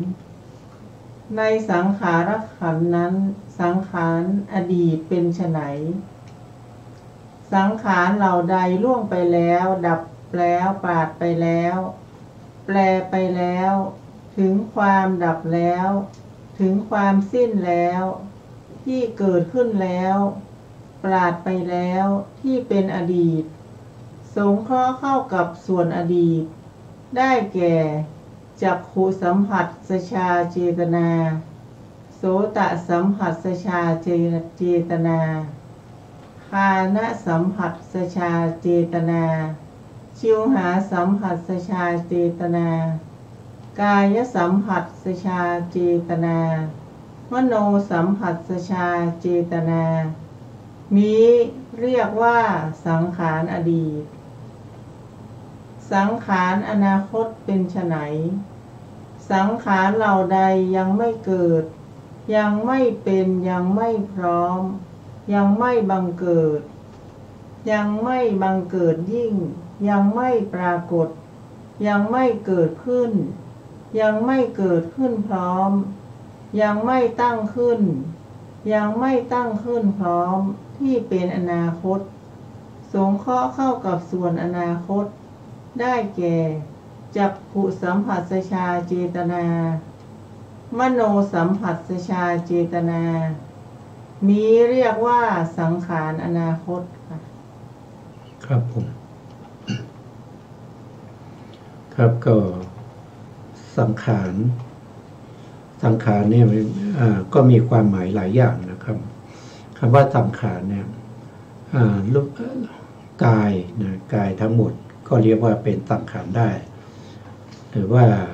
เพราะว่าคำว่าสังขารเนี่ยแปลว่ามันมีการปรุงแต่งนะปรุงแต่งสิ่งไหนที่ปรุงแต่งนำมาทำรูปธรรมทั้งหลายก็เรียกว่าสังขารได้แต่ในที่นี้ท่านหมายถึงสังขารขันธ์สังขารขันธ์หมายถึงเจตสิก50 ดวง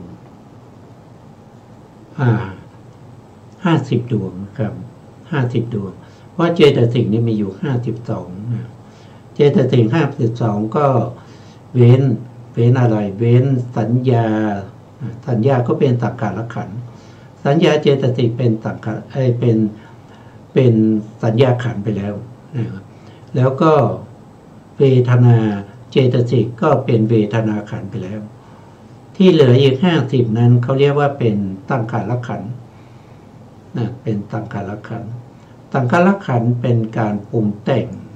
ในที่นี้ก็ปรุงแต่งทั้งรูปธรรมแล้วก็นามธรรมรูปธรรมคือไปปรุงแต่งอะไรก็คือไปปรุงแต่งจิตตชรูปที่เกิดจากจิตมีจิตเป็นสมุฏฐานเช่นปรุงแต่งในเรื่องของวาจานะครับที่กล่าววาจาออกมานี้เกิดจากมีจิตเป็นสมุฏฐานปรุงแต่งในเรื่องของกายนะการเคลื่อนไหวอิริยาบถนะมีการเดินยืนนั่งนอนหรือว่ามีการแลเหลียวนะทั้งหมดนั้นมาจากจิตเพราะฉะนั้นสังขารขันธ์50ดวงนี้จะปรุงแต่งตัวจิตนะครับให้เป็นไปต่างๆเช่นปรุงแต่งจิตให้เป็นกุศลก็ได้ปรุงแต่งจิตให้เป็นอกุศลก็ได้นะปรุงแต่งจิตให้เกิดความริษยาเกิดความฟุ้งซ่านเกิดความสงสัยนะเกิดความไม่พอใจเกิดความเห็นผิดเกิดความเย่อหยิ่งถือตัวเป็นมานะก็ได้นะครับแต่สังขารทั้งหมด50ดวงนั้นพระพุทธองค์ทรงยกเอาตัวเจตนาตัวเจตนาคือความจงใจความตั้งใจในการที่จะชักชวนสัมปยุตธรรมทั้งหลายให้ทำหน้าที่ของตนเพราะฉะนั้นตัวเจตนานี้จึงเป็นหัวหน้าของสังขารทั้งหลายพระพุทธองค์จึงเอาตัวเจตนานั้นมาแสดงในที่นี้นะครับแสดงเป็นสังขารขันธ์ถ้าเราได้เห็นว่าเจตนานั่นแสดงว่ามันเป็นสังขารขันธ์แล้วนะครับโดยที่ผู้ที่ศึกษามาเขาจะเข้าใจแต่ผู้ที่ไม่ได้ศึกษาก็จะไม่เข้าใจนะครับสังขารขันธ์นะครับท่านก็บอกว่าสังขารที่เป็นอดีตก็มีสังขารที่เป็นอนาคตก็มีสังขารที่เป็น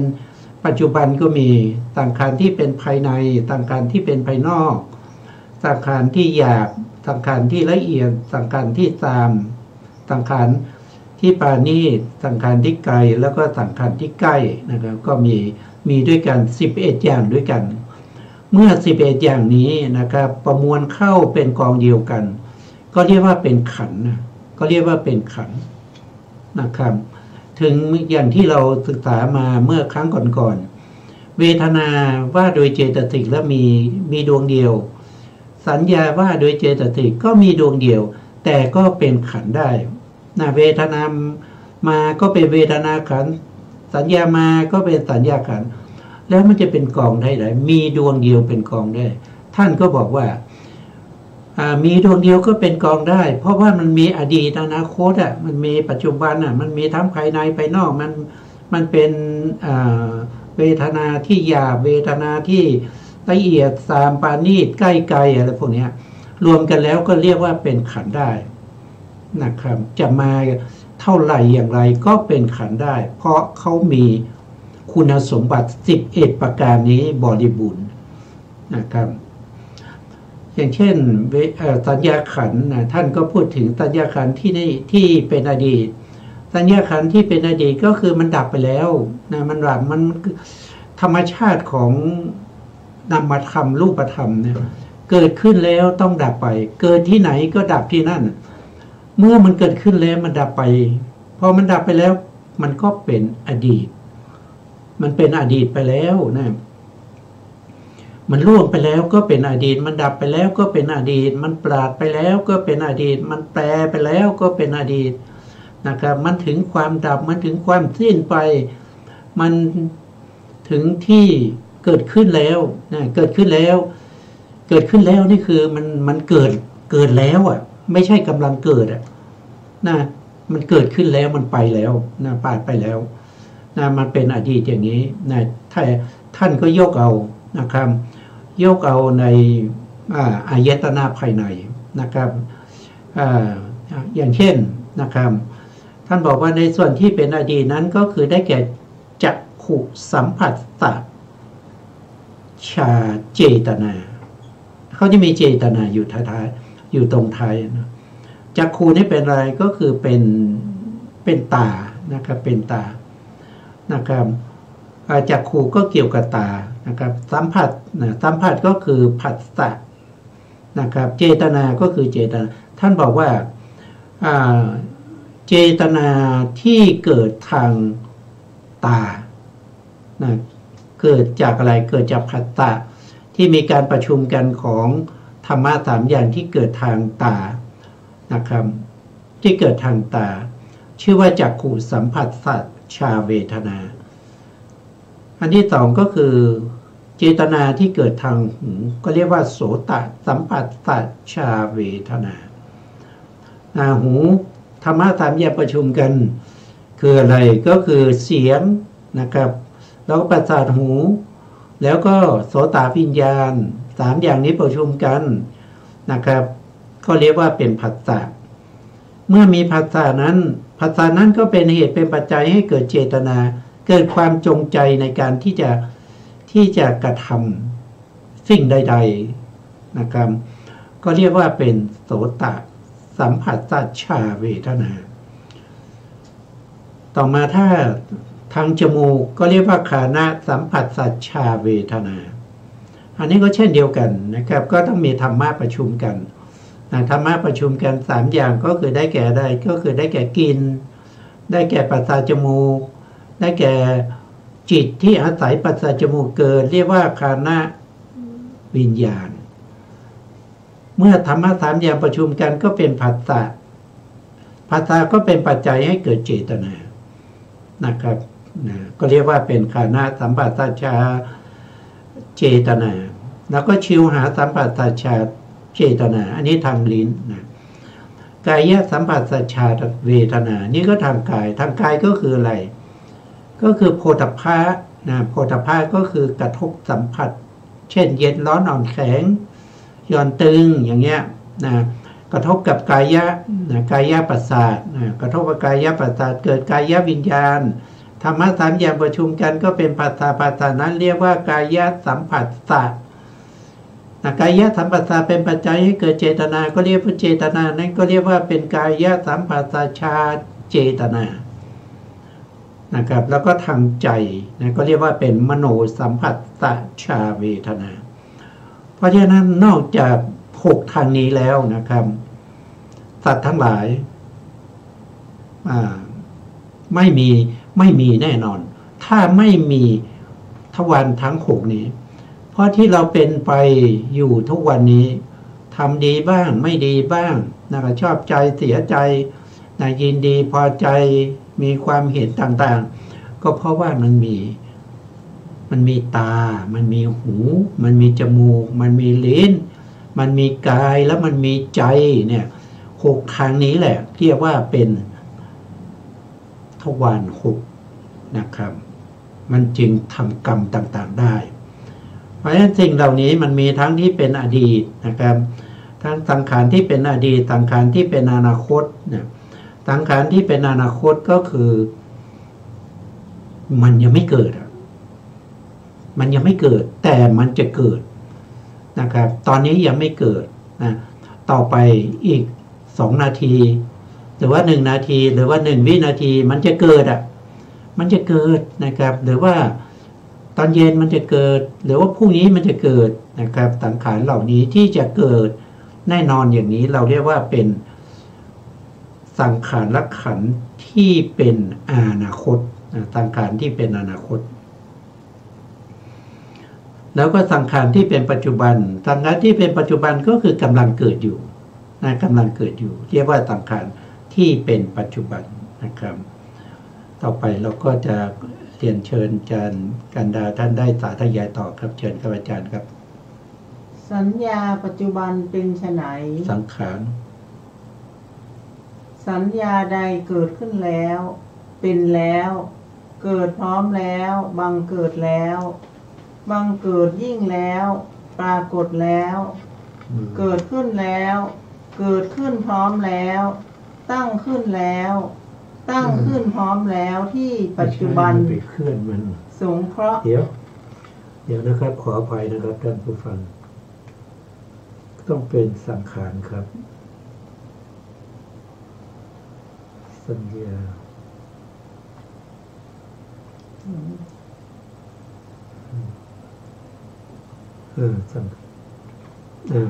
สังขารนะครับขออภัยค่ะ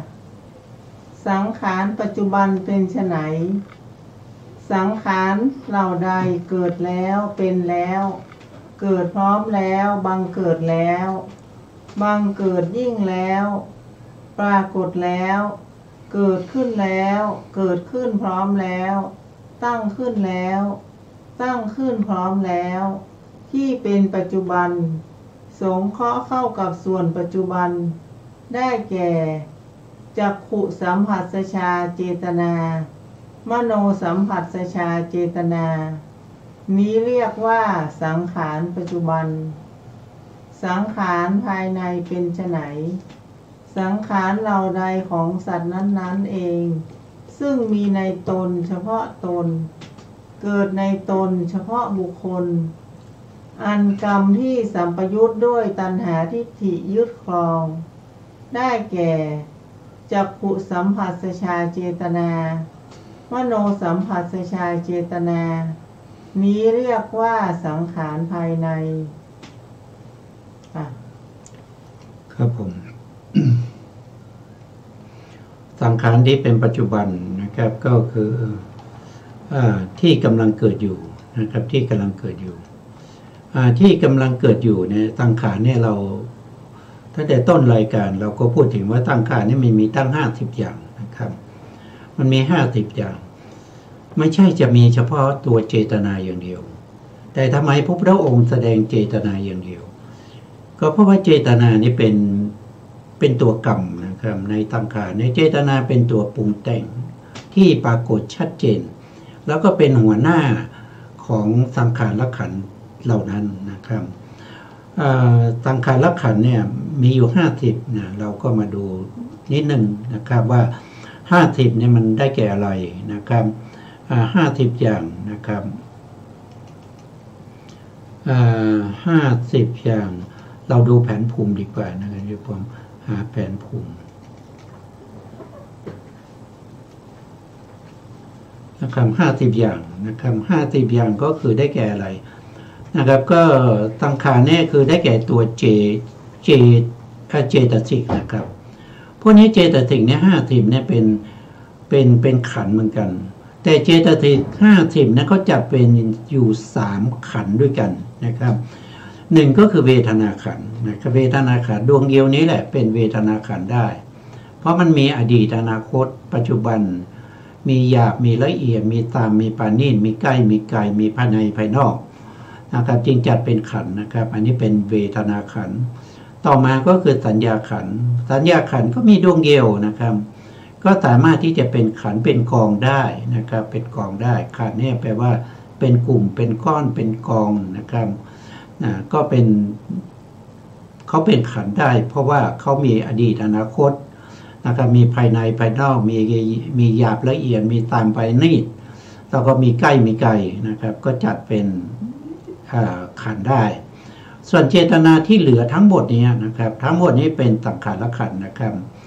ตัวแรกเลยก็คือได้แก่ผัสสะเจตสิกอันนี้ก็เป็นสังขารขันธ์นะตัวที่สองก็คือเป็นเจตนาเจตสิกอันนี้เป็นหัวหน้าของสังขารขันธ์พระพุทธองค์จะยกตัวนี้นะครับขึ้นมาแสดงแทนเจตสิกเหล่านี้นะครับเจตสิกเหล่านี้ก็คือเจตสิกอีก49นะครับพระพุทธองค์ยกมาดวงเดียวก็คือเจตนานะครับเจตนาเป็นสังขารขันธ์นะครับถ้าถามว่าผัสสะดวงเดียวเนี่ย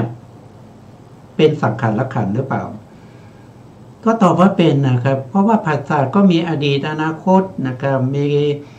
มีภายในภายนอกมีหยาบละเอียดมีตามมีปานีตแล้วก็มีใกล้มีไกลนะครับก็สามารถที่จะเป็นขันธ์ได้นะเขาเป็นสังขารขันธ์นะครับนะเป็นสังขารขันธ์เช่นเดียวกับตัวเจตนาเอกคตานะครับดวงที่3เอกคตาก็เป็นสังขารขันธ์ดวงที่4ชีวิตินทรีย์ก็เป็นสังขารขันธ์นะครับต่อมาก็คือมนสิการเจตสิกก็เป็นสังขารขันธ์แล้วตรงนี้มีอีก6ดวงเขาเรียกว่าเป็นปกิณณกะเจตสิกมีวิตกวิจารทิโมกวิริยะปิติฉันทะพวกนี้ก็เป็นสังขารขันธ์ยกมาดวงเดียวก็เป็นขันธ์ได้นะครับต่อมาก็คือโมจตุกะเจตสิก4มีโมหะอหิริกาโนตปาแล้วก็อุทธัจจะพวกนี้ก็เป็นสังขารขันธ์แล้วต่อมาก็จะเป็นโลจิกะ3ก็มีโลภะทิฏฐิมานะก็เป็นสังขารขันธ์ต่อมาก็โทจตุกะ4ก็มี4ดวงมีโทสะเป็นหัวหน้าก็มีโทสะเจตสิกมีอิสสาเจตสิกมีมัชฌริยะเจตสิกมีกุกุจาเจตสิกอันนี้ก็เป็นสังขารขันธ์ถีนามิทะ2ดวงนะครับถีนาดวงหนึ่งมิทะดวงหนึ่งก็เป็นสังขารขันธ์แล้วก็วิจิกิจฉานะครับวิจิกิจฉาดวงเดียวก็เป็นสังขารขันธ์นะครับที่พูดมา14ดวงนะครับที่ออกสีแดงกับสีน้ำตาลตรงนี้อันนี้เขาเรียกว่าเป็นเจตสิกที่เป็นอกุศลนะเป็นอกุศลเจตสิกนะครับปรุงแต่งจิตให้เป็นอกุศลนะปรุงแต่งจิตให้ไม่ดีไม่งามมีโทษให้ผลเป็นความทุกข์นะครับพวกนี้นะครับแล้วต่อมาก็จะเป็นโสภณเจตสิกก็คือเจตสิกที่เป็นฝ่ายดีปรุงแต่งจิตให้เป็นกุศลให้จิตนั้นไม่มีโทษให้ผลเป็นความสุขนะครับก็จะมีอยู่25ดวงด้วยกันนะเป็นสังขารขันธ์นะครับมีโสภณสาธารณเจตสิก19ดวงนะสีเหลืองนี่มี19ดวงไม่ว่าจะเป็นศรัทธาสติหิริโอตัปปะอโลภะอโทสะตตรมัชฌตตาแล้วก็ยุคคุณธรรม6คู่นะครับ6คู่ก็12นะครับตรงนี้นะแล้วก็มีวิริตี3อันนี้จัดเป็นศีลนะครับเมตัมมาวาจาตัมมากัมมันตาตัมมาอาชีวะนะครับอันนี้ก็เป็นเจตสิกนะเป็นวิริตีเจตสิกจัดเป็นขันธ์เหมือนกันเป็นสังขารขันธ์แล้วต่อมาก็คืออัปปมัญญาเจตสิก2มีกรุณากับมุทิตามุทิตาก็เป็นสังขารขันธ์สุดท้ายก็คือปัญญานะครับปัญญาก็เป็นสังขารขันธ์นะครับพวกสังขารขันธ์มีอยู่50ดวงนะครับแต่พระพุทธองค์ยกตัวเจตนามาดวงเดียวเท่านั้นนะครับให้เราเข้าใจว่ามาเจตนาดวงเดียวก็เป็นขันธ์แล้วนะครับเป็นขันธ์แล้วนะเป็นขันธ์แล้วนะถ้ายกเจตนามาเป็นอะไรขันธ์ล่ะจะเป็นเวทนาขันธ์ได้ไหมมันไม่ใช่นะเป็นสัญญาขันธ์ได้ไหมมันไม่ใช่เป็นรูปขันธ์ได้ไหมมันก็ไม่ใช่รูปขันธ์นะครับเป็นวิญญาณขันธ์ได้ไหมมันก็ไม่ใช่วิญญาณขันธ์มันเป็นสังขารขันธ์นั่นมันเป็นสังขารขันธ์ดวงใดดวงหนึ่งมาก็เป็นสังขารขันธ์นะครับและตรงนี้ที่พระพุทธองค์ได้ส่งข้อเข้าในปัจจุบันได้แก่จักขุสัมผัสสัจฉาเจตนาแล้วก็มีปัญญาตรงนี้นะครับตรงนี้นั่นแสดงว่าเขาล่าไว้ในฐานที่เข้าใจนะครับล่าอะไรไว้ก็ล่าจากข้างบนดูข้างบนนะครับเขาจะล่าไว้นะครับเนี่ย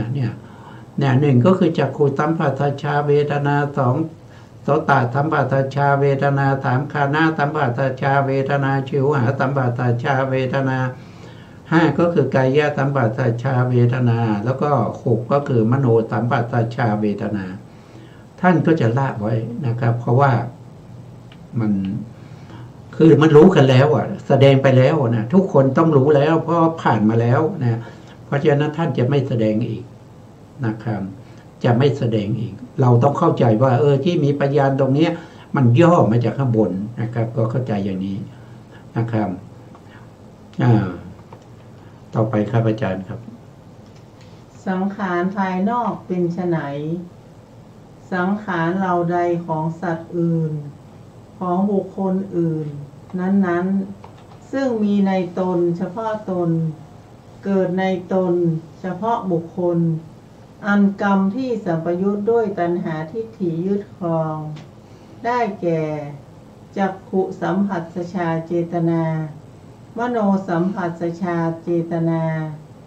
นี้เรียกว่าสังขารภายนอก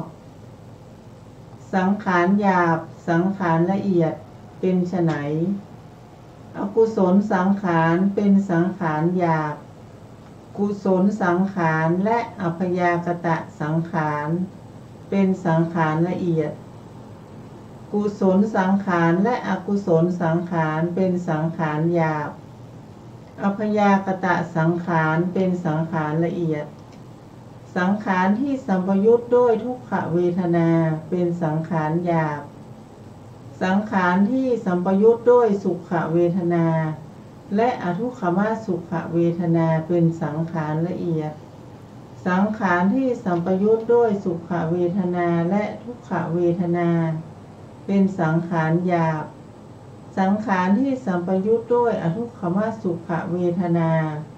เป็นสังขารละเอียดสังขารของผู้ไม่เข้าสมาบัติเป็นสังขารหยาบสังขารของผู้เข้าสมาบัติเป็นสังขารละเอียดสังขารที่เป็นอารมณ์ของอาสวะเป็นสังขารหยาบสังขารที่เป็นอารมณ์ของอาสวะเป็นสังขารละเอียดหรือพึงทราบสังขารหยาบสังขารละเอียดโดยอาศัยเทียบเคียงสังขารนั้นๆเป็นชั้นๆไปค่ะครับผมเราก็มาดูว่าสังขารภายในกับสังขารภายนอกนะครับสังขารภายในก็คือมันอยู่ในตัวเรานะครับที่เราเกิดความรู้สึกนะครับอยากทำโน่นทำนี่อันนี้มันอยู่ในภายในเราแต่สังขารภายนอกนั่นคืออะไรก็คืออยู่กับผู้อื่นไม่ใช่เรานะครับเป็นคนอื่นเป็นสัตว์อื่นอันนี้ก็เรียกว่าเป็นสังขารภายนอกกับภายในตรงที่ท่านบอกว่านะครับตรงที่ท่านบอกว่าอันซึ่งมีในตนอันนี้คือในภายในก็คือในตนถ้าเป็นภายนอกก็คือซึ่งมีภายนอกตนนะเป็นภายนอกตนนะครับเฉพาะอันเป็นอันกรรมที่สัมปยุทธ์ด้วยตัณหาทิฏฐิยึดครองอันนี้หมายความว่ายังไงนะครับก็คือหมายความว่าสังขารขันธ์เนี่ยนะครับมันมีตัณหากับทิฏฐิเนี่ยเข้ามายึดถือว่าอย่างเช่นเราทำบุญอย่างเงี้ยนะการกระทำบุญทั้งหลายนะมันเป็นกุศลก็คือตัวสังขารขันธ์ถ้าว่าโดยขันธ์เป็นสังขารขันธ์ใช่ไหมครับเราก็ไปยึดติดว่าโอ้วันนี้เราได้ใส่บาตรนะเราได้ใส่บาตรการใส่บาตรนั้นเป็นเรานะครับการใส่บาตรนั้นเป็นอัตตาของเราเนี่ยไปยึดถือว่าเรามีการใส่บาตรนะครับแล้วก็ทิฏฐิเข้าไปเห็นว่าเราใส่บาตรจริงๆนะเนี่ยไม่ใช่คนอื่นนะเป็นของเราจริงๆนะเป็นบุญของเรานะอย่างนั้นเนี่ยเข้าไปยึดถือนะครับยึดถืออะไรก็ยึดถือกุศลนั้นว่าเป็นของเราด้วยตัณหากุศลนั้นเป็นเราด้วยมานะกุศลนั้นเป็นอัตตาของเราด้วยทิฏฐินะอย่างนี้มันคือตัณหาและทิฏฐิและมานะนะครับเข้าไปยึดครองเข้าไปยึดครองสิ่งเหล่านั้นเพราะนั้นจิตเหล่านั้นมันก็เป็นอกุศลพอมันเป็นอกุศลมันก็คือเป็นจิตที่มันเป็นบาปเพราะจิตเป็นอกุศลเป็นบาปมันก็มีโทษนะครับมันก็มีโทษเมื่อมีโทษแล้วมันดับไปแล้วมันยังมีผลอีกนะมันยังมีผลทำให้เราได้รับความทุกข์ในโอกาสข้างหน้าเมื่อมันมีโอกาสให้ผลนะครับมันก็จะให้ผลเราได้นะครับเราก็จะทุกข์ทรมานกับผ วกกิเลสเหล่านั้นนะพวกตัณหาทิฏฐิมานะเหล่านั้นนะครับเป็นตัวที่เข้ามาเบียดเบียนกุศลของเรานะครับกุศลของเรานะครับอันนี้ก็เช่นเดียวกันนะครับก็มีทั้งภายในภายนอกที่เป็นไปทางตาจักขุสัมผัสสัชชาเวทนาพยานตรงนี้ก็คือเว้นไว้นะครับเว้นอะไรไว้ก็คือเว้นโสตสัมผัสสัชชาเวทนาคานะสัมผัสสัชชาเวทนาชิวหาสัมผัสสัชชาเวทนากายะสัมผัสสัชชาเวทนาแล้วก็มาต่อตรงนี้นะต่อตรงนี้ก็เป็นมโนสัมผัสสัชชาเวทนานะก็จะเป็นอย่างนี้นะครับทั้งภายในภายนอกนะครับก็จะเป็นในลักษณะอย่างนี้นะครับซึ่งสิ่งเหล่านี้มันไม่ใช่เรานะครับมันไม่ใช่เรามันไม่ใช่ของเราแล้วมันไม่ใช่อัตตาของเรามันเกิดขึ้นแล้วมันก็ดับไปแต่เราไปยึดนะเราไปยึดถือว่ามันเป็นของเรามันเป็นเรามันเป็นอัตตาของเราตรงนี้แหละนะครับที่ทำให้เราต้องเวียนว่ายตายเกิดอยู่ในอบายภูมินะครับส่วนสังขารที่เป็นสังขารที่หยาบสังขารที่ละเอียดนะท่านก็เอาเวทนามาเป็นตัวที่จะพิจารณาว่าสังขารเหล่านั้นน่ะมันเป็นสังขารที่หยาบหรือว่าสังขารที่ละเอียดนะครับ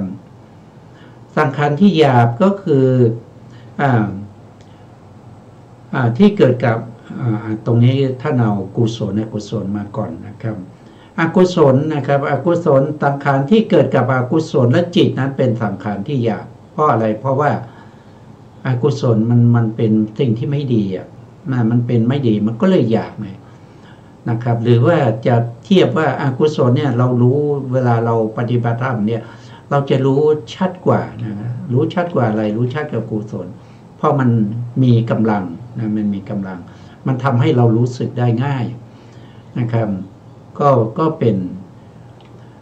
นสังขารขันธ์แบบหยาบถ้าเป็นกุศลนะครับกุศลที่เกิดกับสังขารที่เกิดร่วมกับสังขารนั้น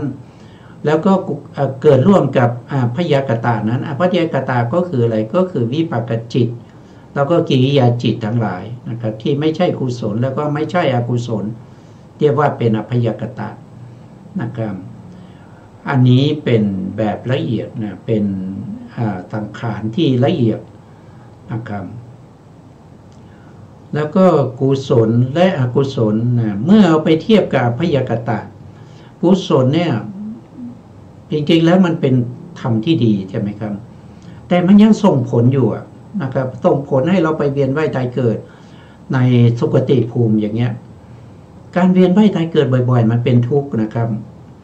การที่เราได้เกิดมาเป็นมนุษย์เพราะอะไรเพราะกุศลนะเพราะกุศลเป็นความดีนะที่เราทำไว้เนี่ยเราจึงได้มาเกิดเป็นมนุษย์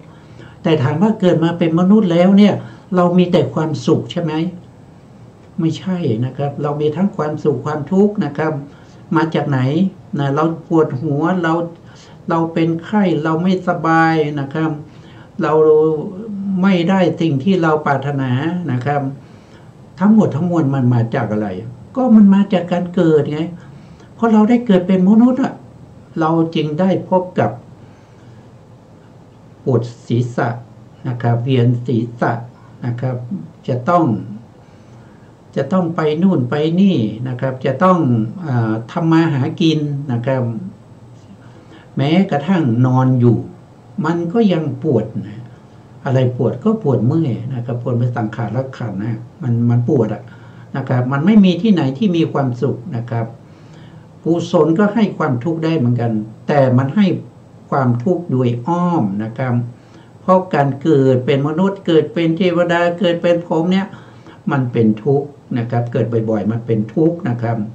อกุศลล่ะอกุศลไม่ต้องพูดถึงนะครับเพราะว่าอกุศลมันให้ผลเป็นความทุกข์อยู่แล้วนะมันเกิดในอบายอยู่แล้วไม่ต้องพูดถึงมันต้องเป็นหยาบอยู่แล้วเพราะฉะนั้นเอาอกุศลกับอกุศลรวมกันก็เป็นสังขารที่หยาบนะครับธรรมที่เกิดร่วมอยู่ในกุศลและอกุศลเนี่ยเมื่อเอามาเทียบกับพยากตะนะ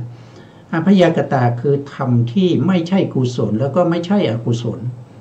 แล้วมันเป็นอะไรมันก็เป็นวิบากไงมันเป็นวิบากคือมันหมายความว่ามันให้ผลแล้วมันหมดกำลังแล้วมันสุกไปแล้วมันไม่มีโอกาสให้ผลอีกแล้วมันให้ผลแล้วมันก็ดับไปแล้วนะมันก็ดับไปแล้วมันไม่ส่งผลนะมันไม่ส่งผลเพราะฉะนั้นมันจริง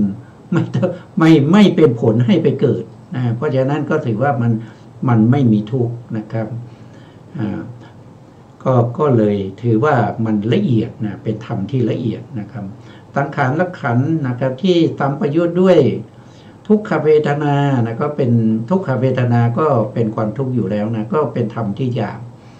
สังขารละขันธ์ที่ตามประยุทธ์ด้วยทุกขเวทนาและอทุกขมสุขเวทนาอันนี้เป็นอุเบกขานะ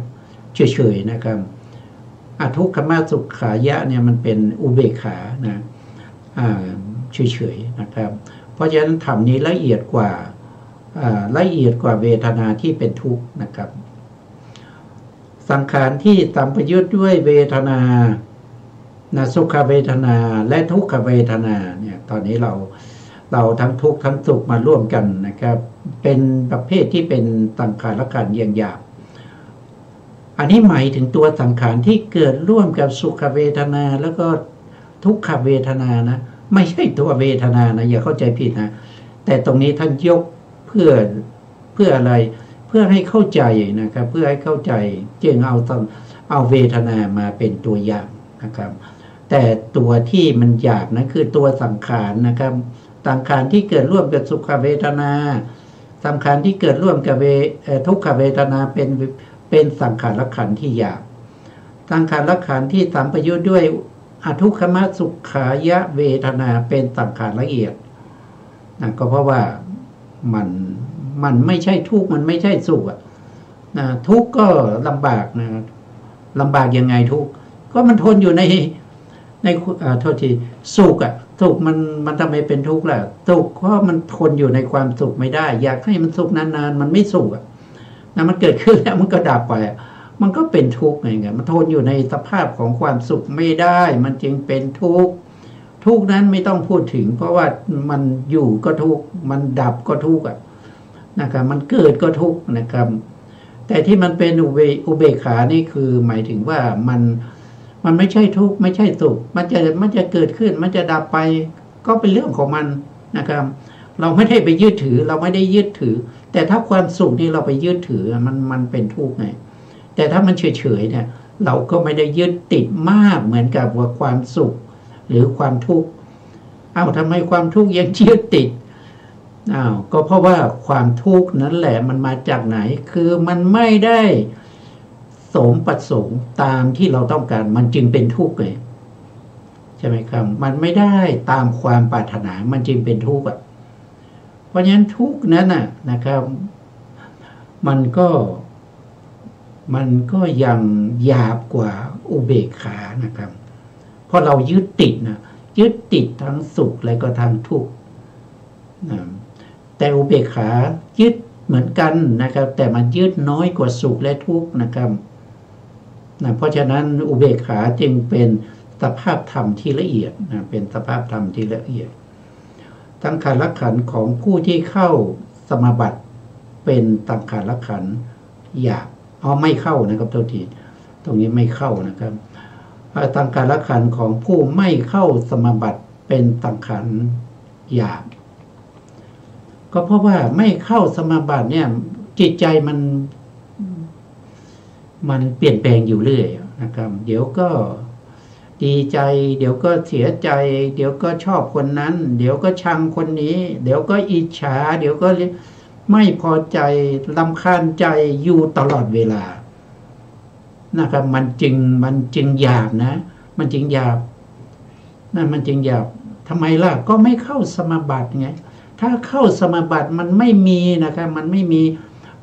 มีความชังคนนั้นชอบคนนี้เกลียดคนนั้นอิจฉาคนนั้นนะครับหรือว่าเห็นเขาดีกว่าเราก็ไม่พอใจเราดีกว่าเขาก็ดีใจอย่างเงี้ยมันจิตใจมันไม่แน่นอนนะครับเพราะฉะนั้นผู้ที่เข้าสมาบัติเนี่ยจิตมันจะตั้งมั่นอยู่ใน อยู่ในอารมณ์เดียวนะครับเป็นฌานมันจะไม่ฟุ้งไปนู่นไปนี่นะมันจะไม่มีความดีใจเสียใจในสิ่งที่ได้กระทบสัมผัสทั้งหลาย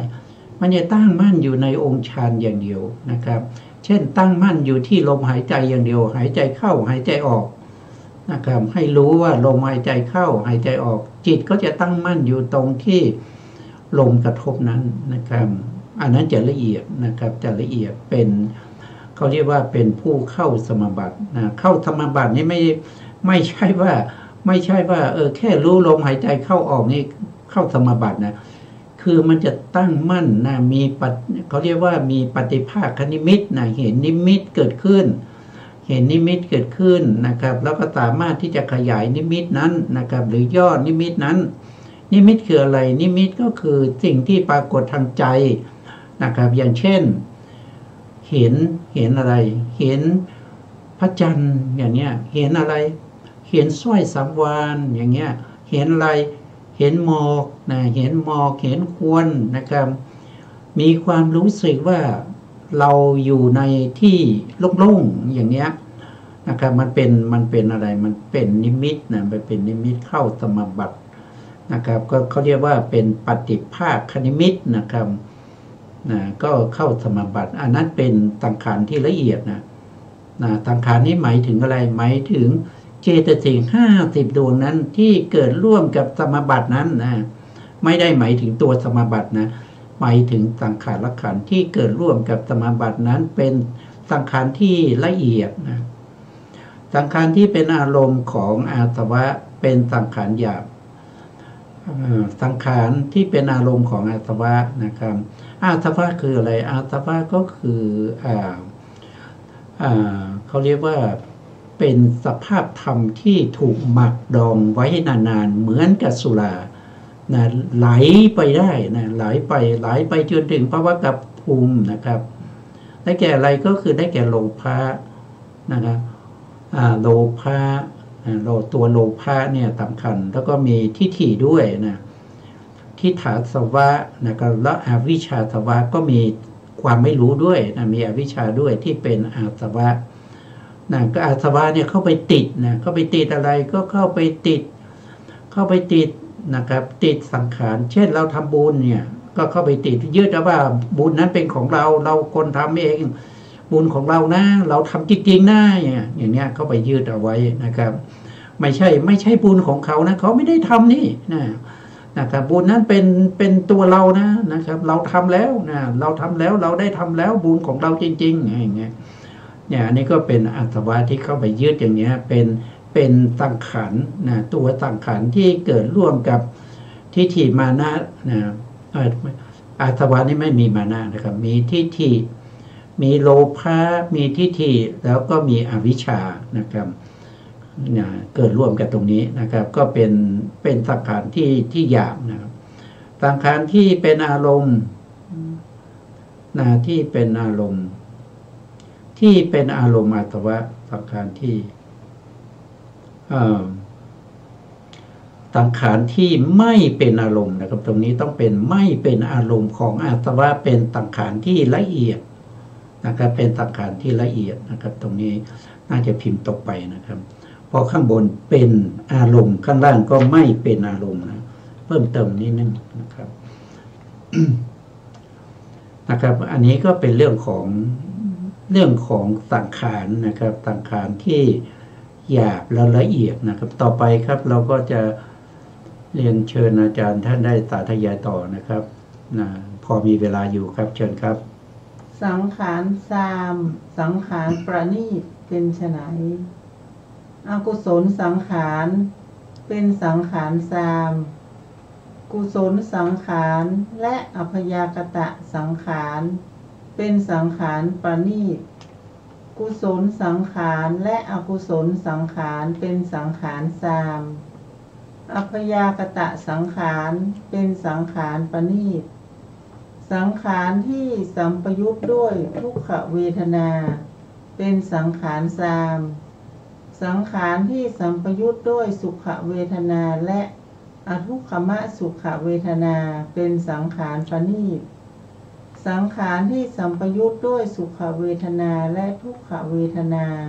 เป็นสังขารสามสังขารที่สัมปยุตด้วยอทุกขมสุขเวทนาเป็นสังขารปณีตสังขารของผู้ไม่เข้าสมาบัติเป็นสังขารสาม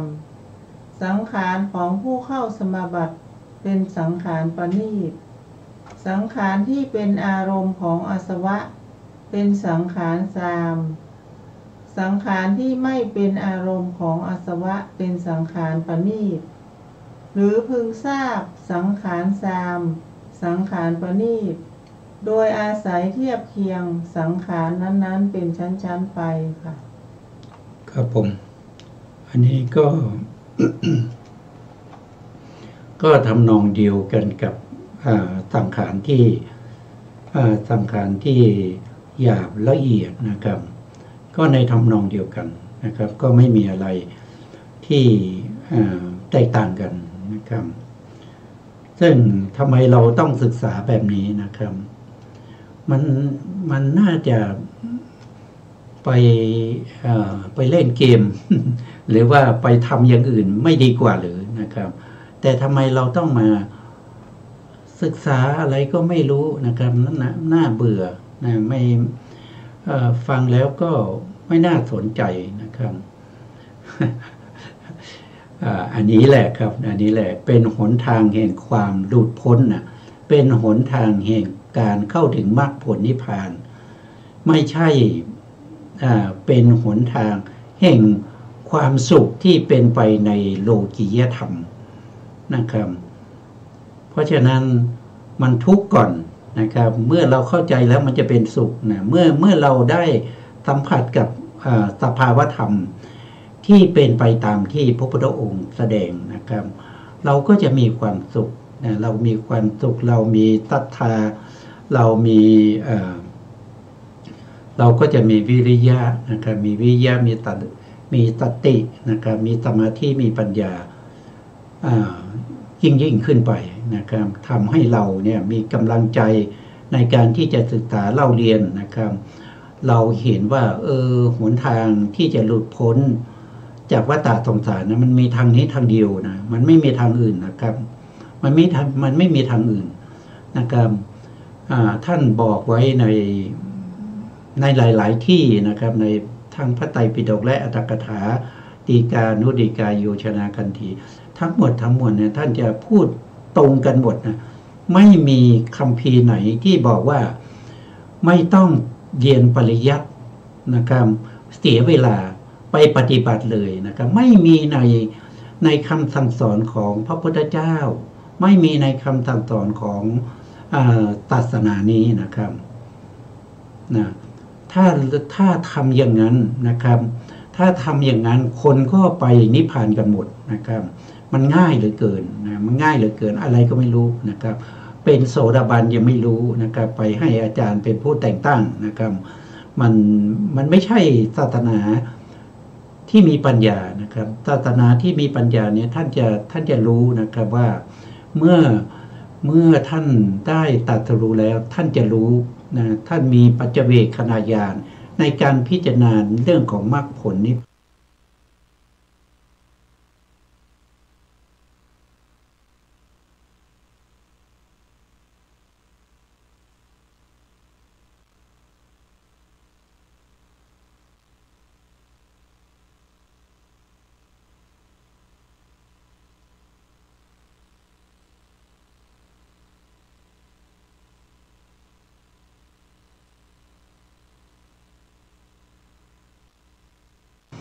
ถ้าคนที่ได้มรรคผลนิพพานจะต้องมีปัจเจเวคขณญาณทุกคนเพราะฉะนั้นจะต้องรู้ด้วยตัวเองว่าตัวเองปฏิบัติธรรม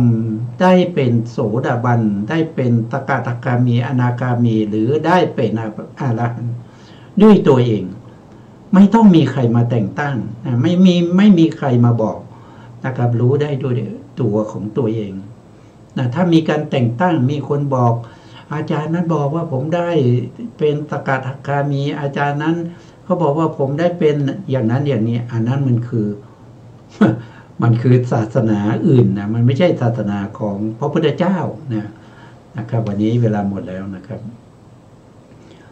สุดท้ายนี้นะครับก็ขอกราบขอบพระคุณพระครูสมุทรพิศวัตรวรกิจโจผู้อำนวยการสถานีวิทยุเพื่อการศึกษาพระพุทธศาสนาและวัฒนธรรม FM 104.5 เมกะเฮิรตซ์วัดฝายหินจังหวัดเชียงใหม่และขอกราบขอบพระคุณพระครูปริยัติยานุตาสขอบคุณท่านผู้ฟังและผู้ชมทุกท่านนะครับที่ให้เกียรติติดตามในรายการศึกษาพระสัทธรรมเพื่อการพ้นทุกข์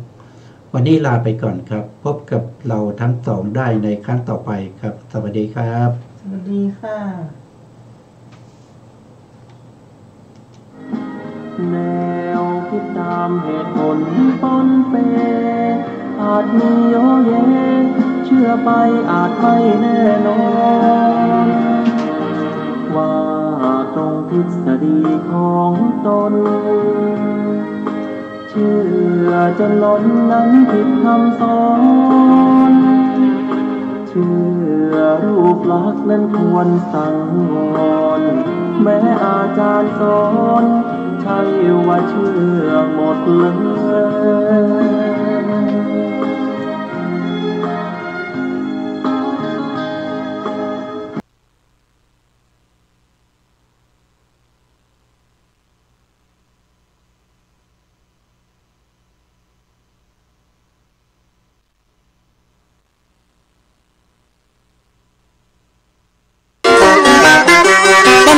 วันดาข้าบ่ปอใครตั้งวันหน้ากล้วยมาปะกันถ้าว่าวันหน้ามีการมีงานเอาจังโซนั่งถามติดต่อกันนะก็ได้หมู่เฮาจึงบ่มีปัญหาแสงเอ้ยกวนดาจะมาฮับใจจริงแลว่า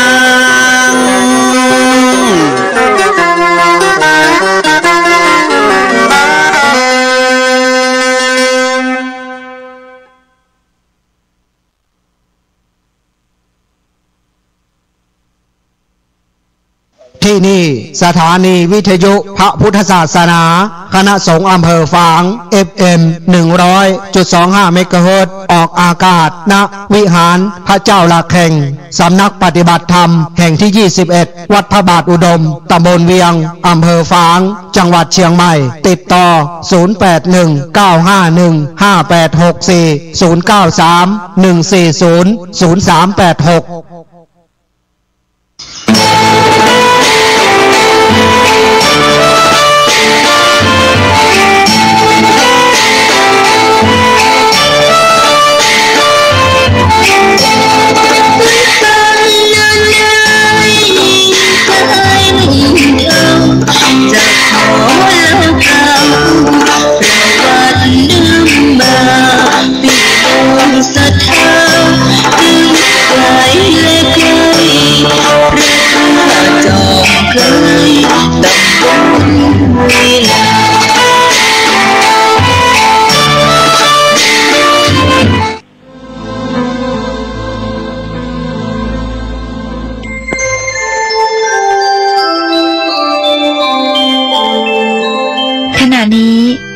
กำลังฟัง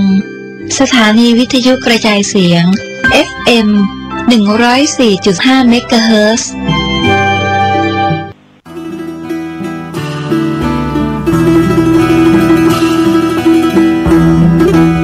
เปลวเทียนให้แสงป่าไม้แดงให้ความรู้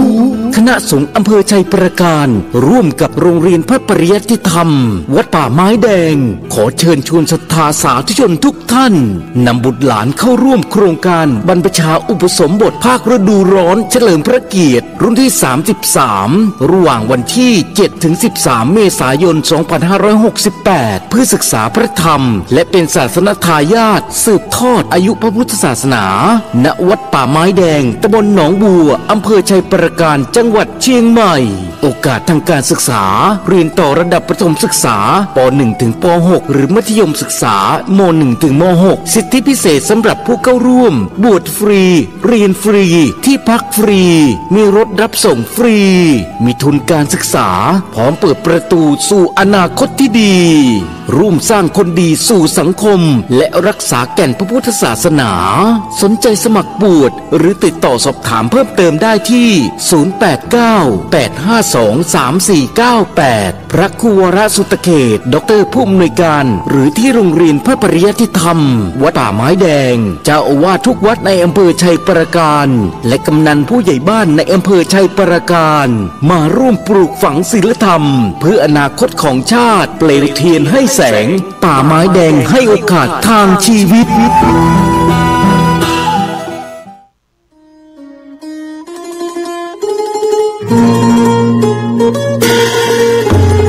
ขอเชิญร่วมงานปริวาสกรรมสืบสารงานพระศาสนาบวชเนกขมาบารมีพราหมณ์ปฏิบัติธรรมประจำปี 2568 ระหว่างวันที่ 1-10 มีนาคม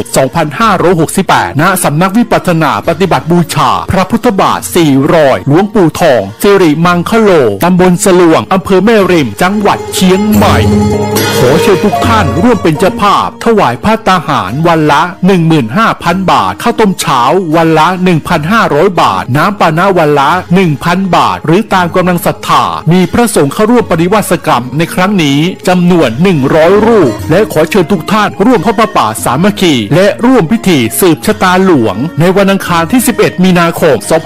2568 วัตถุประสงค์เพื่อสร้างศาลาปฏิบัติธรรมบำเพ็ญบุญและหล่อองค์ทองเหลืองพระนางจามเทวีพระสุพรรณกัลยาสมเด็จพระนเรศวรมหาราชสมเด็จพระเอกาทศรสสมเด็จพระเจ้าตากสินมหาราชปางสมาธิหน้าตัก36 นิ้วสูง41 นิ้วและขอเชิญร่วมเป็นเจ้าภาพเททองเหลืององค์ละ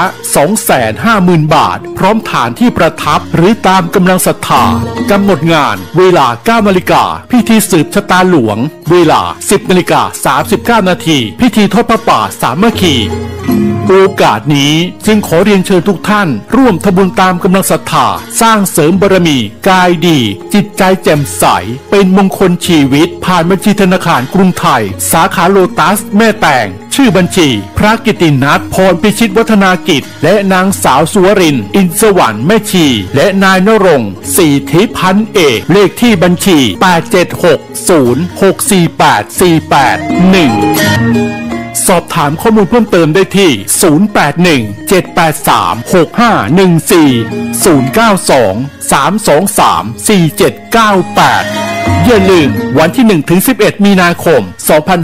2568 เชิญร่วมงานปริวาสกรรมและทำบุญทอดพระป่าสามัคคีณสำนักวิปัสสนาปฏิบัติบูชาพระพุทธบาท400หลวงปู่ทองสิริมังคโลตำบลสลวงอำเภอแม่ริมจังหวัดเชียงใหม่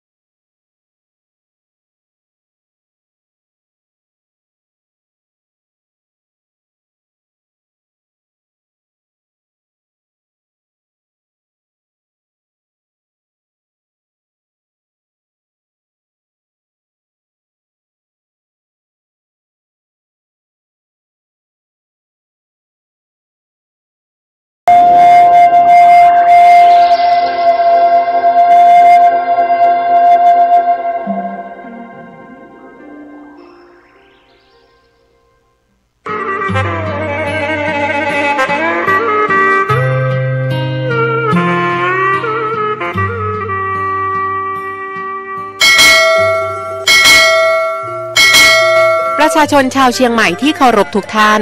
ขณะนี้จังหวัดเชียงใหม่กำลังเผชิญกับปัญหาหมอกควันและฝุ่นละออง PM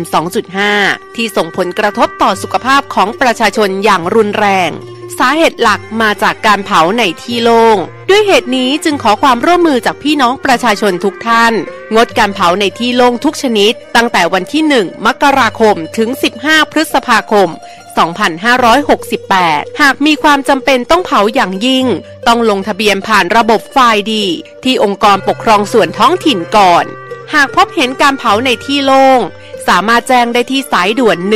191 หรือ 053-112-808 ตลอด 24 ชั่วโมงมาร่วมกันแก้ไขปัญหามลพิษทางอากาศและสร้างเชียงใหม่ให้เป็นเมืองที่น่าอยู่ด้วยความปรารถนาดีจากสมาคมวิชาชีพวิทยุโทรทัศน์ภาคประชาชนเชียงใหม่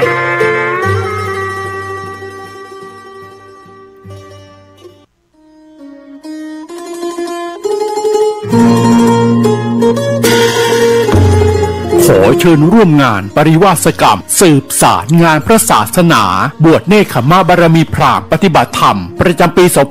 2568 ระหว่างวันที่ 1-10 มีนาคม 2568 ณ สำนักวิปัสสนาปฏิบัติบูชาพระพุทธบาท4 รอยหลวงปู่ทองสิริมังคโลตำบลสลวงอำเภอแม่ริมจังหวัดเชียงใหม่ขอเชิญทุกท่านร่วมเป็นเจ้าภาพถวายภัตตาหารวันละ 15,000 บาทข้าวต้มเช้าวันละ 1,500 บาทน้ำปานะวันละ 1,000 บาทหรือตามกำลังศรัทธามีพระสงฆ์เข้าร่วมปฏิวัติกรรมในครั้งนี้จำนวน100 รูปและขอเชิญทุกท่านร่วมทอดผ้าป่าสามัคคีและร่วมพิธีสืบชะตาหลวงในวันอังคารที่ 11 มีนาคม 2568 วัตถุประสงค์เพื่อสร้างศาลาปฏิบัติธรรมบำเพ็ญบุญและหล่อองค์ทองเหลืองพระนางจามเทวีพระสุพรรณกัลยาสมเด็จพระนเรศวรมหาราชสมเด็จพระเอกาทศรสสมเด็จพระเจ้าตากสินมหาราชปางสมาธิหน้าตัก36 นิ้วสูง41 นิ้วและขอเชิญร่วมเป็นเจ้าภาพเททองเหลืององค์ละ 250,000 บาทพร้อมฐานที่ประทับหรือตามกำลังศรัทธากำหนดงานเวลา 9 นาฬิกาพิธีสืบชะตาหลวงเวลา 10 นาฬิกา 39 นาทีพิธีทอดผ้าป่าสามัคคีโอกาสนี้จึงขอเรียนเชิญทุกท่านร่วมทำบุญตามกำลังศรัทธาสร้างเสริมบารมีกายดีจิตใจแจ่มใสเป็นมงคลชีวิตผ่านบัญชีธนาคารกรุงไทยสาขาโลตัสแม่แตงชื่อบัญชีพระกิตินัทพรพิชิตวัฒนากิจและนางสาวสุวรินทร์อินสวรรค์แม่ชีและนายนรงค์ศรีทิพันธ์เอกเลขที่บัญชี 876064848 1สอบถามข้อมูลเพิ่มเติมได้ที่ 081-783-6514-092-323-4798 อย่าลืมวันที่ 1-11 มีนาคม 2568 เชิญร่วมงานปริวาสกรรมและทำบุญทอดผ้าป่าสามัคคีณสำนักวิปัสสนาปฏิบัติบูชาพระพุทธบาท4 รอยหลวงปู่ทองสิริมังคโลตำบลสลวงอำเภอแม่ริมจังหวัดเชียงใหม่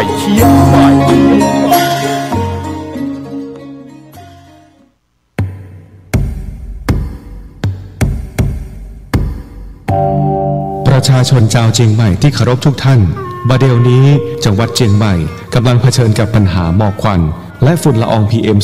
2.5 ที่ส่งผลกระทบต่อสุขภาพของประชาชนอย่างรุนแรงสาเหตุหลักมาจากการเผาในที่โล่งด้วยเหตุนี้จึงขอความร่วมมือจากพี่น้องประชาชนทุกท่านงดการเผาในที่โล่งทุกชนิดตั้งแต่วันที่ 1 มกราคมถึง 15 พฤษภาคม 2568 หากมีความจำเป็นต้องเผาอย่างยิ่งต้องลงทะเบียนผ่านระบบไฟล์ดีที่องค์กรปกครองส่วนท้องถิ่นก่อนหากพบเห็นการเผาในที่โล่งสามารถแจ้งได้ที่สายด่วน 191 หรือ 053-112-808 ตลอด 24 ชั่วโมงมาร่วมกันแก้ไขปัญหามลพิษทางอากาศและสร้างเชียงใหม่ให้เป็นเมืองที่น่าอยู่ด้วยความปรารถนาดีจากสมาคมวิชาชีพวิทยุโทรทัศน์ภาคประชาชนเชียงใหม่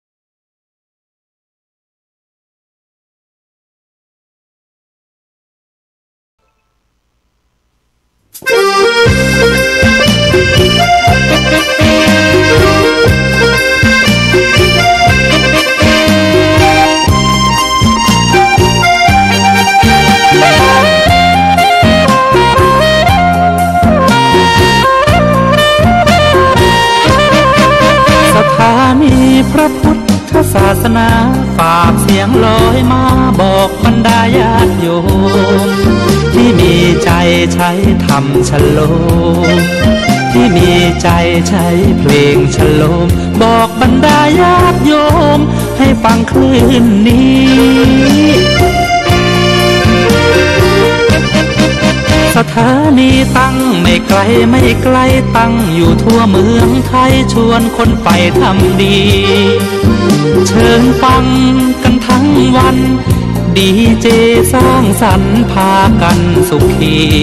ใครอยากฟังธรรมเชิญทางนี้ใครอยากฟังธรรมเชิญทางนี้หรืออยากฟังเพลงดีๆเปิดคืนนี้นะคุณสถานีพระพุทธศาสนาฝากเพลงลอยมาย้ำชาวพุทธสร้างบุญธรรมะจะติดตามตัวคุณธรรมะจะชี้นำใจคุณพิสุสงฆ์ท่านหนุนไว้ให้คุณมาสร้างสถานีที่ล้ำค่าชี้นำธรรมะเพิ่มปัญญาแตกฉานสอบถามธรรมะข้อใดเชิญลองถามไทยเรื่องที่อยากถามมีธรรมสลับกับเพลงเพราะมีธรรมสลับกับเพลงเพราะและดีเจชอละไว้เป็นเพื่อนคุณ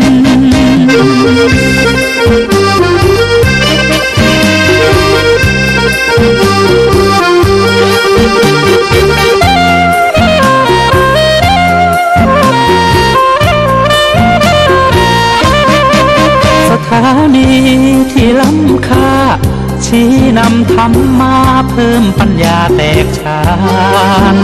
สอบถามธรรมะข้อใดเชิญลองถามไทยเรื่องที่อยากถามมีธรรมสลับกับเพลงเพราะมีธรรมสลับกับเพลงเพราะและดีเจชอละไว้เป็นเพื่อนคุณ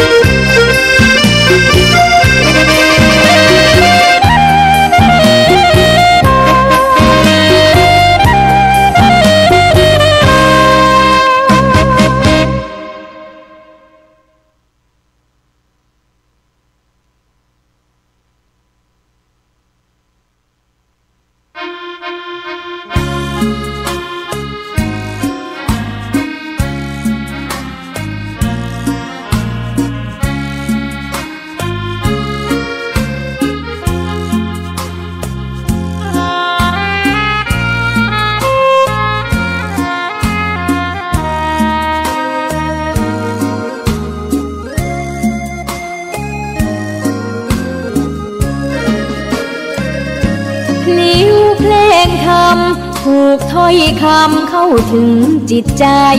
ฟังรายการวิทยุเสียงใสส่งถึงใจไปสู่ปลายนาสารธรรมน้อมนำมองพระศาสดาบอกผู้คนทั่วลาหันมาเข้าวัดฟังธรรมคลื่นเสียงนี้เป็นคลื่นธรรมะจากใจส่งถึงบ้านไกลบ้านไกลฟังได้สุขใจล้ำยามดึกดื่นค่ำคืนมีงานต้องทำเป็นคลื่นสารธรรมเน้นย้ำธรรมะเพื่อนใจเสียงคลื่นธรรมบอกหลักธรรมให้คลายความเหงาฟังเสียงธรรมะเบาเบาบอกเล่าถึงคนบ้านไกลสื่อธรรมะบอกละละวางด้วยใจสื่อไปถึงสวงในเข้าใจหลักธรรมหลักดีพลิ้วเพลงธรรม ผูกสัมพันธ์จิตใจร่าเริงฟังสาระธรรมะบันเทิงรื่นเริงในชีวิตยามวันว่างเดินทางไปเยี่ยมสถานีนัดพบกันน้องพี่วันนี้วันดีวันเสาร์สวดมนต์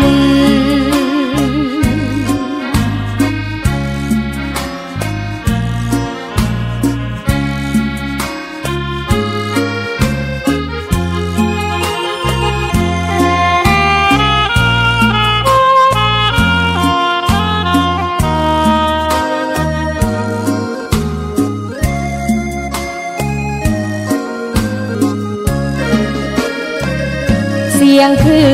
นธรรมบอกหลักธรรมให้คลายความเหงาฟังเสียงธรรมะเบาเบา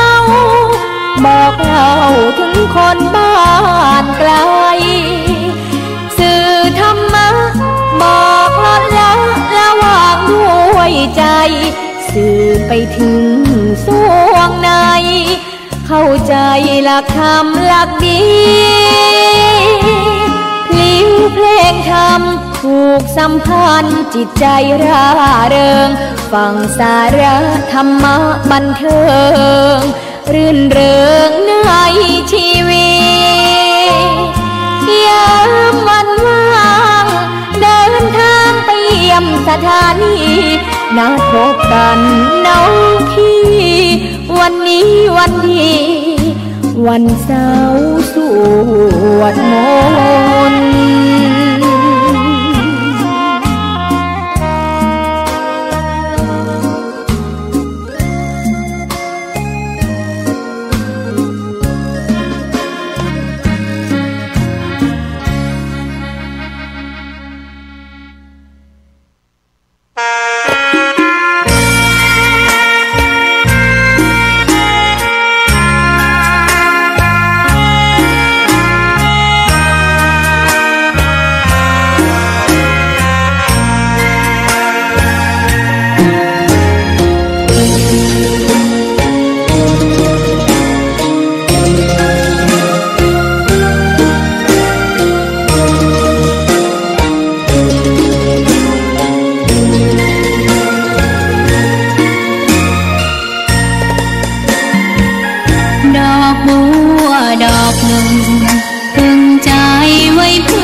บูชา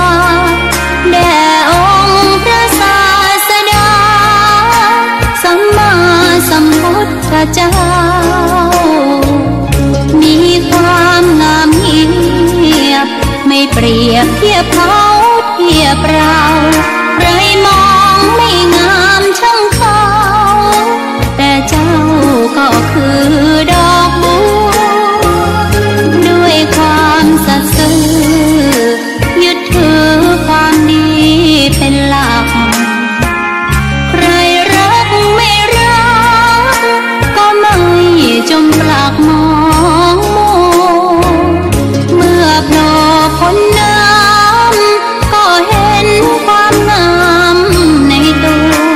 ไม่ยึดติดในตมชั่ว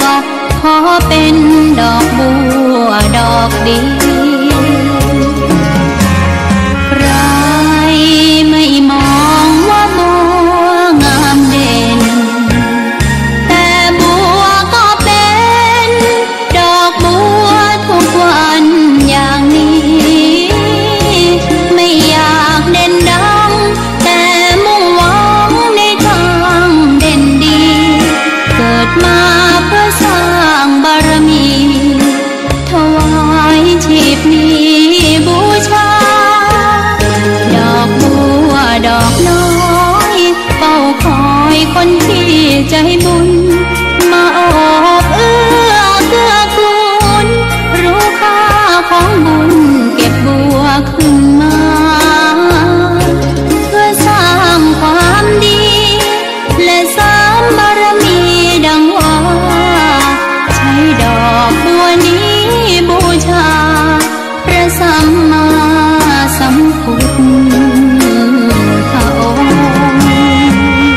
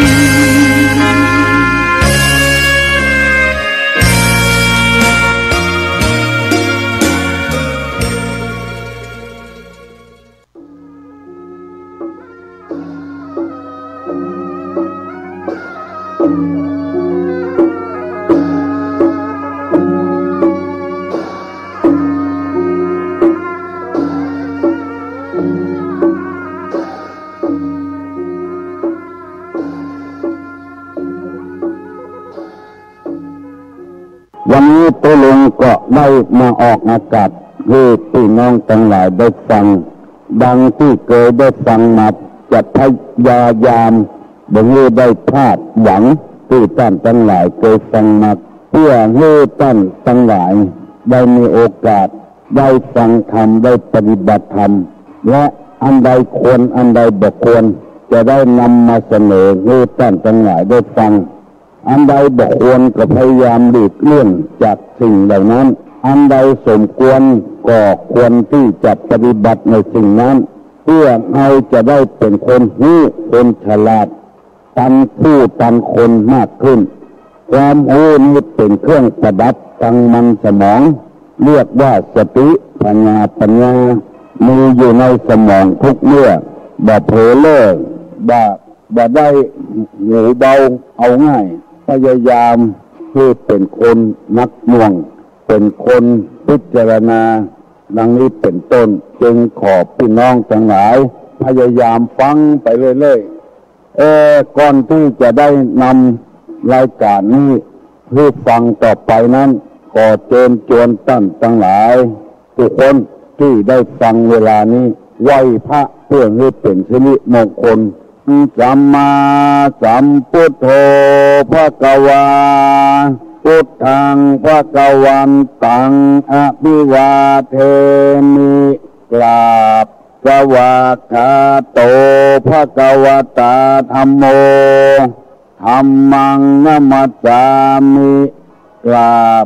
สุปฏิปันโนภควโตสาวกสังโฆสังฆังนะมามิกราบอันธรรมยังพุทธัสสะภควโตบุพาภคนะมัตตลังกะโลมาเสนะโมตัสสะภะคะวะโต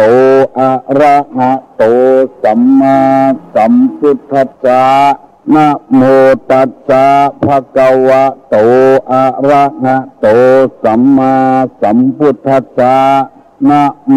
ตัสสะภะคะวะโตอะระหะโตสัมมาสัมพุทธัสสะพุทธังสรณังกัจฉามิธัมมังสรณังกัจฉามิสังฆังสรณังกัจฉามิตุติยัมปิพุทธังสรณังกัจฉามิตุติยัมปิธัมมังสรณังกัจฉามิตุติยัมปิสังฆังสรณังกัจฉามิตติยัมปิพุทธังสรณังกัจฉามิตติยัมปิธัมมังสรณังกัจฉามิตติยัมปิสังฆังสรณังกัจฉามิอิติปิโสภะคะวะอะระหังสัมมาสัมพุทโธวิชชาจารณะสัมปันโนสุขโสโลกวิทูอนุตตโลปุริสาธรรมสารถิสถาเทวะมนุษย์สานังพุทโธภควาติสวาขาโตภควตาธัมโมสันติทิโกอากาลิโกเอหิปัสสิโกโอปนะยิโกปัจจัตตังเวทิตัพโพวิญโยหิติสุปฏิปันโนภควโตสาวกสังโฆอุจุปฏิปันโนภควโตสาวกสังโฆญาณปฏิปันโนภควโตสาวกสังโฆสามิจิปฏิปันโนภควโตสาวกสังโฆญะติตังจัตตาลิปุริสายุคานิอัฏฐาปุริสาบุคลาเอสะภควโตสาวกสังโฆอาหุไนโยสาหุไนโยกัคขิไนโยอัญจลิกาลนิโยอนุตตะลังป ปุญญเขตังโลกัสสาติกราบหนึ่งกราบสองกราบสามได้เป็นสิริมงคลแล้วได้ว่าได้ไหว้พระพุทธธรรมพระสงฆ์พระพุทธเจ้าเป็นเชื้อชาติมหากษัตริย์จะครองราชสมบัติอยู่หันแล้วมีพร้อมหมดบักขาดแคลนอันใดหนีออกบวชเพื่อแสวงหาโมกขธรรมจนได้ตรัสรู้อันนี้คุณของพระพุทธเจ้าเรียกว่าพระปัญญาคุณล้ำเลิศหาที่สุดที่เสี่ยงบ่ได้ผู้ใดได้ไหว้พระพุทธเจ้าด้วยปัญญาคุณเพราะว่าสร้างความสุขให้แก่คนทั้งหลายสุขที่ว่านี้คือสุขด้วยความจริงสุขที่เราได้กันตึงวันเช่นแต่งเฮบินกา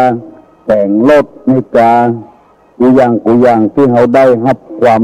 สุขนี้มันเป็นความสะดวกสบายมันแบบเจ้าความสุขแต่บางทีก็เป็นอันตรายกับตัวโดยได้ยินข่าวเฮบินตกไม่หมดคนอยู่ในเฮบินไม่เหลือสักคนลดความคนเจ็บคนป่วยกัน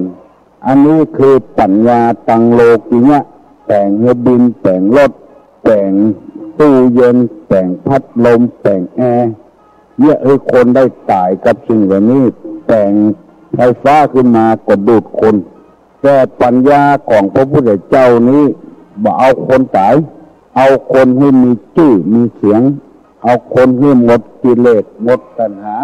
หมดการทะเลาะวิวาทซึ่งกันและกันสองพระพุทธเจ้าเป็นผู้บริสุทธิ์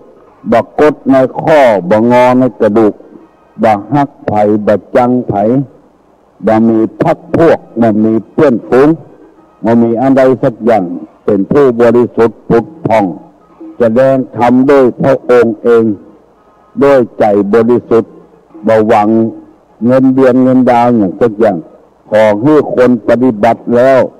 มีความสุขพระองค์ก็พอใจแล้วสามมีมหากรุณาธิคุณธรรมะที่พระองค์แสวงหามาตรัสรู้แล้วแทนที่จะมาเขียนเป็นหนังสือเป็นเล่มเอาขายกันเอาเงินมาใจมาสอยพระองค์ก็บอกเอาซึ่งมันตรงกันข้ามกับบเดียว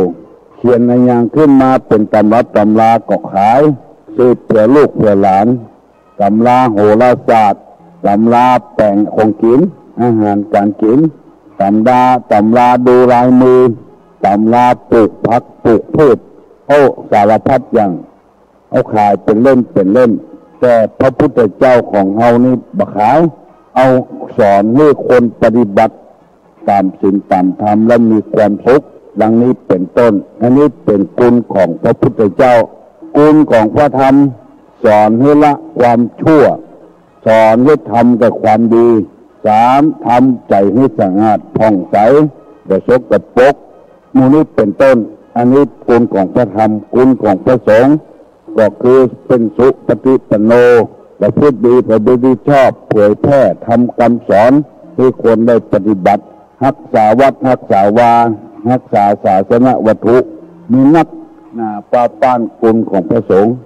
เฮาได้ไหวหมู่นี้เรียกว่าเป็นสิ่งศักดิ์สิทธิ์เพราะว่าหาได้ยากที่จะมาสอนกันจะสอนอย่างที่คำสอนของพระพุทธเจ้าส่วนมากจะสอนวิชางานวิชาที่จะบุกกันตีกันเนี่ยให้การเข็นฆ่ากันอย่างนี้เป็นต้นวันนี้ตู้ลุงจะได้นำเอาสุภาษิตของคนโบราณเป็นว่าเนี่ยให้เป็นฮักยากนักจักหวังเนี่ยให้เป็นจังกำเดียวก็ได้กำเดียวก็ได้อันนี้เป็นสุภาษิตของคนโบราณเฮาจะให้เป็นฮักให้เป็นชอบมันยากนักจักหวังไว้เป็นไอ้ยังก็ตามอย่าไปหวังว่าได้คุณงามความดีกับคนนั้นคนนี้อย่าไปหวังทำความดีไปเรื่อยๆแต่มันบ่ได้กับคนอื่นก็ได้กับตัวเฮาบ่มีอันตรายอย่างสักอย่างเฮาทำความดีจะไปหวังว่าเนี่ยแล้วทำดีบ่ได้ดีความจริงมันก็ได้ดีแต่เฮาไปมุ่งหวังให้คนอื่นหันความดีของเฮาต้องพอตัวเฮาพอความดีตัวเฮา มันจึงบังเกิดผลตัวลงแค่นำเอาเรื่องส่วนตัวมาอู้ให้ฟังปั้มเป็นความดีไว้เทศค่อยบ้านค่อยเมืองทางภาคเหนือ8 จังหวัดเฮาบ่วางคนอื่นได้สรรเสริญเฮาฮู้ตัวเก่าเฮาเวลาเจ็บป่วยเข้าโรงพยาบาลหมอเพิ่นก็พอให้ฟรีรับพยาบาลฟรีบ่ต้องไปเสี่ยงเงินเสี่ยงทองอย่างนั้นบางสิ่งบางอย่างถ้ามันเป็นอุปกรณ์นี่ก็ต้องเสี่ยงนี่เพิ่นแต่ว่าถ้าบ่ใช่อุปกรณ์ธรรมดานี่ก็เป็นเนี่ยนี่บ่ได้อันนี้เป็นความดีของเฮาที่เฮาต้องเป็นมาสถานะบุญทั้งหลายก็ม่วนใจเตยดีใจเตยลูกหลานเล่นก็บ่ต้องไปทุกข์ใจเตยดีเพื่อลูกเพื่อหลานถ้าเฮาบ่ปั้มเป็นความดีอย่างใดก็จะต้องเสี่ยงเงินเสี่ยงทองโรคอย่างที่ตุลุงเป็นนี่เป็นโรคที่เสี่ยงเงินเสียทองนักอันนี้คือความดีที่ทำไว้เป็นข้าราชการบ้านเมืองเป็นทหารเป็นตำรวจเป็นครูบาอาจารย์เป็นคนลดให้อันนี้คือความดีที่เราทำไว้ก็ประการที่สองเบิ้ลน้องหันความดีของเราให้ปริญญาอย่างนี้แก่เราโดยที่เราบ่ต้องไปนั่งเรียนวันค่ำมีฐานะสามารถที่จะมาบรรยายที่นี้ได้อันนี้เนี่ยให้เป็นฮักนักจากหวังเราจะไปหวังให้คนอื่นฮักเราแต่งเราให้เราฮักตัวเก่าพอตัวเก่ามันต้องดีไปคนเดียวมันอยู่ก็มีคนชวนไปหั่นไปนี่ไปทำการทำงานบางคนจบโรงเรียนมาแล้วได้4 ปี 5 ปีแล้วบ่ได้ทำงานไปฮอดบ่เดียวบางคนนี่ยังบ่ทันจบเพื่อเป็นจองไว้แล้วอันนี้คือความดีที่เราทำไว้จะไปหวังให้คนอื่นหันเนี่ยให้เป็นจังกำเดียวก็ได้จะบ้าให้เป็นก็ได้จะพอให้พอเอาก็ได้เป็นแต่จังหัวจะตกจะงานคำเดียวสลิดบดีคำเดียวเป็นกระจังละอันนี้เป็นกรรมโบราณคือหมายความว่าทำความชั่วเนี่ยทำได้ง่ายความดีก็ทำได้ง่ายพยายามทำคุณงามความดีไปวันนี้ตู้ลุงจะนำเอากรรมที่ว่ามิตรเทียมไม่จะมิตรแท้มาเสนอแต่มันมีหลายในเนี้ยนะแต่ว่าก็เอามาว่าให้ฟังแล้วว่าลักษณะเพื่อนที่บัดแท้นั้นไปคบหากับศัตรูของเพื่อนมิตรของเพื่อนบ่คบไปคบกับศัตรูของเพื่อน2บ่คบมิตรของเพื่อน3ห้ามคนที่ต้องการสรรเสริญของเพื่อนอวดอย่างกับเพื่อนกระผมบัดนี้อวดเนี่ยที่สรรเสริญคนที่ด่าเพื่อนอันนี้บัดใจมิตรแท้บัดใจเพื่อนแท้บัดคบจะไปคบมันคบไปตกลมตกจมวันนี้มีแถมละลักษณะของเพื่อนที่บัดแท้แถมมีแถม4 อย่าง1บอกความลับให้แก่เพื่อน2บัดไม่ช่วยปกปิดความลับของเพื่อน3ไม่สรรเสริญการกระทำของเพื่อน4ไม่สรรเสริญปัญญาของเพื่อนคำว่าเพื่อนนี่ก็หมายถึงเฮาพูดกันง่ายๆว่าไม่บอกความลับแก่เพื่อนคือบอกความลับให้เฮาเนี่ยปกปิดความลับเนี่ยอันนี้ก็ให้ระวังไว้มีหลายมันคบแท้ก็บ่ได้คนจะถามมากับไผมากับเพื่อนอาจารย์นะมากับหมอนั้นหมอนี้ก็บอกบอกความลับไม่บอกความลับแก่เพื่อนความลับความนี้บอกตีลูกตีตาไปเห็นอันนี้บัดใจคนที่จะมาสัมมาคารวะเฮาแท้แล้วก็บัดใจคนที่จะเคารพนับถือเฮาแท้มีได้ตัวไหนมหาบุรีเนี่ยแต่ซึ่งเฮาก็บ่ใครฮู้เฮาใครได้ฮู้ว่าได้เป็นพันก็ได้เป็นร้อยก็แต่ว่าได้มหาบุรีเนี่ยถ้าเฮาใครฮู้อย่างนี้เฮาก็บ่ถามแต่ว่าเพื่อนบอกคนใดว่าจะมานี่ก็แสดงว่าเป็นข้อที่1ละไม่บอกความลับแก่เพื่อนตัวเฮาฮู้ตัวคำว่าเพื่อนนี่ก็คือหมายถึงตัวเฮานะคบกันมาเป็นไปได้ดีว่าเนี่ยกินข้าวกันอย่างผักไม้ใส่เกลืออย่างเนี่ยเดี๋ยวว่าแกงแค่ก็เป็นใจแกงผักกาดก็เป็นใจผักกาดจ้อก็เป็นใจผักกุ่มยำก็เป็นใจผักไม้ใส่เกลืออย่างว่าอีกละ 2. ไม่ช่วยปกปิดความลับของเพื่อนเฮามีความลับความลี้ไอ้อย่างในแบบปกปิดไปเปิดเผยความลับของเฮาเหี่ยหมดอันนี้ก็อย่าไปคบถ้าคบไปแล้วมีหวังล่มจมไม่ช่วยปกปิดความลับของเพื่อนข้อหนึ่งว่าไม่บอกความลับให้แก่เพื่อน 2. ไม่ช่วยปกปิดความลับของเพื่อนความลับความลี้มีจะได้บ่ปกบ่ปิดเอาไปเผยให้คนอื่นหูหมดเพื่อเขาก็กินแหนงเหมือนกันเขาอู้ฟังแล้วโอ้กินแหนงได้อู้เงาเพื่อวันหลังเอาไปอู้เห็นแล้วบ่ปกปิดความลับอันเนี้ยนี่ตัวลุงก็เคยโดนมาแล้วปางนี่คนที่มันเอาไปอู้เนี่ยมันจังเอาแถมเนี่ยเขาก็นึกว่ามันเป็นคนดีมันเก็บเอาขวัญเอาเข้าเอาไว้มันบ่เป็นอย่างนั้น 3. บัสรรเสริญการกระทำของเพื่อนเฮาเนี่ยดีไอ้อย่างมันบัสรรเสริญมันใส่ร้ายไป4ตัวแถมที่ว่าต่อหน้าสรรเสริญรับหลังตั้งนินทาเนี่ยไม่สรรเสริญการกระทำของเพื่อนข้อ 4. ไม่สรรเสริญปัญญาของเพื่อนปัญญาก็คือความรู้ความฉลาดบัญยกย่องเขาไผ่ทำก็ได้อย่างนี้เป็นต้นสมมติว่าเป็นเลือกผู้แทนกันเอาว่าพรรคนี้ดีไผ่ทำก็ได้มันมีเงินอยู่แล้วอย่างนี้เป็นต้นเขามีทำนักมีทำหลายเรื่องหลายราวเพื่อพิจารณาเอาเอง1. ไม่บอกความลับให้แก่เพื่อนคำว่าเพื่อนในกลุ่มเฮานะหมายความว่าไม่บอกความลับให้แก่เรา 2. ไม่ช่วยปกปิดความลับของเฮา 3. ไม่สรรเสริญการกระทำของเรา 4. ไม่สรรเสริญปัญญาของเราอันนี้ลองสังเกตจะเถอะบัดใจมิตรแท้เป็นจับบอกความลับความดีให้แก่เฮาแล้วก็ช่วยปกปิดความลับของเฮาแล้วก็สรรเสริญการกระทำของเฮายกย่องแล้วก็สรรเสริญปัญญาของเฮาอันนี้คือมิตรแท้ควรจะคบหาสมาคมอันที่บัดแท้นะคบเพื่อหวังผลประโยชน์นั้นอันนี้พยายามคนเฮาอยู่คนเดียวบ่ได้อยู่คนเดียวบ่ได้จะต้องมีเพื่อนมีฝูงเพราะฉะนั้นบางคนที่บ่ได้ฟังธรรมะจึงลืมไปจึงเอาดีเนี่ยคนเดียวเอาเด่นเนี่ยคนเดียวทั้งที่ว่าดีคนเดียวเด่นคนเดียวมันบ่ได้ประโยชน์อะไรอย่างต้องดีร่วมกันดีคนเดียวอยู่คนเดียวบ่ได้เอากันง่ายๆว่ารับตาขึ้นไปเป็นตายหมดเหลือก็เอาคนเดียวนี่เขาจะอยู่ม่วนแหละเขาก็ต้องอาศัยคนอื่นเข้าก็อาศัยจากเจ้านาพักก็อาศัยจากเจ้าสวนกินป่าอาหารก็อาศัยจากเกษตรกรที่เลี้ยงหมูเลี้ยงเป็ดเลี้ยงไก่เลี้ยงงัวเลี้ยงควายแล้วเฮาคนเดียวอย่างเนี้ยอย่างได้ทองคำเป็นตู้เอาไปอย่างเอาไปขายไผ่ก็มีไผ่ซื้อ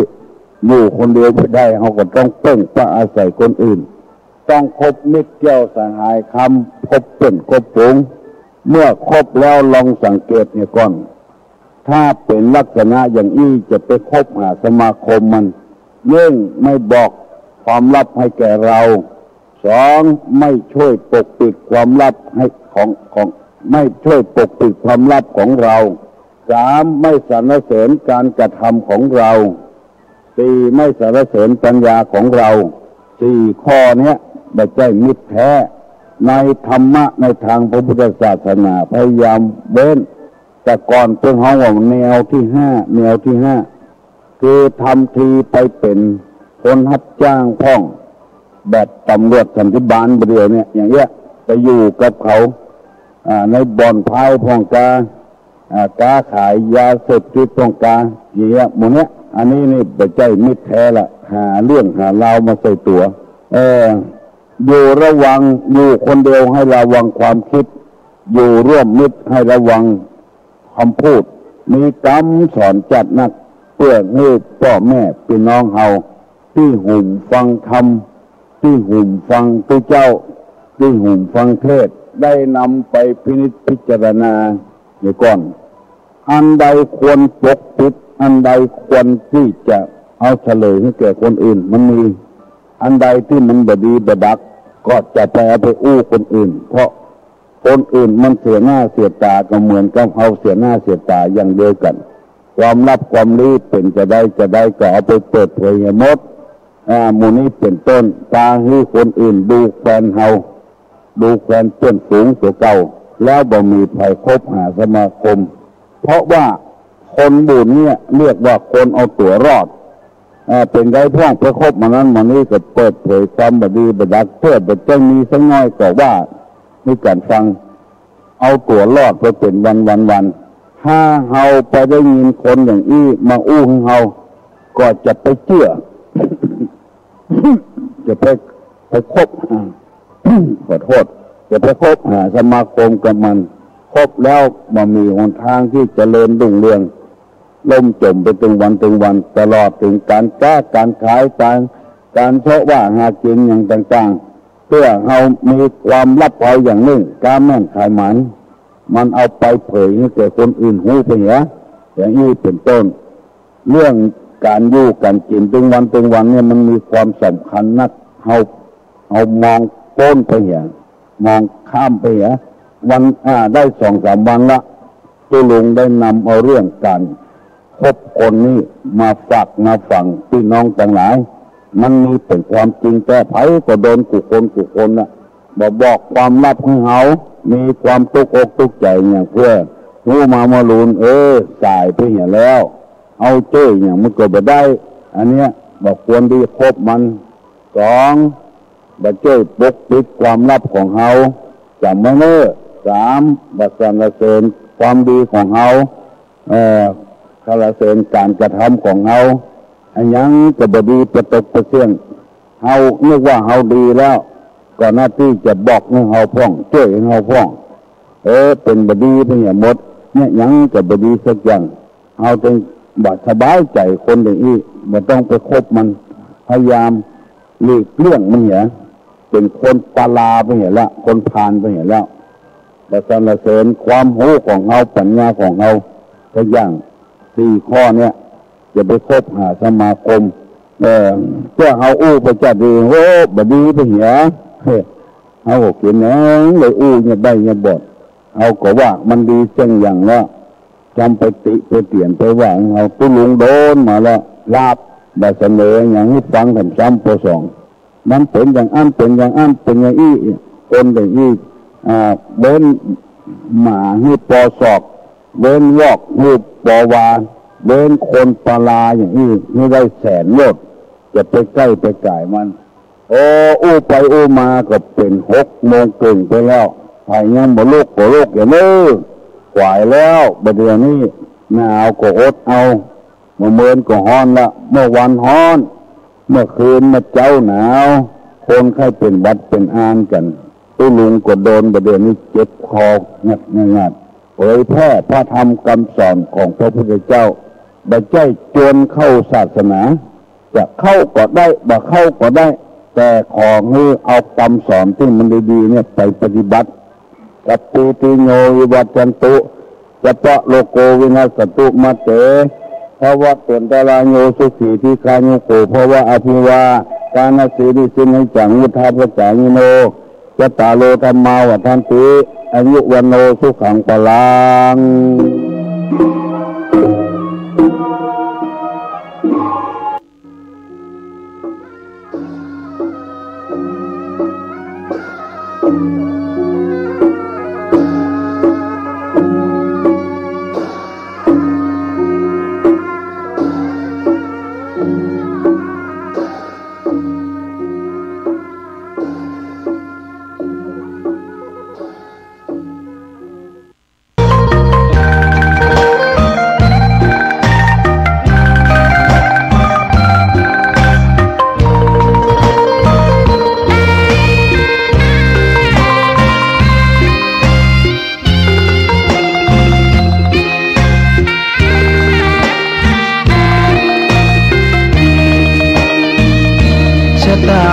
ฟ้าหรือบารมีชักนำถึงอยู่แสนไกลล้ำ พระธรรมไม่มีมองไม่ฟ้าเพียงดินยังทวินฝันไปเข้าดงขมิ้นเมื่อใดอิ่มอกอิ่มใจเสมอสายทางคนดีใจน้อมอธิษฐานบารมีสิ่งดีที่ได้พบเจอเห็นชายผ้าเหลืองทุกวันฝันเพ้ออยากบวชจริงละเมอเข้าวัดบ้านคงเป็นบุญที่เคยเป็นทุนสร้างมารักผ้าเหลืองดังว่าปรารถนายึดมั่นอยากบวชทุกทีผ้าเหลืองผืนนี้ผูกพันอยู่ในใจทุกวันใฝ่ฝันถึงผ้าเหลืองกายวาจาใจสัญญาว่าไม่เสื่อมคลายหัวใจมุ่งหมายหนึ่งไม่มีอะไรมากันให้คุณคืนศรัทธาผ้าเหลืองบวชเป็นเรื่องใหญ่เราวันรอคอยเข้าโบสถ์ได้บวชเสียทีเป็นคนสุขเต็มที่ทำรอยความดีพระพุทธเจ้าไม่ลืมบุญคุณพ่อแม่การุณเลี้ยงเราผ้าเหลืองห่มกายคลายเศร้าพ่อเราแม่เราศรัทธาสุขใจจริงๆเป็นชายแต่หัวใจสิงพูดจริงทำจริงทุกครา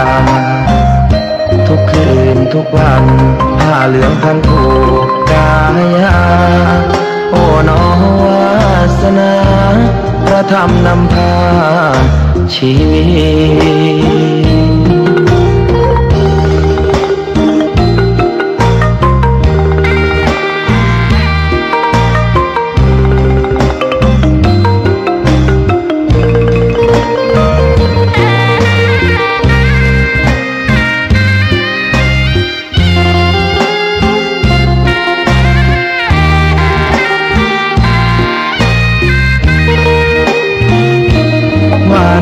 รอคอย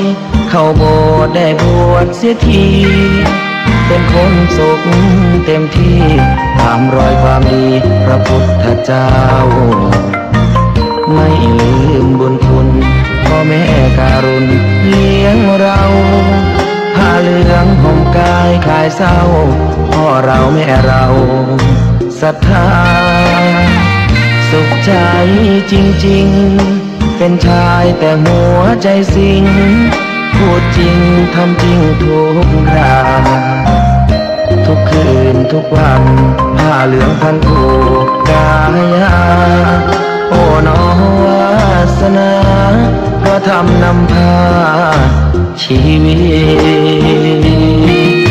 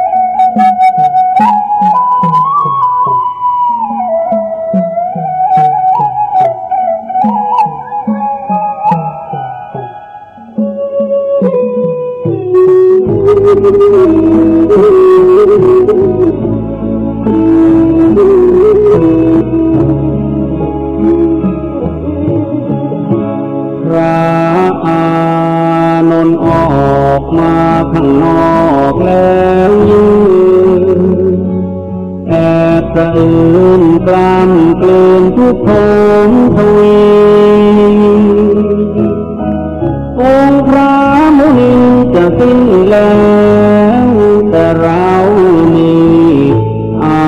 วามีสิ้นไปองค์พระบรมครูจะทอดทิ้งเราให้อยู่